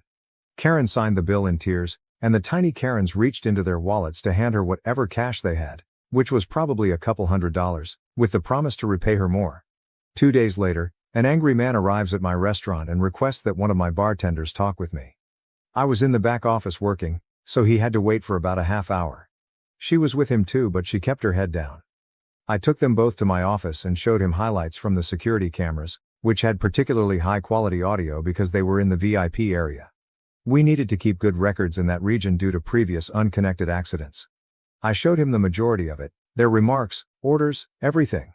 When all was said and done, he rushed out with her, yelling at her the entire way. I have not seen or heard from any of them since, but the initial bill I gave them, which did not include the $120 oysters, is framed on my desk. As a side note, I did not lose as much money on the table in 3 rounds of drinks as you might expect. The table was intended to be empty anyway, so I didn't lose anything because I hadn't expected to gain anything in the first place. The cost of the meal and other drinks more than compensated for the loss in the first 3 rounds. So now that you know everything, am I the jerk? Probably the most astonishing thing about the Karens in this situation, aside from the money, trying to muscle their way into securing a seat and avoiding paying the bill, was their perspective on the world. That solitary statement concerning the OP's, original poster's, inadequacy as a waiter definitely stood out. It seems that OP was going to loosen up on his entire vengeance plan, but then one of the baby Karens asked him if he felt his life was meaningless because all he had become was a waitress. That has to be one of the most insanely entitled viewpoints we've ever seen on this channel. It may not be as exciting or insane as some of the other stories, but the fact that she actually sees the world in this way is simply sick. There is absolutely nothing wrong with having a job, regardless of the income. This occurs frequently with jobs such as janitors, and I despise it when individuals believe they are superior just because they do not work in those positions. There is nothing wrong with becoming a janitor. I don't understand that mindset, but in this situation, She not only feels that way, but she also wants to mock him for doing a difficult job, such as being a waiter. Or at least that's what she believes he's doing. One more thing. I'm happy this story ended on a somewhat gratifying note, with the father attempting to reverse the situation but becoming more enraged with his daughter than the restaurant owner.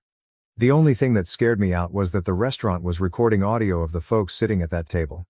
I would probably avoid going to a restaurant if I knew my talks were being recorded. Anyway, I'm glad it worked out for the OP, but please tell me how you would have handled the matter if it were your restaurant and these were your customers. Was the OP a jerk or not, and why? Thank you for watching. If you haven't subscribed yet, please do so and hit the notification bell to stay updated with more shocking real-life stories happening around you.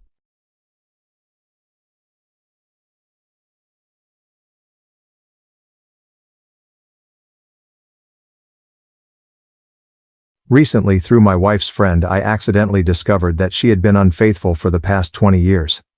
I decided to end our marriage. My wife, 44 female, and I, 43 male, have shared 20 years of marriage, and our journey began when we were high school sweethearts. She was a senior, and I was a junior. Our relationship endured a long-distance phase during her first 2 years of college, while I finished high school and completed a year at community college. Eventually, we attended college in the same city, and from that point we have been inseparable, living together and building our life. We married the summer after my college graduation, and overall, our marriage has been wonderful.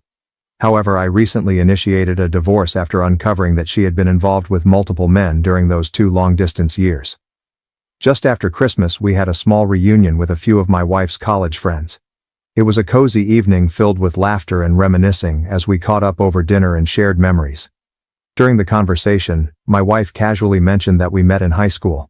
She didn't clarify that we were dating back then, just that we had known each other since high school.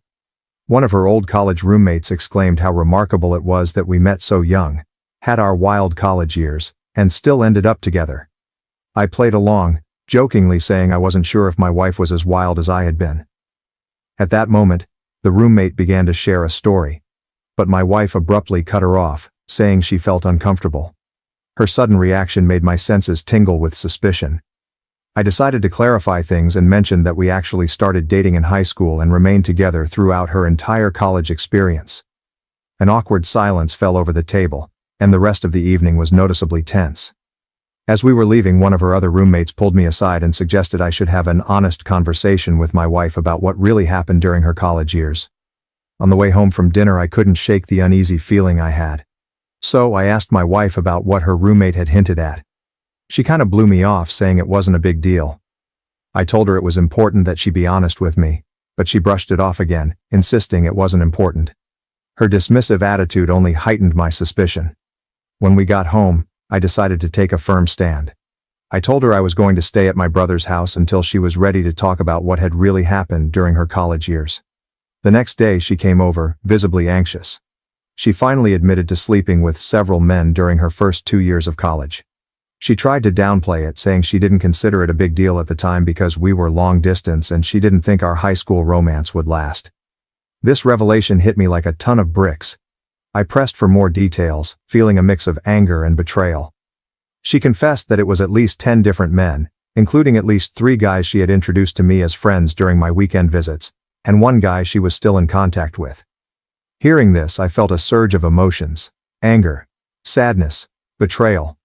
I knew our marriage couldn't survive this. I told her I wanted a divorce, and would start the paperwork as soon as possible. True to my word, I began the process on January 2nd. Her attempts to downplay her actions and dismiss my feelings only solidified my decision. This wasn't just about the infidelity. It was about the lies and the disrespect that had spanned decades. Her family and most of my family are telling me I shouldn't throw away my marriage over a few mistakes. They keep saying that everyone makes mistakes and that I should forgive her for the sake of our long history together. But to me, this isn't just about a few mistakes. It's about a pattern of behavior that spanned years. Cheating on me with multiple men for 2 years is not something I can overlook, no matter when it happened. The fact that she continued to maintain relationships with these guys right in front of me, even introducing them as friends, is an unacceptable level of disrespect. Our children are 17 and 19, practically adults, and I believe they will understand why I need to end the marriage. They've seen us as a loving couple, and I hope they realize that my decision is about preserving my self-respect and integrity. I feel like I'm losing my mind with the number of people telling me to overlook years of infidelity and decades of lies.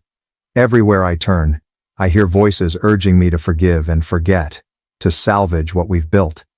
They tell me I'm being unreasonable, that I should focus on the good times and the life we've shared. But how can I, when every memory is now tainted by the knowledge of her betrayal? It's not just the act of cheating. It's the deceit, the lies, the continuation of friendships with those she cheated with. How am I supposed to trust her again? How am I supposed to look at her the same way, knowing what she did, and how she dismissed my feelings when I confronted her? I keep questioning myself, wondering if I'm overreacting, if I'm being too harsh. But then I remember the pain I felt when she admitted to her affairs. The anger and betrayal that surged through me. I remember the nights spent wondering how she could introduce me to those men. How she could maintain those friendships without a hint of guilt. It's not something I can simply get over. It's a fundamental breach of trust that has shattered our marriage. Am I wrong for leaving? I don't think so. I feel like I'm fighting for my dignity. For my right to not be lied to. To not be disrespected in such a profound way. It's not about revenge or holding a grudge. It's about acknowledging that some lines, once crossed, cannot be uncrossed. I'm writing this because my wife and a few of her friends have been telling me it's normal to sleep with other people in a long-distance relationship, and that I'm the odd one out for not doing the same. I felt like I was being gaslit and needed an outside perspective. Since we live in a state with a waiting period to finalize a divorce, I thought it would be wise to get some insight before things are set in stone. After hearing these comments, I see a handful of people agreeing that it's common to sleep around in long-distance relationships, but they seem to be a minority. During those 2 years of college, we saw each other a couple of weekends a month. I lived about 3 hours away from her college, so while it was long distance, it wasn't like we were separated by the entire country. We didn't go months without seeing each other. The 3 guys I met while she was in college were introduced to me during parties. These weren't formal introductions, just casual meetups at social gatherings. The topic of me being her boyfriend never really came up, so I have no idea if they knew we were in a relationship. One of these guys is still in our lives because he married a mutual friend from college. He isn't some secret contact she's been messaging on the side. He's someone we've both been in touch with regularly for years. After finding out about my wife's infidelity, I spoke to him a few times to understand his side. He told me he had no idea we were dating back then and has since blocked my wife on social media out of respect for me. Some people have questioned how her college roommates didn't figure out the timeline at our wedding. The answer lies in how we handled our marriage celebrations. My wife and I had a very small ceremony with just close family in Texas.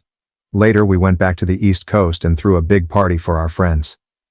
We skipped the typical wedding reception traditions where couples share details about how they met and their journey together. Because of this, her roommates never pieced together that we started dating before she went to college. They seemed to assume that we only started dating during the year we both lived in the same city, and then moved in together. This gap in their understanding explains why they never questioned the timeline or suspected any infidelity. I was open to therapy or some kind of attempt to save the marriage. I genuinely believed that with some effort we might be able to work through this. But her constant insistence that what she did was perfectly normal and that I'm the one who's overreacting has been too much for me to handle. She keeps telling me that sleeping with other people in a long-distance relationship is commonplace, and that I'm being unreasonable. The only time she showed any remorse or even offered to reconcile was when I started filing the divorce paperwork. That brief moment of contrition quickly evaporated, and in the last week, she's reverted to her original stance, insisting that she's right and I'm overreacting. This back and forth is why I feel like I'm being gaslit. It seems so obvious to me that her actions were a major betrayal. Yet I've got my wife and others telling me that it's normal and that I'm the one who's making a big deal out of nothing. Her dismissive attitude only adds to my confusion and frustration. I tried to communicate how deeply her infidelity hurt me, hoping she would understand the gravity of the situation. Instead, she minimizes my feelings, treating them as an overreaction to something trivial. It's like she's rewriting the rules of our relationship and expecting me to accept them without question. This constant invalidation of my emotions is maddening. I feel like I'm being manipulated into doubting my own perceptions and feelings.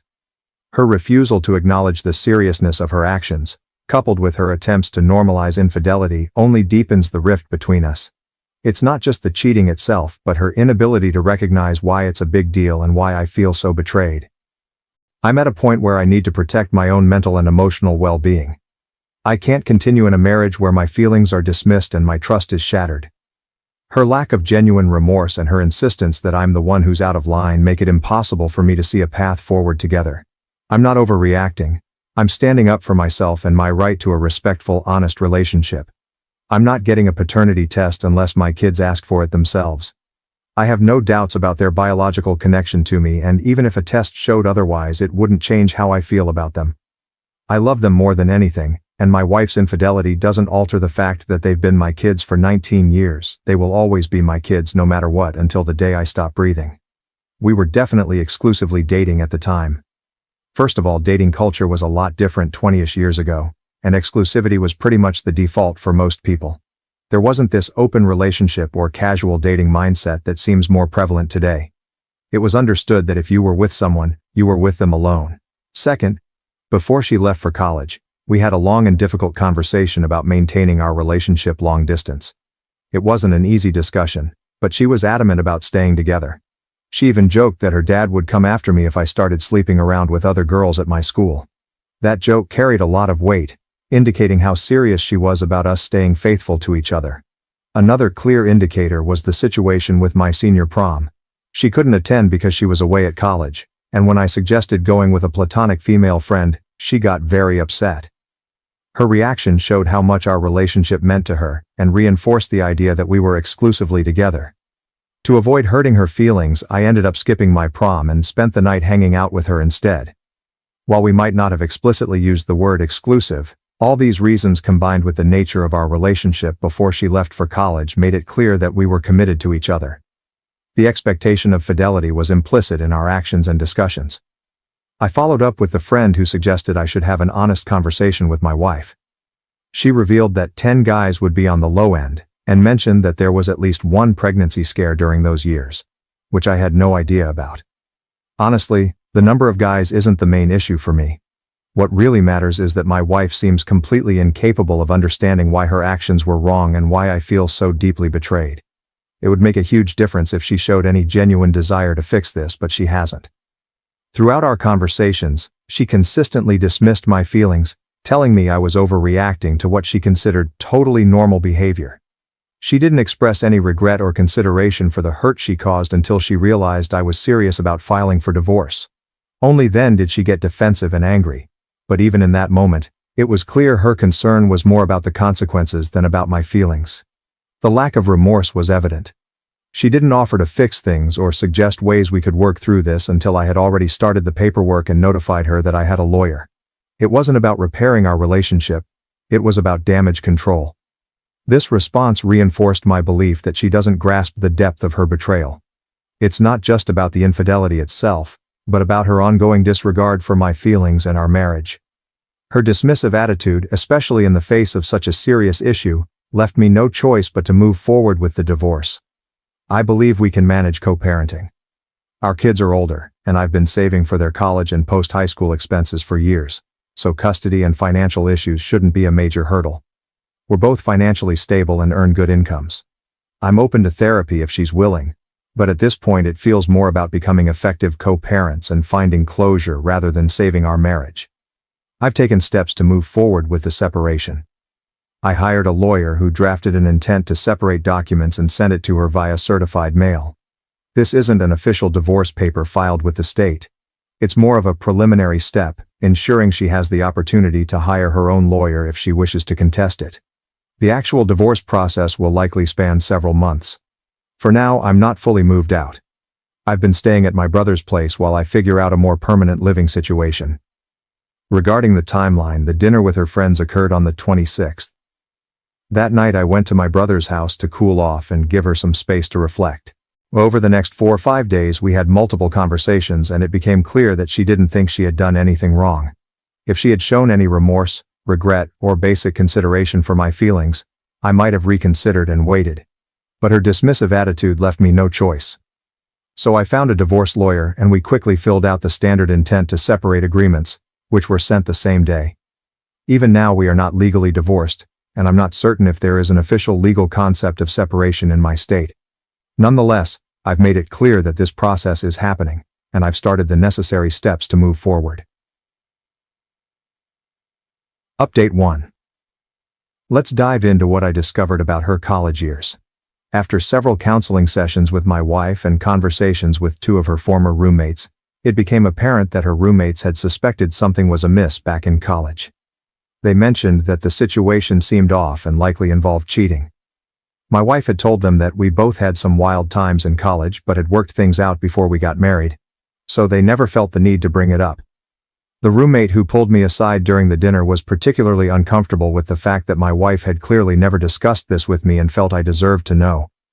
Regarding the men she was involved with, it turns out that the introductions to some of these guys weren't intentional. One of the men she slept with ended up dating and eventually marrying one of our mutual friends from college. This was the guy she remained in contact with. In our counseling sessions, my wife initially tried to shift the blame onto me, suggesting that I had pushed her into those situations. However, she has since acknowledged that it was wrong. When I visited her during college, she often planned for us to stay in her room or hang out alone. But I wanted to experience college parties, as I had missed out on that during high school and community college. She didn't expect me to meet the guys she had been with, but they were often at these parties and she felt she couldn't avoid it. While I still think it's incredibly disrespectful, it's somewhat less egregious than if she had intentionally paraded me in front of them. The whole situation has been a complex web of half-truths and omissions, which makes it all the more difficult to process. Her friends suspected but didn't intervene, and my wife managed to maintain this facade for years. Most of our therapy sessions have centered around why I see her infidelity as a significant betrayal, while she doesn't. Initially, she rationalized her actions by saying that none of these men were in relationships with her. They were mostly one-night stands or friends with benefits. In her view, these encounters didn't qualify as a big deal since they weren't romantic relationships. Her words, not mine. From my perspective, the nature of the relationships was irrelevant. We never agreed that such behavior was acceptable. In fact, she had actively discouraged me from doing the same. The double standard was glaring, and added to my sense of betrayal. As we delved deeper into this issue over the course of 2 therapy sessions and after she consulted with some friends, my wife began to see things differently. She now acknowledges that her actions were a breach of our trust and the foundation of our relationship. This new shared understanding has allowed us to discuss the situation more openly and honestly, moving from heated arguments to productive conversations. This shift in our dynamic gives me some hope for our future as co-parents. While the prospect of saving our marriage feels out of reach, being able to communicate honestly about our past can help us establish a healthier relationship moving forward. This is crucial for the well-being of our children and for navigating the complexities of co-parenting effectively.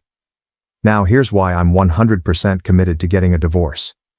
2 pivotal things came to light that made it clear I needed to end the marriage.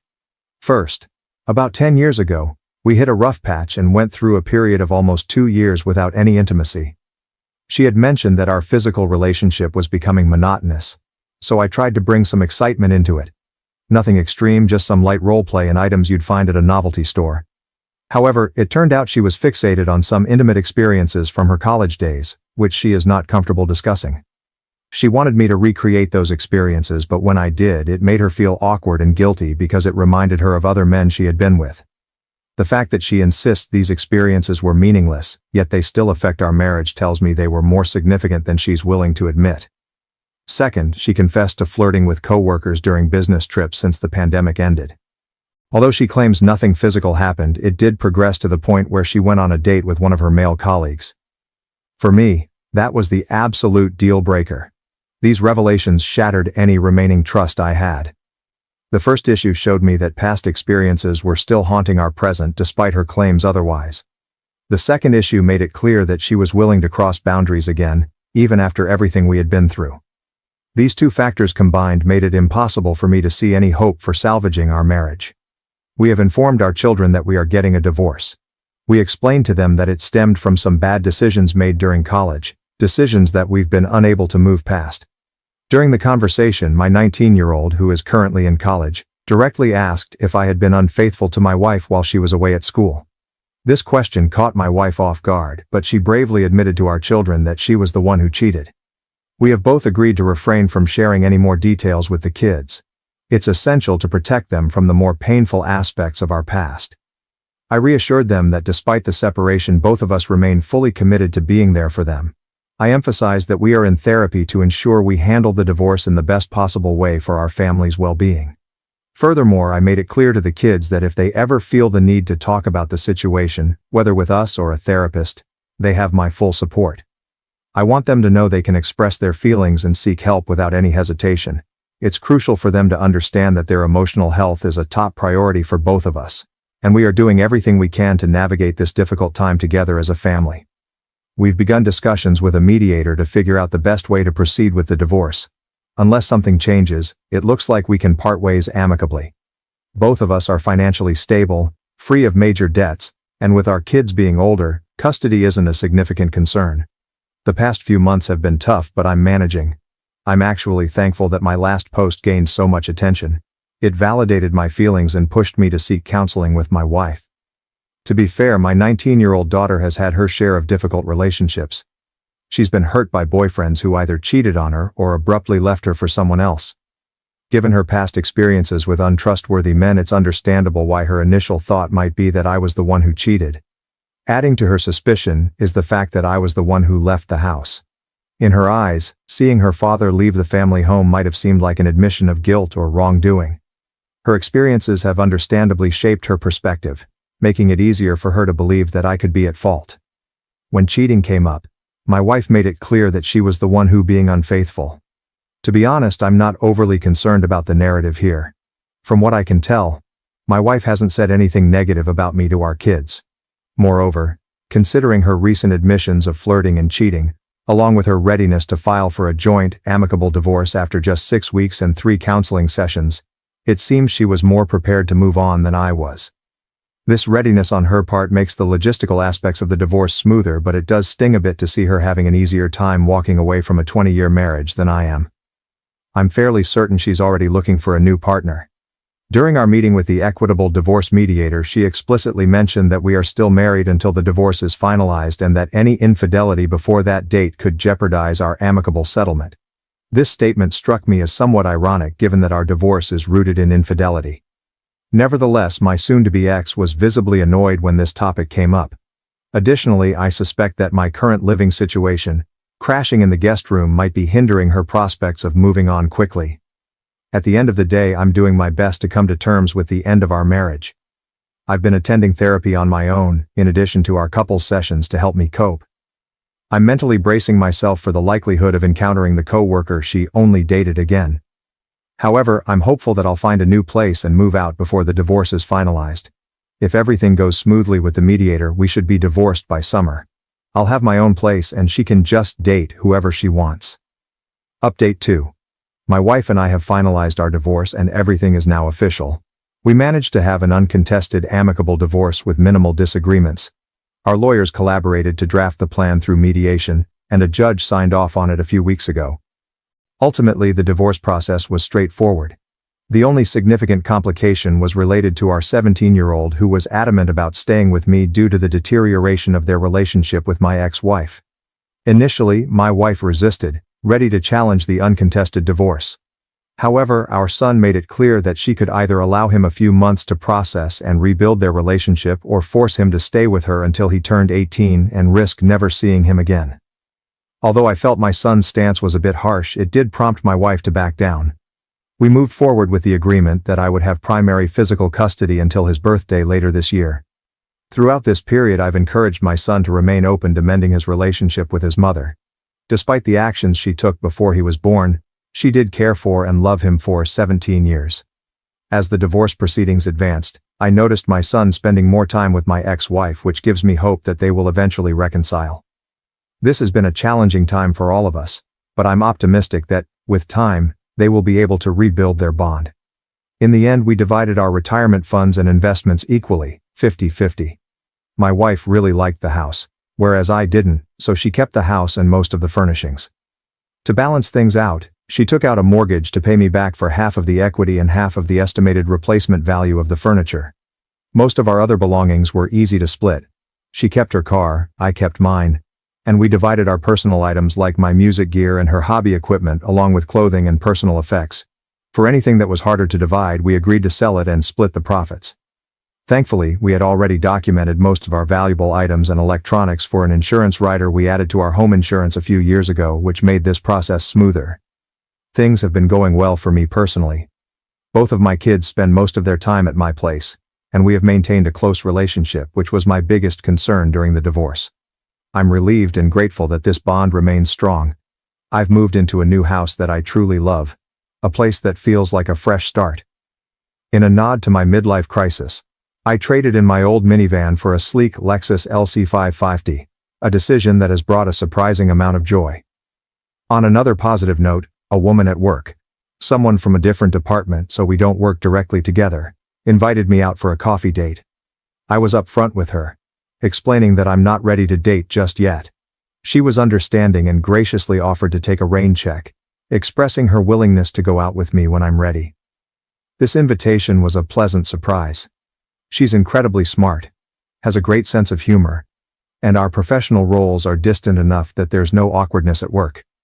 My ex and I are still attending couples counseling, but now it's focused on achieving closure for our marriage and ensuring we can co-parent effectively.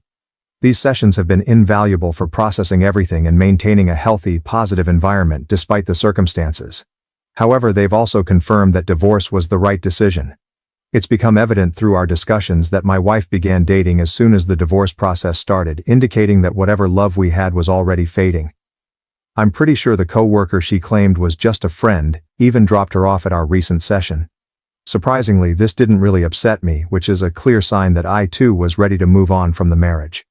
In the end, healing from the betrayal will take time, but I feel like I'm making good progress and can confidently say that the divorce was the right choice. I've shed more tears in the past 4 months than in the last 20 years combined, but for the past month, I've genuinely felt good about myself for the first time in a long while. I'm enjoying my newfound independence, staying busy helping my 17-year-old prepare for college in the fall and looking forward to a coffee date with a smart, funny woman in a month or two. The journey through our divorce taught me the value of honest communication. Looking back, I wish we had been more transparent with each other from the start. Honesty could have prevented some of the pain we both ended up feeling. It's a lesson I'll carry forward in all my future relationships, romantic or otherwise. Most importantly, I've discovered the strength within myself to rebuild and move on. Despite the heartache, I've started to feel genuinely good about myself again. Thank you for watching. If you haven't subscribed yet, please do so and hit the notification bell to stay updated with more shocking real-life stories happening around you.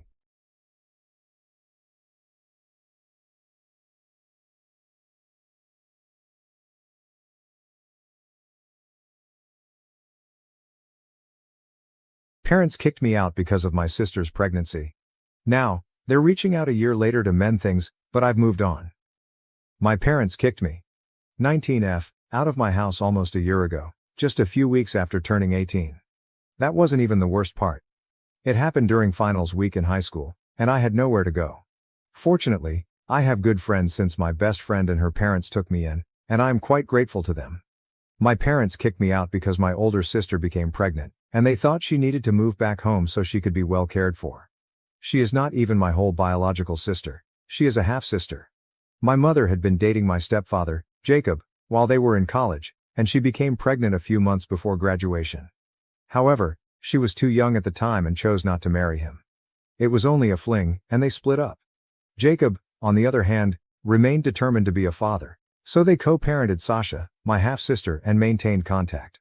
When Sasha was 3, my mother met my biological father. They dated for 2 years before marrying. 1 year into their marriage, she became pregnant with me. However, my father was not prepared and wanted to end the pregnancy. My mother refused, and they separated ways. After my father abandoned my pregnant mother, she severed all relations with him and his family before reconciling with Jacob. My father had passed away by the time I was born, and my mother and Jacob reared me. They married a few years after her divorce from my father was finalized. But I never regarded Jacob as a family member because he never treated me as such. I guess Jacob reunited with my mother while she was pregnant with me because he still loved her and wanted to be on her good side. But to him, I was always a burden. He'd been frigid to me since I was a child, and Sasha treated me similarly. While I got along well with my mother, I never developed a bond with Jacob or Sasha, despite the fact that we lived as a family. They always treated me as an outsider. My mother has always claimed to love me as much as they do, but I've never felt that way. She never acknowledged our estrangement, and despite my attempts to connect with them when I was younger, I was always rejected.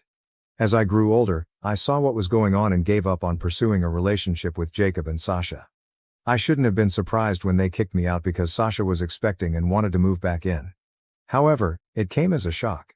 I should have known that Sasha would always be Jacob's priority, no matter how much older she was than me. Still, I hoped my mother would defend me, but she didn't. Sasha approached me around a year ago, just 2 days before finals week, and informed me that she was pregnant.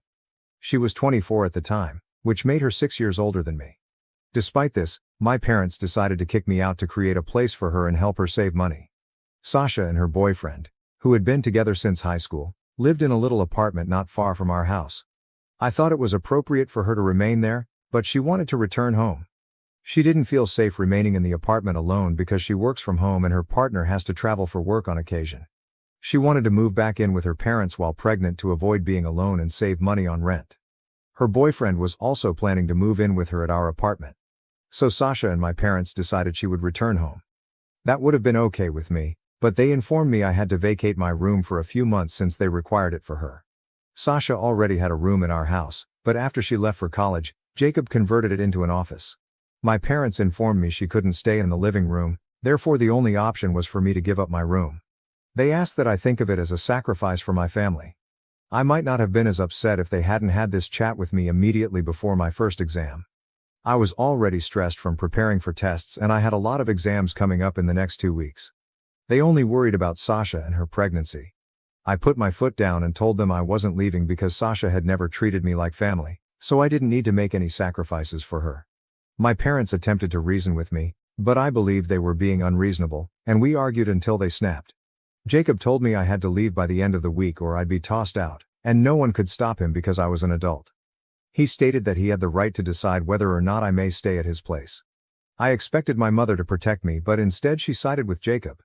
She stated they needed to make room for their real grandkids, and didn't have the time or energy to argue with me about it. She told me to do as I was told. My mom's use of the word real grandkids reaffirmed what I had already felt and known for years. My mom, Sasha, and Jacob were their own little family, and I had always been an outsider. I was really unhappy and decided to begin packing my things right away, oblivious to the fact that I had an exam the following day. They didn't even try to stop me as I departed, revealing where their priorities lay. I ended up on my best friend's doorstep. When I explained everything to her and her parents, they invited me to stay with them as long as I wanted. Many of you may wonder why I didn't ask for support from family members, but I don't know any. Jacob's family is exactly like him. They don't like me at all, and I knew addressing them would be futile.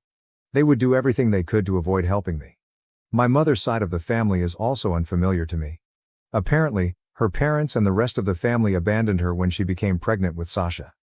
They wanted her to concentrate on her studies and did not want her to continue with the pregnancy because she was too young. She did it anyhow, and no one has spoken to her since. They weren't even present for her wedding to my father, nor for Sasha's or my birth, as she told me. So since I had no relatives, I turned to my pals. After I was kicked out and moved in with my best friend and her family, I was continually expecting my mother to contact me. I had no such expectations of Jacob or Sasha because I knew they didn't care about me and were probably relieved I left because I never fit into their perfect family. What really hurt me was that my mother didn't contact me. After a few months, I gave up hope completely. A full year has passed since then, and I've heard from a few people that Sasha gave birth a few months back. She and her boyfriend have been sharing how pleased they are to be parents to their baby. The 3 of them are still living with my parents, perhaps to save money on rent. I honestly couldn't care less about any of it. I've been working on improving my own life. After I graduated from high school, I needed to figure out how to get to college. With little contact with my parents, I also lacked money. My best friend's parents had graciously allowed me to live rent-free, but I couldn't ask them to pay for my schooling, especially since they had 2 children of their own. I was anxious, but fortunately, I had applied for several scholarships. Because I'm a good student, I was able to obtain a scholarship from one of the institutions I applied to. It wasn't my first or even second choice, but I couldn't pass up the opportunity to save money. Sasha already had a room in our house, but after she left for college, Jacob converted it into an office. My parents informed me that she could not stay in the living room, so the only logical choice was for me to give up my room. They begged me to consider it a sacrifice for my family. If they hadn't told me this just before my first exam, I wouldn't have been so unhappy. I was already nervous about studying for my examinations, which were due in the following 2 weeks, but they seemed to be more concerned with Sasha and her pregnancy. I put my foot down and told them I wasn't leaving since Sasha had never treated me like family, so I didn't feel obligated to make any sacrifices for her. My parents attempted to reason with me, but I believed they were being unreasonable, and we argued until they snapped. Jacob told me that I had to go by the end of the week or I would be tossed out because I was legally an adult and he had the right to decide whether I stayed in his house or not. I expected my mother to protect me, but she sided with Jacob. She explained that they needed to make room for their real grandkids, and did not have the time or energy to argue with me about it. Hearing her refer to Sasha's children as real grandkids reinforced what I had assumed for years. My mother, Sasha, and Jacob had their own small family, and I had always been the outsider. I was so unhappy that I started packing my things right away, ignoring the fact that I had a test the next day. They didn't even try to stop me as I departed, revealing where their priorities lay. I landed up at my best friend's house, and after explaining everything to her and her parents, they invited me to stay with them as long as I needed. You might wonder why I didn't ask other family members for assistance, but I don't really have any. Jacob's family dislikes me, so I knew it would be fruitless to seek assistance. I never knew anyone on my mother's side of the family. My mother always told me that when she became pregnant with Sasha, her family cut her off because they wanted her to focus on her studies. They didn't want her to get pregnant since she was too young, but she did anyway, and no one has spoken to her since. They weren't even present for her wedding to my father, let alone either of our births, according to her. So I didn't think I had any relatives to turn to, so I went to my pals instead. After I was kicked out and moved in with my best friend and her family, I kept expecting my mother to contact me. I had no such expectations of Jacob or Sasha, as they clearly didn't care about me and were probably relieved that I had left. What pained me the most was that my mother did not reach out at all. After a few months, I gave up hope completely. It has been a year since then. I found out from friends that Sasha had given birth a few months ago and that she and her boyfriend have been posting about their new life as delighted parents.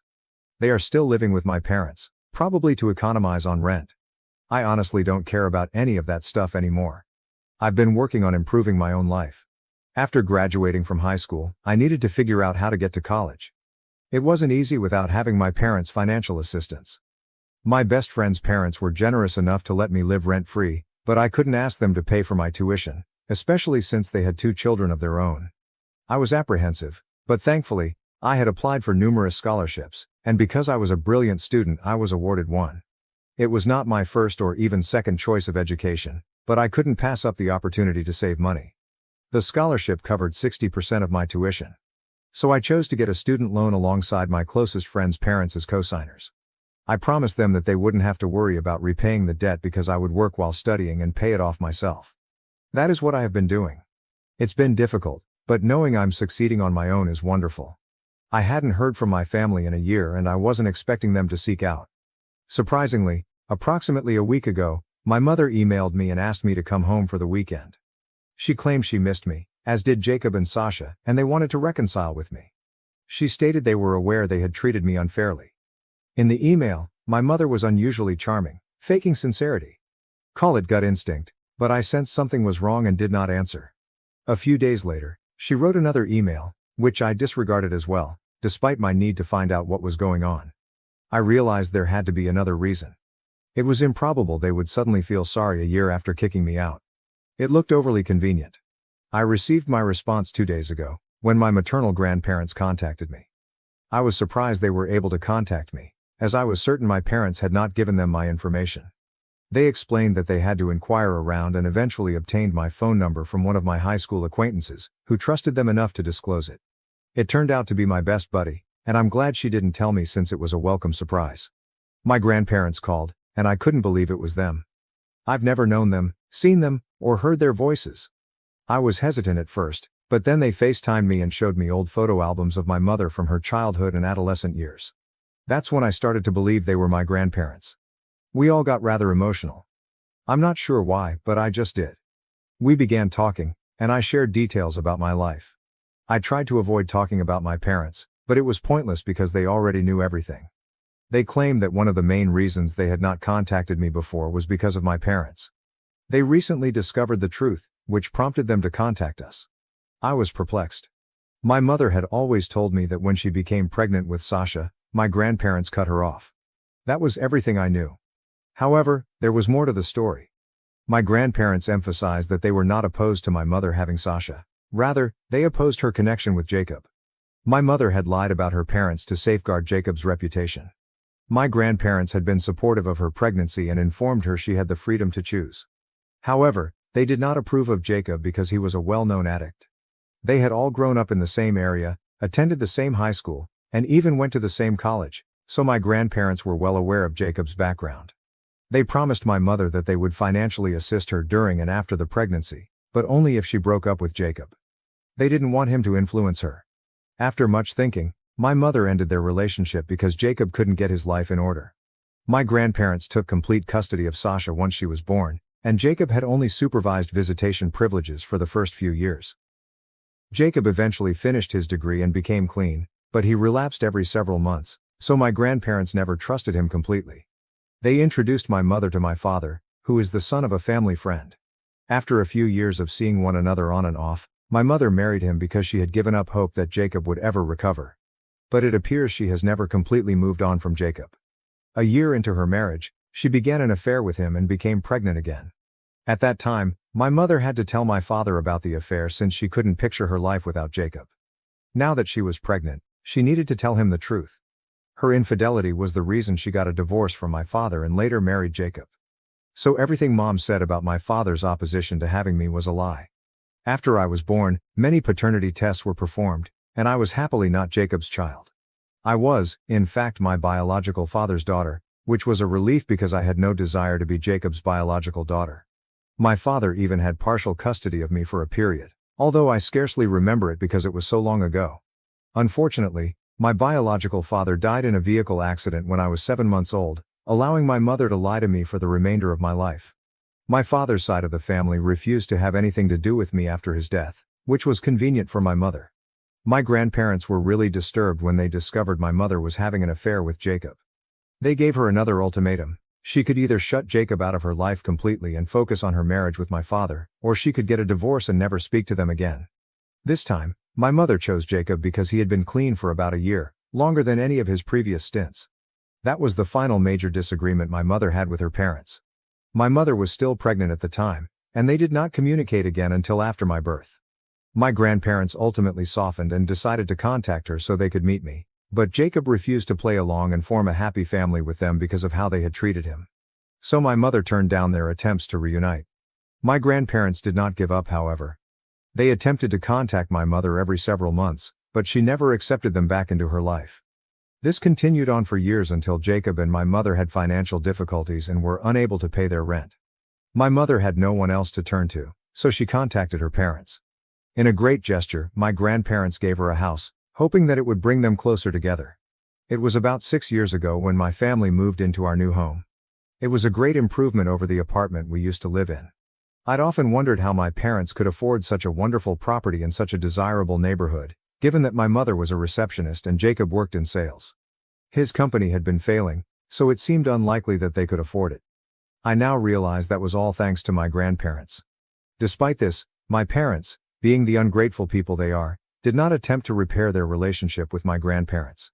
Both my mother and Jacob were aware that my grandparents had paid for the house, but my mother insisted that they were not ready to reconnect and needed time to think about it. My grandparents, being naive, gave them room for a few months, but when my mother did not respond, they tried again. She kept claiming that she needed more time. This went on for years, and my grandparents eventually admitted that perhaps it wasn't meant to be. They were getting older and told me how humiliating it was to continually attempting to contact their daughter only to be denied each time. They finally admitted to my mother that they understood why she no longer wanted to be around them and regretted themselves for not being gentler in the past. The only thing they wanted was that my mother continue to send photos of our family so that they knew we were doing fine. Surprisingly, my mother agreed, and for the past few years, that was how my grandparents stayed in touch, which was quite sad. They told me everything, and I burst into tears. I had always thought of them as villains, but that was not the case. Now, as for how they discovered the truth. My grandfather just had a health scare with heart problems, and he and my grandma realized they couldn't keep pretending everything was fine. Because they weren't getting any younger, they wanted to make one final attempt to reconcile with the family before passing away. They stopped by my mother's house a few weeks ago, which is technically still theirs because they paid for it and their names are on the deed. When they came, my mother had no choice but to welcome and entertain them. They discovered they were great-grandparents when Sasha had her children. But when they asked about me, my parents became really uneasy and had no idea what to say. So they informed my grandparents that I was away at college and that it might not be a good time to contact me because I was in a vulnerable state due to examinations. They couldn't even come up with a false college name, which led my grandparents to suspect something was up. They had a gut feeling that my parents had made a mistake, so they left the house to speak with our neighbors. That is how they discovered that I had not been living with my parents for the past year after being kicked out. The neighbors didn't know why, but their son, who went to school with me, informed my grandparents that I had been staying with my closest friend's family for a while, and they could know more. That's how my grandparents got in touch with my best buddy, and they eventually found out what happened to me. Naturally, they were furious when they discovered the truth. My grandparents informed my mother that she and her family would need to evacuate the house in order to make room for their only real grandchild. It was the epitome of retaliation, using the identical things my parents had used to me. My best friend ensured that my grandparents knew just how to press that nerve. It now became clear why my parents were attempting to reach out and make amends. They were going to lose their home. My grandparents waited a few days to approach me after learning everything because they were concerned about how I would respond. They eventually decided to go forward with it since they had wasted so many years worrying about how my mother would respond, and they wanted to do the right thing now. However, my grandparents also wanted to give me the freedom to choose what I wanted. They told me that if I wanted to give my family another chance, they could continue to live in the house. But if I wanted them to leave, that is what would happen. Apparently, when they came, no one in the family seemed pleased to see them, and I was the only one who appeared truly interested in developing a relationship with them. My grandparents refused to be taken for fools anymore, so I had to decide whether I wanted my parents to have a home or not.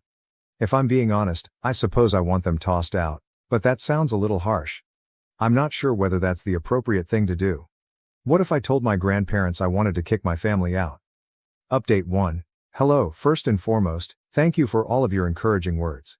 It means everything to me, and I appreciate it more than I can express. Regarding my decision, I've concluded that I do want my family to leave that house. I told my grandparents a few days ago, and now they're evicting my family. Of course, there's a lot of legal stuff involved, which my grandparents say I don't need to worry about. My parents have also been emotionally manipulative, particularly Sasha, but my grandparents are impervious to it. After speaking with me, they learned about all the falsehoods my mother had been spreading and how she had poisoned their grandchildren against them. They have no more sympathy for my parents. To be honest, Sasha and her partner are working grown-ups, so I'm confident they'll find something out, just like millions of others. The same applies for my parents. I don't feel guilty about any of it. After all, they didn't feel horrible about kicking me out, knowing I was just 18 and still in school. Despite this, I was able to perform well academically, even though it occurred just before my exams. I urged my grandparents not to worry about my college tuition, but they insisted on handling the student loan I had taken out. They also apologized for not being present for me sooner. We have a lot to talk about and make up for, but everything is going great right now. Update 2. Hello, my grandparents began evicting my family a few weeks back, and they have till the end of next month to depart. My mother is not pleased about it. She felt compelled to inform me, writing an email a few weeks ago in an attempt to regain my trust and heal things, most likely so her parents wouldn't kick her out. The email was quite different from the one I had received before.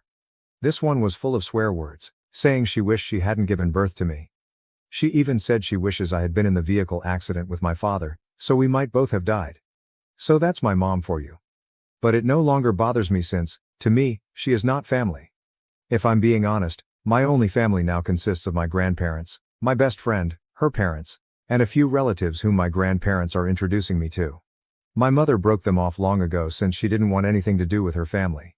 It's an unusual scenario, but I'm adjusting. Update 3. Hello, the holidays have just begun, and I'm back home in my old house. It feels strange to be here, but my grandparents have been living in the house since my family departed, and they've done an excellent job of renovating it. Even my room seems like home again. We'll be throwing a Thanksgiving dinner shortly, and we've invited some family members, my best friend, and her parents. I feel like my life is finally getting back on track. I'm very happy, and I wish I could stay this way forever. Thank you for watching. If you haven't subscribed yet, please do so and hit the notification bell to stay updated with more shocking real-life stories happening around you.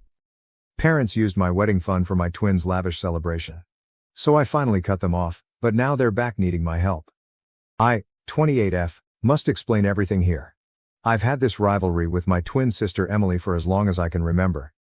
In my case, it wasn't just between us, but I suppose that's normal for siblings.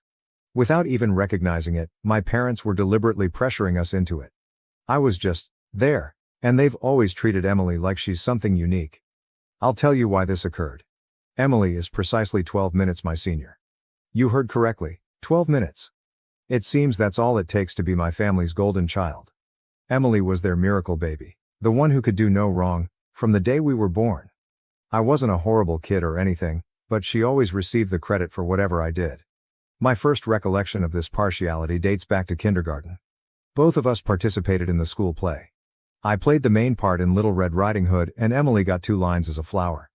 Emily started crying on stage during the concert after forgetting her lines. My parents missed my entire performance as they hurried to console her right away.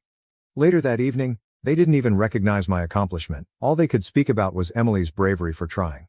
For the duration of primary school, this pattern persisted.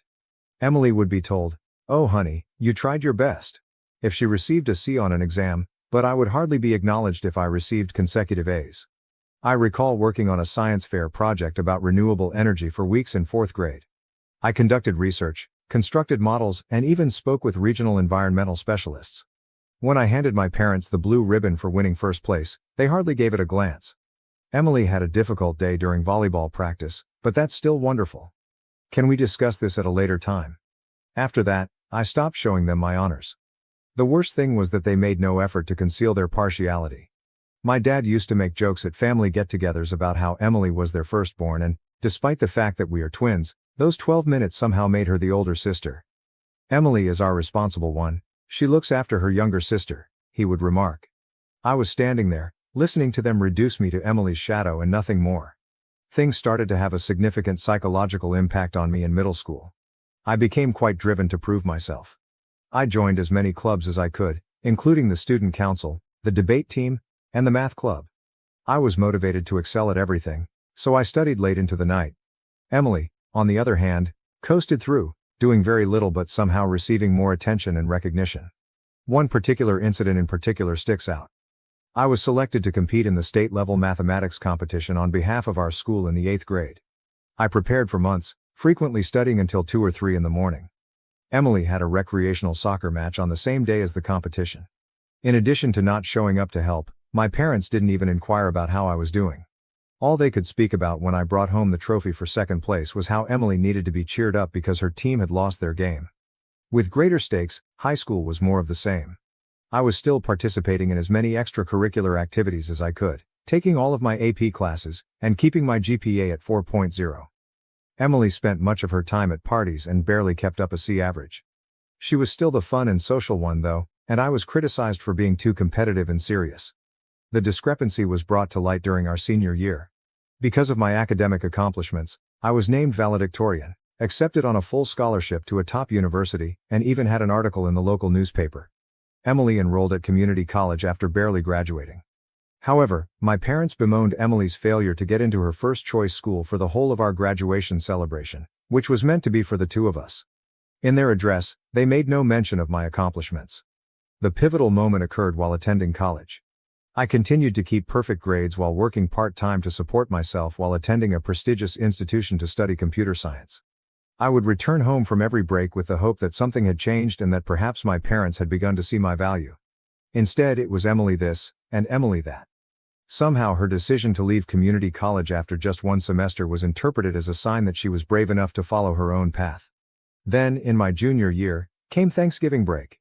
Everything changed when my uncle, who had always had a slightly excessive love for alcohol, made a mistake. He disclosed that my parents hadn't even intended to have twins while he was thinking back on my mom's pregnancy. They were devastated to learn they were expecting 2 children when they had only intended to have 1. My dad, being the docile person he is, simply shrugged and said, "We'll figure it out." My mom had been concerned about how they would manage 2 babies. However, their method of figuring it out was to basically choose a favorite and focus all of their energy on her, which was of course, Emily, their cherished firstborn. In their minds, those pivotal 12 minutes were the difference. After years of wondering why they didn't care about my accomplishments, everything suddenly fell into perspective when my uncle confessed this to me when we were seated at the dinner table.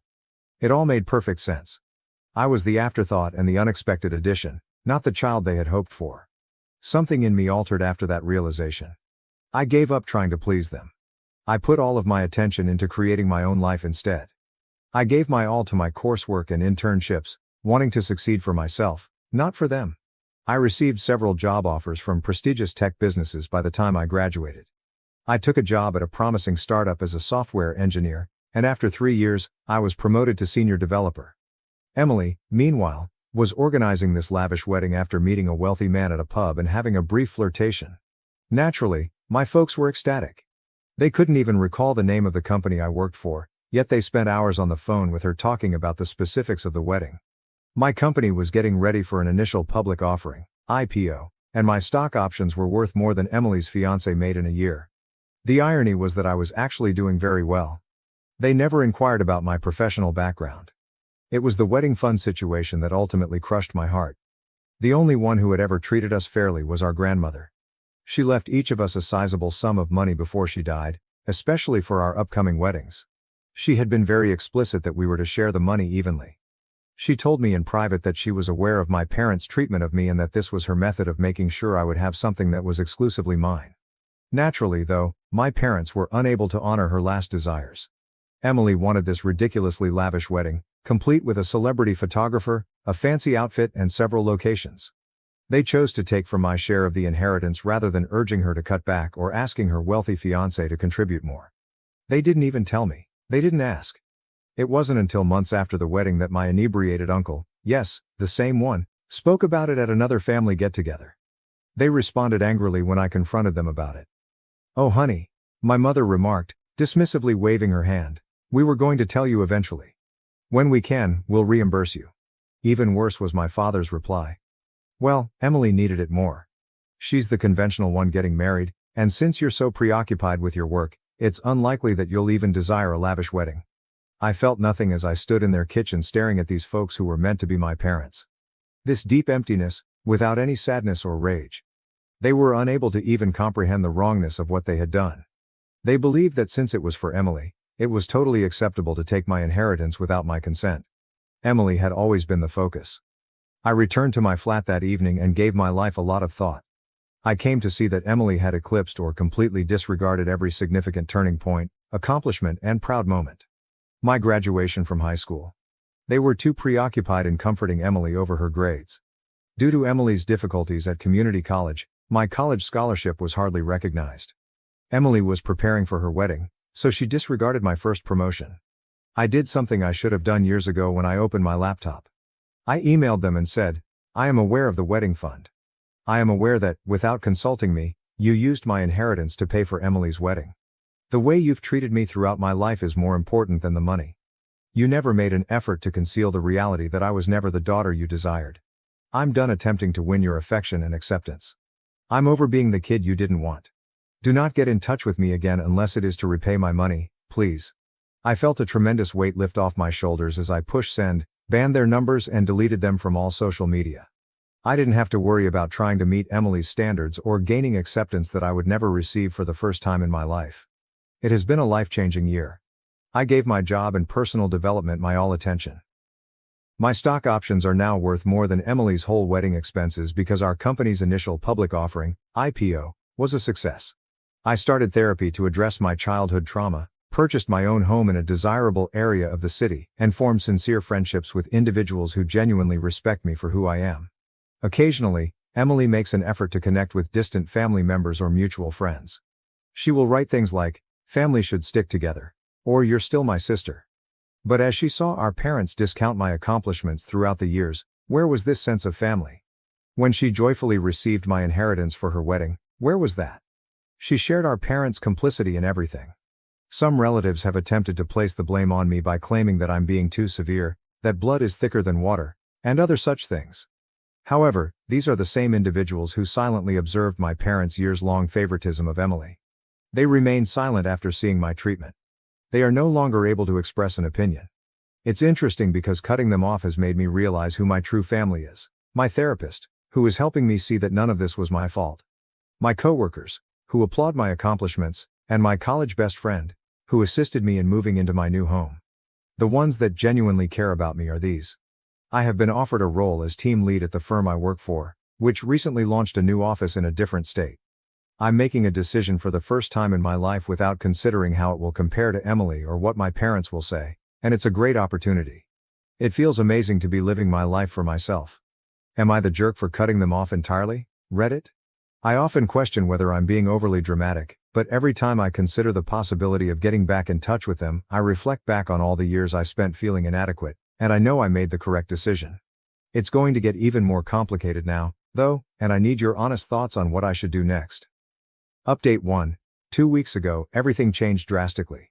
My phone began ringing with several calls from my uncle when I was in the middle of a team meeting. My initial reaction was to ignore it because family calls always indicate turmoil, but I decided to answer it because there was something unique about receiving several calls in quick succession. He began, trembling a little. "Hey, it's Uncle Greg." I knew right away that something was amiss. He is typically the type of guy that remains positive even in the face of adversity. "I need to discuss your parents with you." I felt sick to my stomach. I knew this couldn't be good news because I hadn't heard from them in 2 years. "What's happening?" Trying to speak steadily, I asked. "They were involved in an accident. A rather poor one. They are in the medical facility." He paused, and I heard him inhaling deeply. "Their car was struck by a truck that ran a red light. Your dad is in critical condition, and your mom has several fractures. They have spent a few days in the hospital." Days. I said it again, raising my voice. "And until now, no one had the idea to tell me." He said, "They wanted me to let you know," in a calmer tone. "I believe, they want to see you, I believe. That's not all though. Their insurance is having issues." There was, of course. He went on to tell me that 6 months prior, my parents had allowed their health insurance to lapse. They had been having financial difficulties due to credit card debt and poor investments. They were far from being discharged from the hospital, and the medical bills were already mounting. "What about Emily?" I knew the answer when I asked. Uncle Greg let out a sigh. "She said she couldn't assist with the bills when she visited once, immediately following the accident. She didn't want to ask her husband for money so soon after their honeymoon, for some reason. She is occupied with her stepchildren, her new family." That made me giggle. Emily is typical, always coming up with an excuse. Emily was too proud to approach her wealthy husband for assistance with our parents' medical expenditures, even though she had no trouble taking my fortune for her wedding. I sat in my office for a while after I hung up with Uncle Greg, gazing out the window at the skyline of the city. I didn't miss the irony.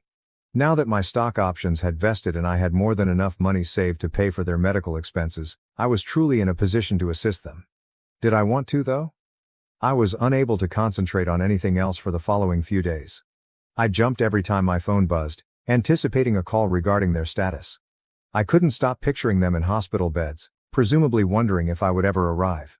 Since they were my parents, I felt bad for even thinking about not helping.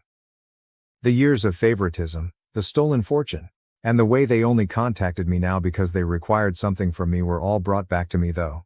Simply put, this was about money. Not about re-establishing contact or making amends. 3 days after Uncle Greg called, Emily texted me. "I am aware that you are performing well at work. Parents are in dire need of assistance.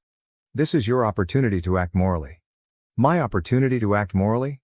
When she was using my inheritance to pay for her wedding, where was this moral compass? Where had she been all those years when she saw our parents brush off my accomplishments? My parents finally called themselves after a week of internal conflict.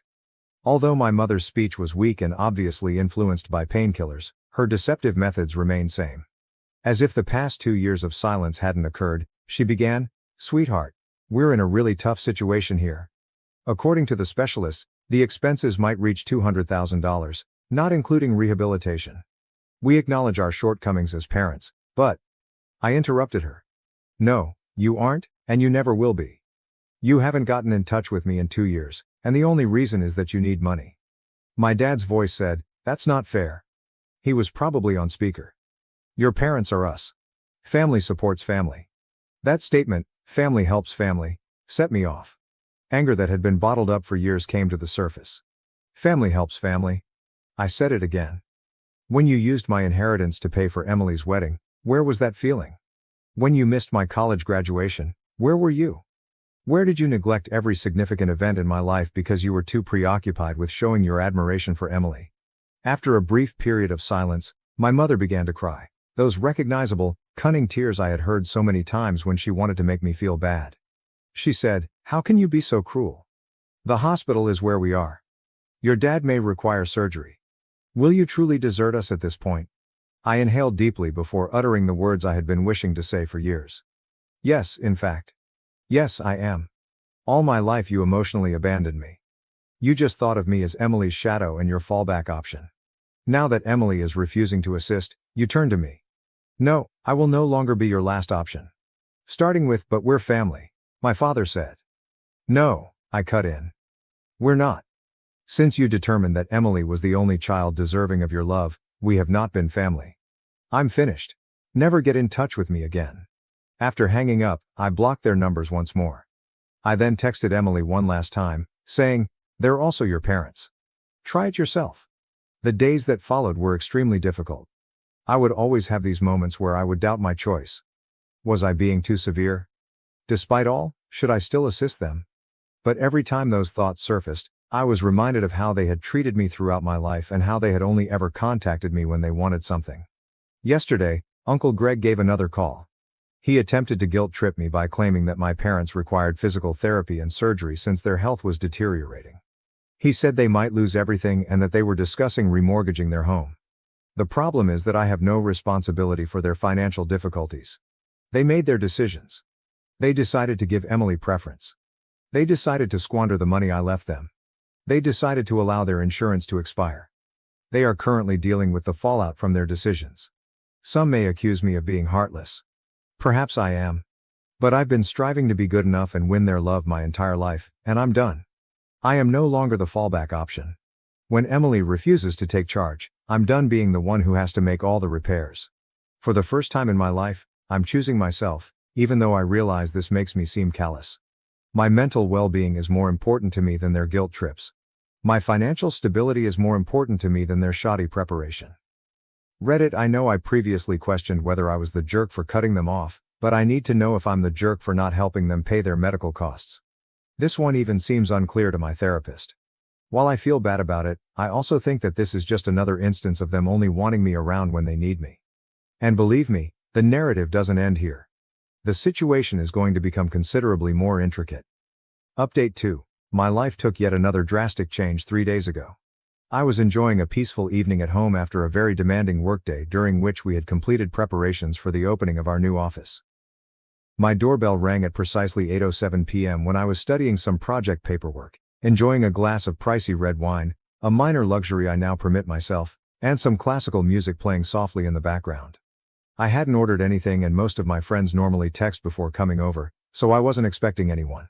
I froze, staring through the peephole. Emily was standing there looking like the affluent trophy wife she had become, complete with a fashionable gown, flawless makeup, and a $15,000 Hermes Birkin purse in her hand. I was aware of the irony. That bag alone could have paid for a sizable amount of our parents' medical expenses. I briefly thought about acting as though I wasn't home, but throughout the previous few weeks, I had undergone a transformation. I was no longer the person who squirmed around Emily. She had intimidated me for too long, and I had allowed her to win. No more. I opened the door with my cool, controlled and slightly dismissive corporate boardroom demeanor. Leaning against the doorframe, I remarked, "Well, if it isn't my dear sister. What brings you to my humble abode?" Without waiting for an invitation, she swept by me and entered my apartment. Emily's usual behavior.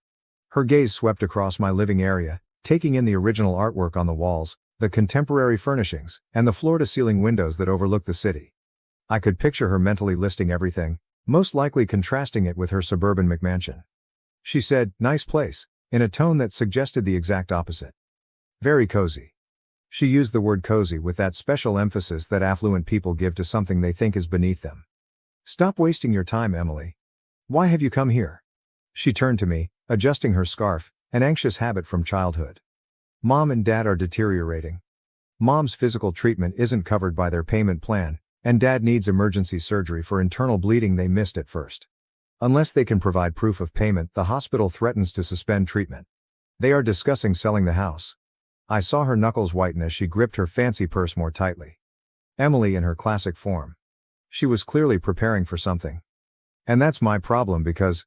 I arched an eyebrow, purposefully imitating her patronizing tone from our early years. Because you can help them, she said, her immaculate exterior beginning to falter. I am aware that your business went public. I checked the pricing of the stocks. I conducted research. You've got the cash. That made me giggle. The sound, which was perhaps rougher than I intended, reverberated off the walls of my flat. Oh, you have been monitoring me? How intriguing. Before using my inheritance to pay for your wedding, did you do this much research? Or prior to your own refusal to assist them? In all this, where is your wealthy husband? Emily's face turned red, another vivid memory from my early years. Her dramatic outbursts, which always ended with our parents comforting her, were always preceded by that flush when we were little. That's different, she stammered as her poise continued to falter. I now have a new family. I have obligations. Consider stepchildren. We each have our own financial plans, James and I. When a family situation arises, I can't just throw money at it. Can't just what? With a strong voice, I interrupted her. Can't you simply assist your parents, who have given you everything? Who paid for your wedding with my inheritance? Who prioritizes you the most? Who didn't attend my college graduation to assist you with your apartment move? Those parents. She waved her hand dismissively and said, that's ancient history. But I saw that she stepped back. This is roughly right now. You're being selfish, and they need help. Her use of the word selfish was the last straw. A lifetime of repressed rage and bitterness abruptly solidified into a chilly, unambiguous goal. I went silently to my home office, picked up my laptop and a few papers off my desk, and then went back to the living room. Emily, would you like to discuss money? Let's have a conversation. I rotated the screen of my portfolio dashboard in her direction. Look at these figures. My stock options are these. I'll explain it to you in words you can comprehend. This is more valuable than James, your husband, will be in 3 years. That home of which you're so proud. If I wanted to, I could pay cash for it tomorrow. As she gazed at the numbers, her face turned white instead of crimson. I went on, bringing up papers such as my investment portfolio, my pay stubs, and the most recent offers I had gotten from rival businesses. But you're a tech worker. For the first time I could recall, she stumbled, you're just a programmer. Her voice was small. Emily, I'm now a senior development director. I was making something for myself while you and your wealthy husband were playing home. I also did it without treading on anyone else, unlike you. I clicked firmly to shut down my laptop. Without using any of my resources, I could assist mom and dad by covering their medical expenses. However, I won't. She murmured. You're being cruel. But I could see that she realized that her younger sister had outwitted her. No, it is terrible to stand by and do nothing while your sister is ignored her entire life. Without asking, cruel is stealing her inheritance. Cruel only shows up at her door when you're in need. I approached the door and pulled it open. Are we finished here? Don't return? Clutching her pricey purse like a shield, she stood there. She made one final attempt to say, you'll regret this, but her voice lacked the assurance it usually possessed. When they lose everything. My only regret is that I didn't cut you all off sooner. Emily, goodbye. I poured myself another glass of wine after she left, a $200 bottle I had been putting away for a special occasion, and this one felt like it, and then I went out to my balcony. In front of me, the city lights were a tapestry of freedom and opportunity. I felt totally free for the first time in my life. No more living in Emily's shadow, no more feeling guilty, no more looking for approval. My phone was inundated with notifications the following morning. Apparently, Emily had spent the night phoning every member of the family she could get through to tell them how I had changed, how prosperity had made me callous and uncaring, and how I was leaving the family when they needed me most. Uncle Greg wrote me a very long mail on karma and family responsibilities. In response, I shared a comprehensive folder with the family group chat. It included scanned copies of my inheritance documents, bank statements that revealed how my money was used for Emily's wedding, text messages from Emily stating that she would not assist with the medical bills despite her affluent lifestyle, and a breakdown of my current net worth that showed exactly how much I could contribute if I so desired. After that, the family conversation became very silent. Our cousin Angela was the only one to reply, "Holy, you actually did it, didn't you? In fact, you were successful on your own." I worked on my future plans over the course of the following few days. In another state, I accepted the promotion, which came with a bigger package of stock options and a substantial rise. The real estate agent believes my apartment will sell for a lot more than I'm asking for in this neighborhood, so I put it up for sale. I've already begun searching for real estate in my new city. This time, perhaps a penthouse. Emily sent me one last text last night, which said, "Mom's crying every night because of you."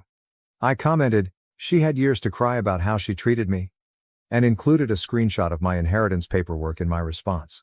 Her tears are no longer effective. After that, I blocked her number and all of my other family contacts. Closing the last chapter of a book I should have finished years ago was how it felt. You have been amazing during this journey, Reddit. Your encouragement made it clear to me that I wasn't alone in my feelings and that it's acceptable to put oneself above harmful family members. Your remarks served as a constant reminder of my decision-making process whenever I had second thoughts. Recently, I received a message questioning if achieving financial success was worth sacrificing my family. The truth is, though, that I didn't lose any. Folks who never treated me like family in the first place were folks I broke free from. My achievement just gave me the courage to refuse their treatment. It didn't change who I am. I want to express my gratitude to everyone who told me similar stories, gave me advice, or just confirmed how I felt. When I most needed strength, you gave it to me. I will begin looking for a home in my new city next week. A new life, a new career, and a new home. For the first time, I'm looking forward to the future without being constrained by obligations to my family. Aida. To some, perhaps. However, I've come to the crucial realization that sometimes being branded an asshole by toxic individuals is a sign that you're finally advocating for yourself. Reddit, thank you. I was able to discover my value and voice thanks to you. Thank you for watching. If you haven't subscribed yet, please do so and hit the notification bell to stay updated with more shocking real-life stories happening around you. I found tampons in my husband's car. I wished he had been unfaithful to me instead, so that my kids wouldn't have had to go through this. I am a 29-year-old female who has been with my 30-year-old husband for 7 years, married for 4. I've never had reason to suspect he was unfaithful to me or even remotely dissatisfied with our marriage. He likes to joke that we're still living the honeymoon phase, nearly 5 years, and 2 kids in. I wouldn't have questioned that, or him, were it not for a surprise I found in his car last month. When buckling our daughter into her car seat, I noticed something slotted between the cushions. At first, I thought it was just some stray toy or snack wrapper, so I reached down to fish it out. As my fingers closed around the object, I felt the familiar cylindrical shape of a tampon. Confusion washed over me as I pulled it into view, the bright wrapper stark against the upholstery. This wouldn't have been so unusual had I not had an IUD that has stopped my period for the past year, and I didn't even recognize the wrapper style. It was a brand I'd never used, a small but glaring discrepancy that made my stomach churn. I brought it to my husband's attention later that evening, still holding the offending item like it was evidence in a mystery I was desperate to solve. He didn't seem to understand what it was at first, staring at the tampon in my hand with genuine confusion. "Why are you showing me this?" he asked, his brow furrowing. I took a deep breath, trying to keep my voice steady. "I found it in your car, between the cushions, and it's not mine. I haven't had a period in over a year, remember?" His face remained blank for a moment longer before realization dawned. He shrugged and said it probably belonged to his co-worker, Fiona. His initial confusion quickly gave way to dismissiveness as he waved off my concerns with a nonchalant explanation. "Probably Fiona's," he said with a shrug, turning back to his phone. "She must have dropped it when we went out for lunch the other day." I stared at him, waiting for a sign that he understood why this was bothering me. But there was nothing. No apology, no concern. Just a casual dismissal. It was as if the tampon was no big deal, and I was overreacting. His indifference felt like a slap in the face, leaving me reeling and questioning everything I thought I knew about our marriage. It's not uncommon for my husband to carpool to lunch with his co-workers, and we're both fairly close to Fiona and her husband. The thought of my husband carpooling with Fiona and her husband had always been a non-issue. They were friends after all, and it wasn't uncommon for them to share rides to lunch. In fact, we often socialized as couples, spending weekends at each other's houses for barbecues or movie nights. Fiona and I had even bonded over shared experiences, like the challenges of balancing work and family life. Our kids played together while we chatted about everything from the latest office gossip to more personal topics. It made sense, considering how often they carpooled. I reassured myself that the tampon could have easily slipped out of Fiona's purse during one of these outings, no big deal. Maybe it fell out when she was grabbing her phone or wallet, getting jostled around in the process. No big deal, right? It was just one of those little accidents that could happen to anyone. I brushed it off as a harmless mistake, convincing myself there was no need to worry. After all, our friendship with Fiona and her husband was solid, built on years of trust and shared experiences. There was no reason to suspect anything out of the ordinary. So, I pushed the unsettling discovery to the back of my mind, determined not to let a small, Easily explained incident cause unnecessary drama. I put it out of my mind until we had dinner with Fiona and her husband a couple weeks later. I had sincerely wanted to believe my husband. I just couldn't get over the way it had been tucked in the seat and how my husband had seemed not to have any regard for it whatsoever. Maybe playing dumb. I don't know. I did something that I now feel kind of crazy for doing. I faked an emergency, and asked Fiona if she had any tampons while we were out together. She handed me one almost identical to the tampon I'd found in our back seat, and I breathed a sigh of relief. So the tampon there was probably the same tampon here, and in all likelihood, there was an innocent explanation as to why it had been left in the back seat in the first place. I thought I'd seen the last of the out-of-place feminine hygiene products until I found another tampon this morning. This time in my sock drawer. I feel physically ill at the thought of my husband having an affair and even more nauseated at the thought that the woman might have left these tampons out for me to find. If it was my husband's co-worker, why would she give herself away by offering me one the other night? In any other situation I would want to talk to my husband about this, but I feel too sick, and embarrassed, to approach him with what I found. Contemplating every possible source of 2 tampons has been my personal hell for the past few weeks, but I wanted to share an update. Shortly after posting here, I told my sister what happened. The tampon in the back seat and the sock drawer, my husband's cluelessness, the tampon from Fiona, and all the things I suspected but didn't want to believe. We compared tampons, save for the back seat one I had already discarded, and they were a match, just in different absorbents. I hadn't left either in a place where my husband or daughters would have found them and moved them around. My daughters didn't know what they were or where they had come from. My sister was convinced it was Fiona either pucking my husband, pucking with me, or both. Direct confrontation of either party still seemed like a bad idea, so she suggested inviting Fiona and her husband over for our Labor Day barbecue. Unfortunately, they already had plans. My sister and I agreed that it was too soon for cameras without any other evidence, so it was just a waiting game from there. Watching my husband for any changed behavior, there was none. Our house for any misplaced foreign items, there were none, and even the girls for any new friends they might have met. My sister's husband was adamant on this last point, and partly why he was inclined to believe that the tampons were harmless. If anything had been happening in or around our home, he said, it would be nearly impossible to keep it from me and the girls, since my husband was the one taking them to and from daycare and most other activities during the week. I felt a good bit of consolation in that. It wasn't until my younger daughter, 2yo, came down with something last week that I felt any differently. I wanted to be the one home taking care of her, but my husband insisted that I stay at work while he stayed home with her. I was okay with that. My sister and her husband figured it was a good sign that he would take the time off at a moment's notice, and at that point, we were all already beginning to put the tampon fiasco behind us. By the 3rd or 4th day, I was just happy to see a near-healthy child and a husband who was helping see her through it. Toward the end of that week though, I came home to something strange. The toddler that I'd left that morning in an old PJ set was now dressed in a onesie I'd never seen before, with a tiny clip in her hair. I can't say I have the sharpest memory, but I have a pretty good sense of what my kids wear on a day-to-day basis, and particularly what kinds of clothes they wear. I'd sworn off the full-length sleepsuits with snaps across the front long before we'd ever had our second. The long snaps are just a pain in the ass and a no-go for efficient diaper changes, IMO. It's just not something I would dress her in, and my husband knows as much. He doesn't plan for, or buy the girls' clothes, and he certainly doesn't accessorize them, so I was bewildered. And kind of floored at the thought of someone around our sick child without my knowledge.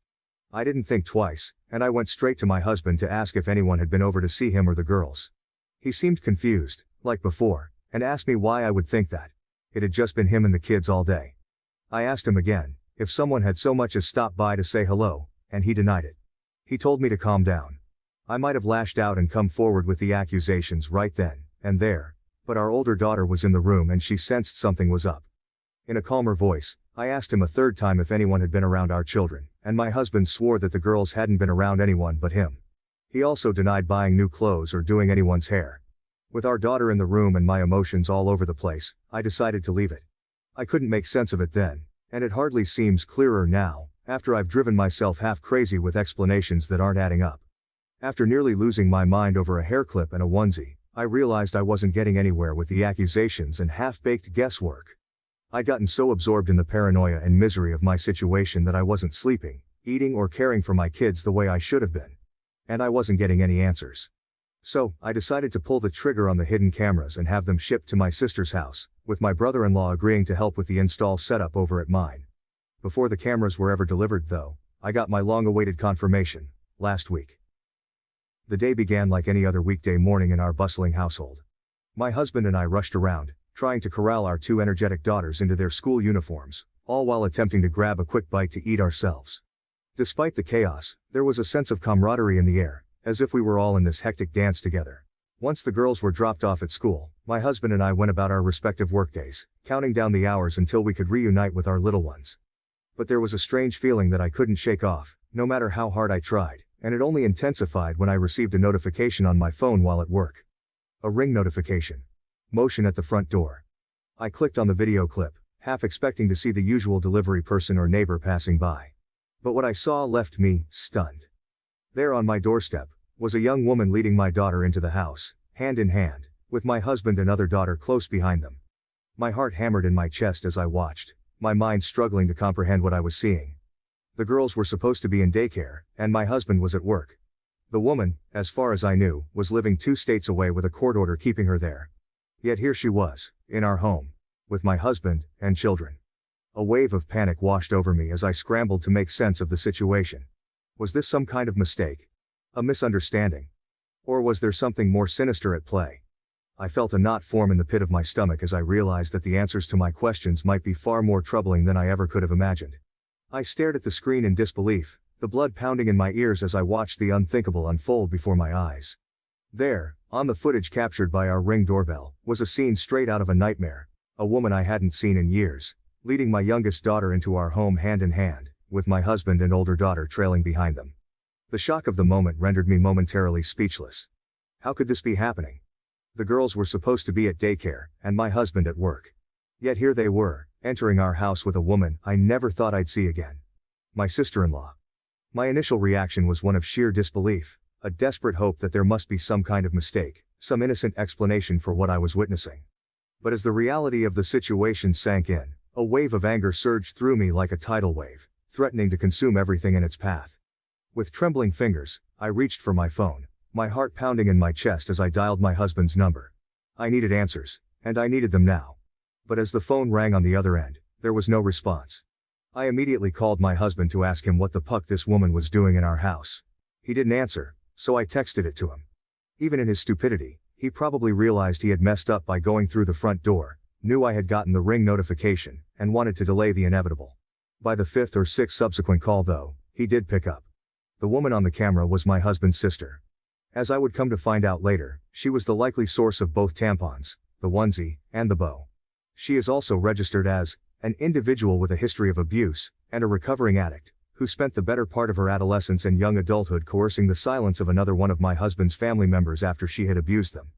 I hadn't seen or heard from her in years, and from the way my husband talked about her, I didn't expect I ever would. But here she was, in our house, with our children. It wasn't just the shock of seeing her after years of silence that left me reeling. It was the realization of what her presence in our home meant. My sister-in-law, fresh off another stint in rehab, was the last person I expected to find sneaking into our lives, especially under such clandestine circumstances. The gravity of the situation hit me like a ton of bricks. This wasn't about a random tampon or a harmless mistake. It was about deception and betrayal at the deepest level. Suffice to say I was livid. It wasn't an affair at all and still, somehow, infinitely more disgusting knowing who it was and why all of this had been happening. Apparently, my sister-in-law had wanted to reconnect and make amends with people she'd hurt. And my husband was high on that list. The irony of her attempts at reconciliation through deceit and intrusion was not lost on me. My husband didn't want me to know or, worse, try to keep her family, our children, away from her, so they'd been meeting in secret, often at our house when I was at work. They would enter through the garage, in my husband's car, so the Ring camera at the front door wouldn't tip me off. The level of planning and secrecy involved made my skin crawl. She spent the night on a weekend I had been on a business trip and slept in our bed. The very thought of her in our home, in our bed, made me feel violated. She babysat our girls on a night my husband told me he had dropped them off at his parents'. The casual way he had lied to me, the ease with which he had kept this secret, made me question everything I thought I knew about him. She bought the girls clothes and dressed my youngest in the onesie and bow that my husband had promised in his life I had dressed her in myself. The image of my daughter in that unfamiliar outfit, a tiny clip in her hair, now felt like a haunting reminder of the betrayal that had been unfolding right under my nose. And yet, when I turned to my husband for reassurance, for a glimmer of hope in the face of uncertainty, all I found was disbelief and denial. He brushed off my concerns with a casual shrug, insisting that it was all in my head, that I was overreacting to a series of harmless coincidences. My husband swore this was all in my head. The tampons, the onesie, the bow, and all the rest. He was perfectly content to watch me agonize for weeks over a woman he insisted didn't exist. Shrugging off each progressively more unsettling discovery like it was news to him and telling me I was being irrational. He insinuated that I was experiencing postpartum depression, 2 years after I'd given birth. 4 years later I told him that one of my biggest fears for motherhood was to suffer from PPD like my mother had with me, to not be fully present for our babies and be left with a world of guilt and regret as they grew older. But as the weeks stretched into months, and the truth remained stubbornly elusive, my patience wore thin, replaced by a simmering rage that threatened to consume me whole. How could he dismiss my fears so callously, to gaslight me into doubting my own sanity? How could he stand idly by as our family teetered on the brink of collapse? He told me I wasn't sleeping enough, that I missed the girls too much, that I needed to take a step back and reevaluate the state of my mental health. I gave him the benefit of the doubt because he was my husband, and because no other version of events made sense. Now, after a month of this mindfuck, I have nothing to show for my trust but this pathetic situation. And a lot of anger. My husband failed to explain himself. When confronted, he stammered and stumbled over his words, offering half-hearted excuses that made no sense. He muttered something about trying to protect me from unnecessary stress, about his sister just wanting to make amends, but his words were disjointed and unconvincing. Each excuse was more implausible than the last, a desperate attempt to cover up the truth. His evasiveness only confirmed my worst fears. The man I had trusted and built a life with was now a stranger to me, hiding behind a facade of lies and deceit. I watched as he avoided eye contact, his shoulders slumped in defeat. The weight of his betrayal hung heavily in the air, a palpable presence that neither of us could ignore. There was no reasonable explanation for his actions or for the deceit that had tainted our marriage. Every time he opened his mouth, I could see the panic in his eyes, the realization that he had been caught and there was no way out. His silence on certain points spoke louder than any words ever could, revealing the depth of his dishonesty. I knew then that I couldn't stay with someone who had so blatantly betrayed my trust and jeopardized the safety of our children. The thought of my daughters being exposed to such toxic secrecy and manipulation was unbearable. I had to prioritize their well-being, and that meant making the hardest decision of my life. With a heavy heart, I told him it was over. The look of shock and desperation on his face was almost pitiable, but it couldn't erase the damage that had been done. I walked away, determined to protect my children from any further harm. I decided to end the relationship and file for divorce. The decision was both heartbreaking and empowering. It was devastating to acknowledge that our 7-year journey together had come to such a bitter end, but it was also liberating to take control of my life and prioritize my well-being, and that of my children. The divorce process was long and grueling. Each step felt like a new battle in an endless war. There were countless court sessions, each more draining than the last, where I had to relive the pain and betrayal over and over again. My husband fought me every step of the way, refusing to accept responsibility for his actions and attempting to paint himself as the victim. His determination to contest every detail made the process even more exhausting and emotionally taxing. In court, I detailed the discovery of the tampons, the hidden meetings with my sister-in-law, and the lies my husband had told to cover his tracks. I showed the ring footage, which captured her entering our home with my children, and provided testimonies from my sister and brother-in-law to corroborate my claims. However, the court needed more than assumptions about my sister-in-law's character. They required concrete evidence of her past and present behavior, which was not easy to obtain. Despite these challenges, I remained focused on the bigger picture. I emphasized my husband's deceit and the breach of trust, which were undeniable. The court recognized the complexity of the situation and the emotional turmoil it had caused. After months of legal battles and countless court sessions, the court ruled in my favor. I was granted primary custody of our daughters, with my husband receiving supervised visitation rights. The judge acknowledged the need for a stable environment for the children, considering the deceit and the potential risks involved. Looking back, this ordeal taught me several valuable lessons that I hope others can learn from. Trust is the foundation of any relationship, and once it's broken, it's incredibly difficult to rebuild. Always listen to your instincts. If something feels off, it probably is. Communication is key. Address issues head-on rather than letting them fester. Most importantly, never settle for less than you deserve. My children and I deserve a life free from deception and betrayal, and I am committed to building that future for us. In your opinion, what do you think about this story? Please leave your comment below to let me know.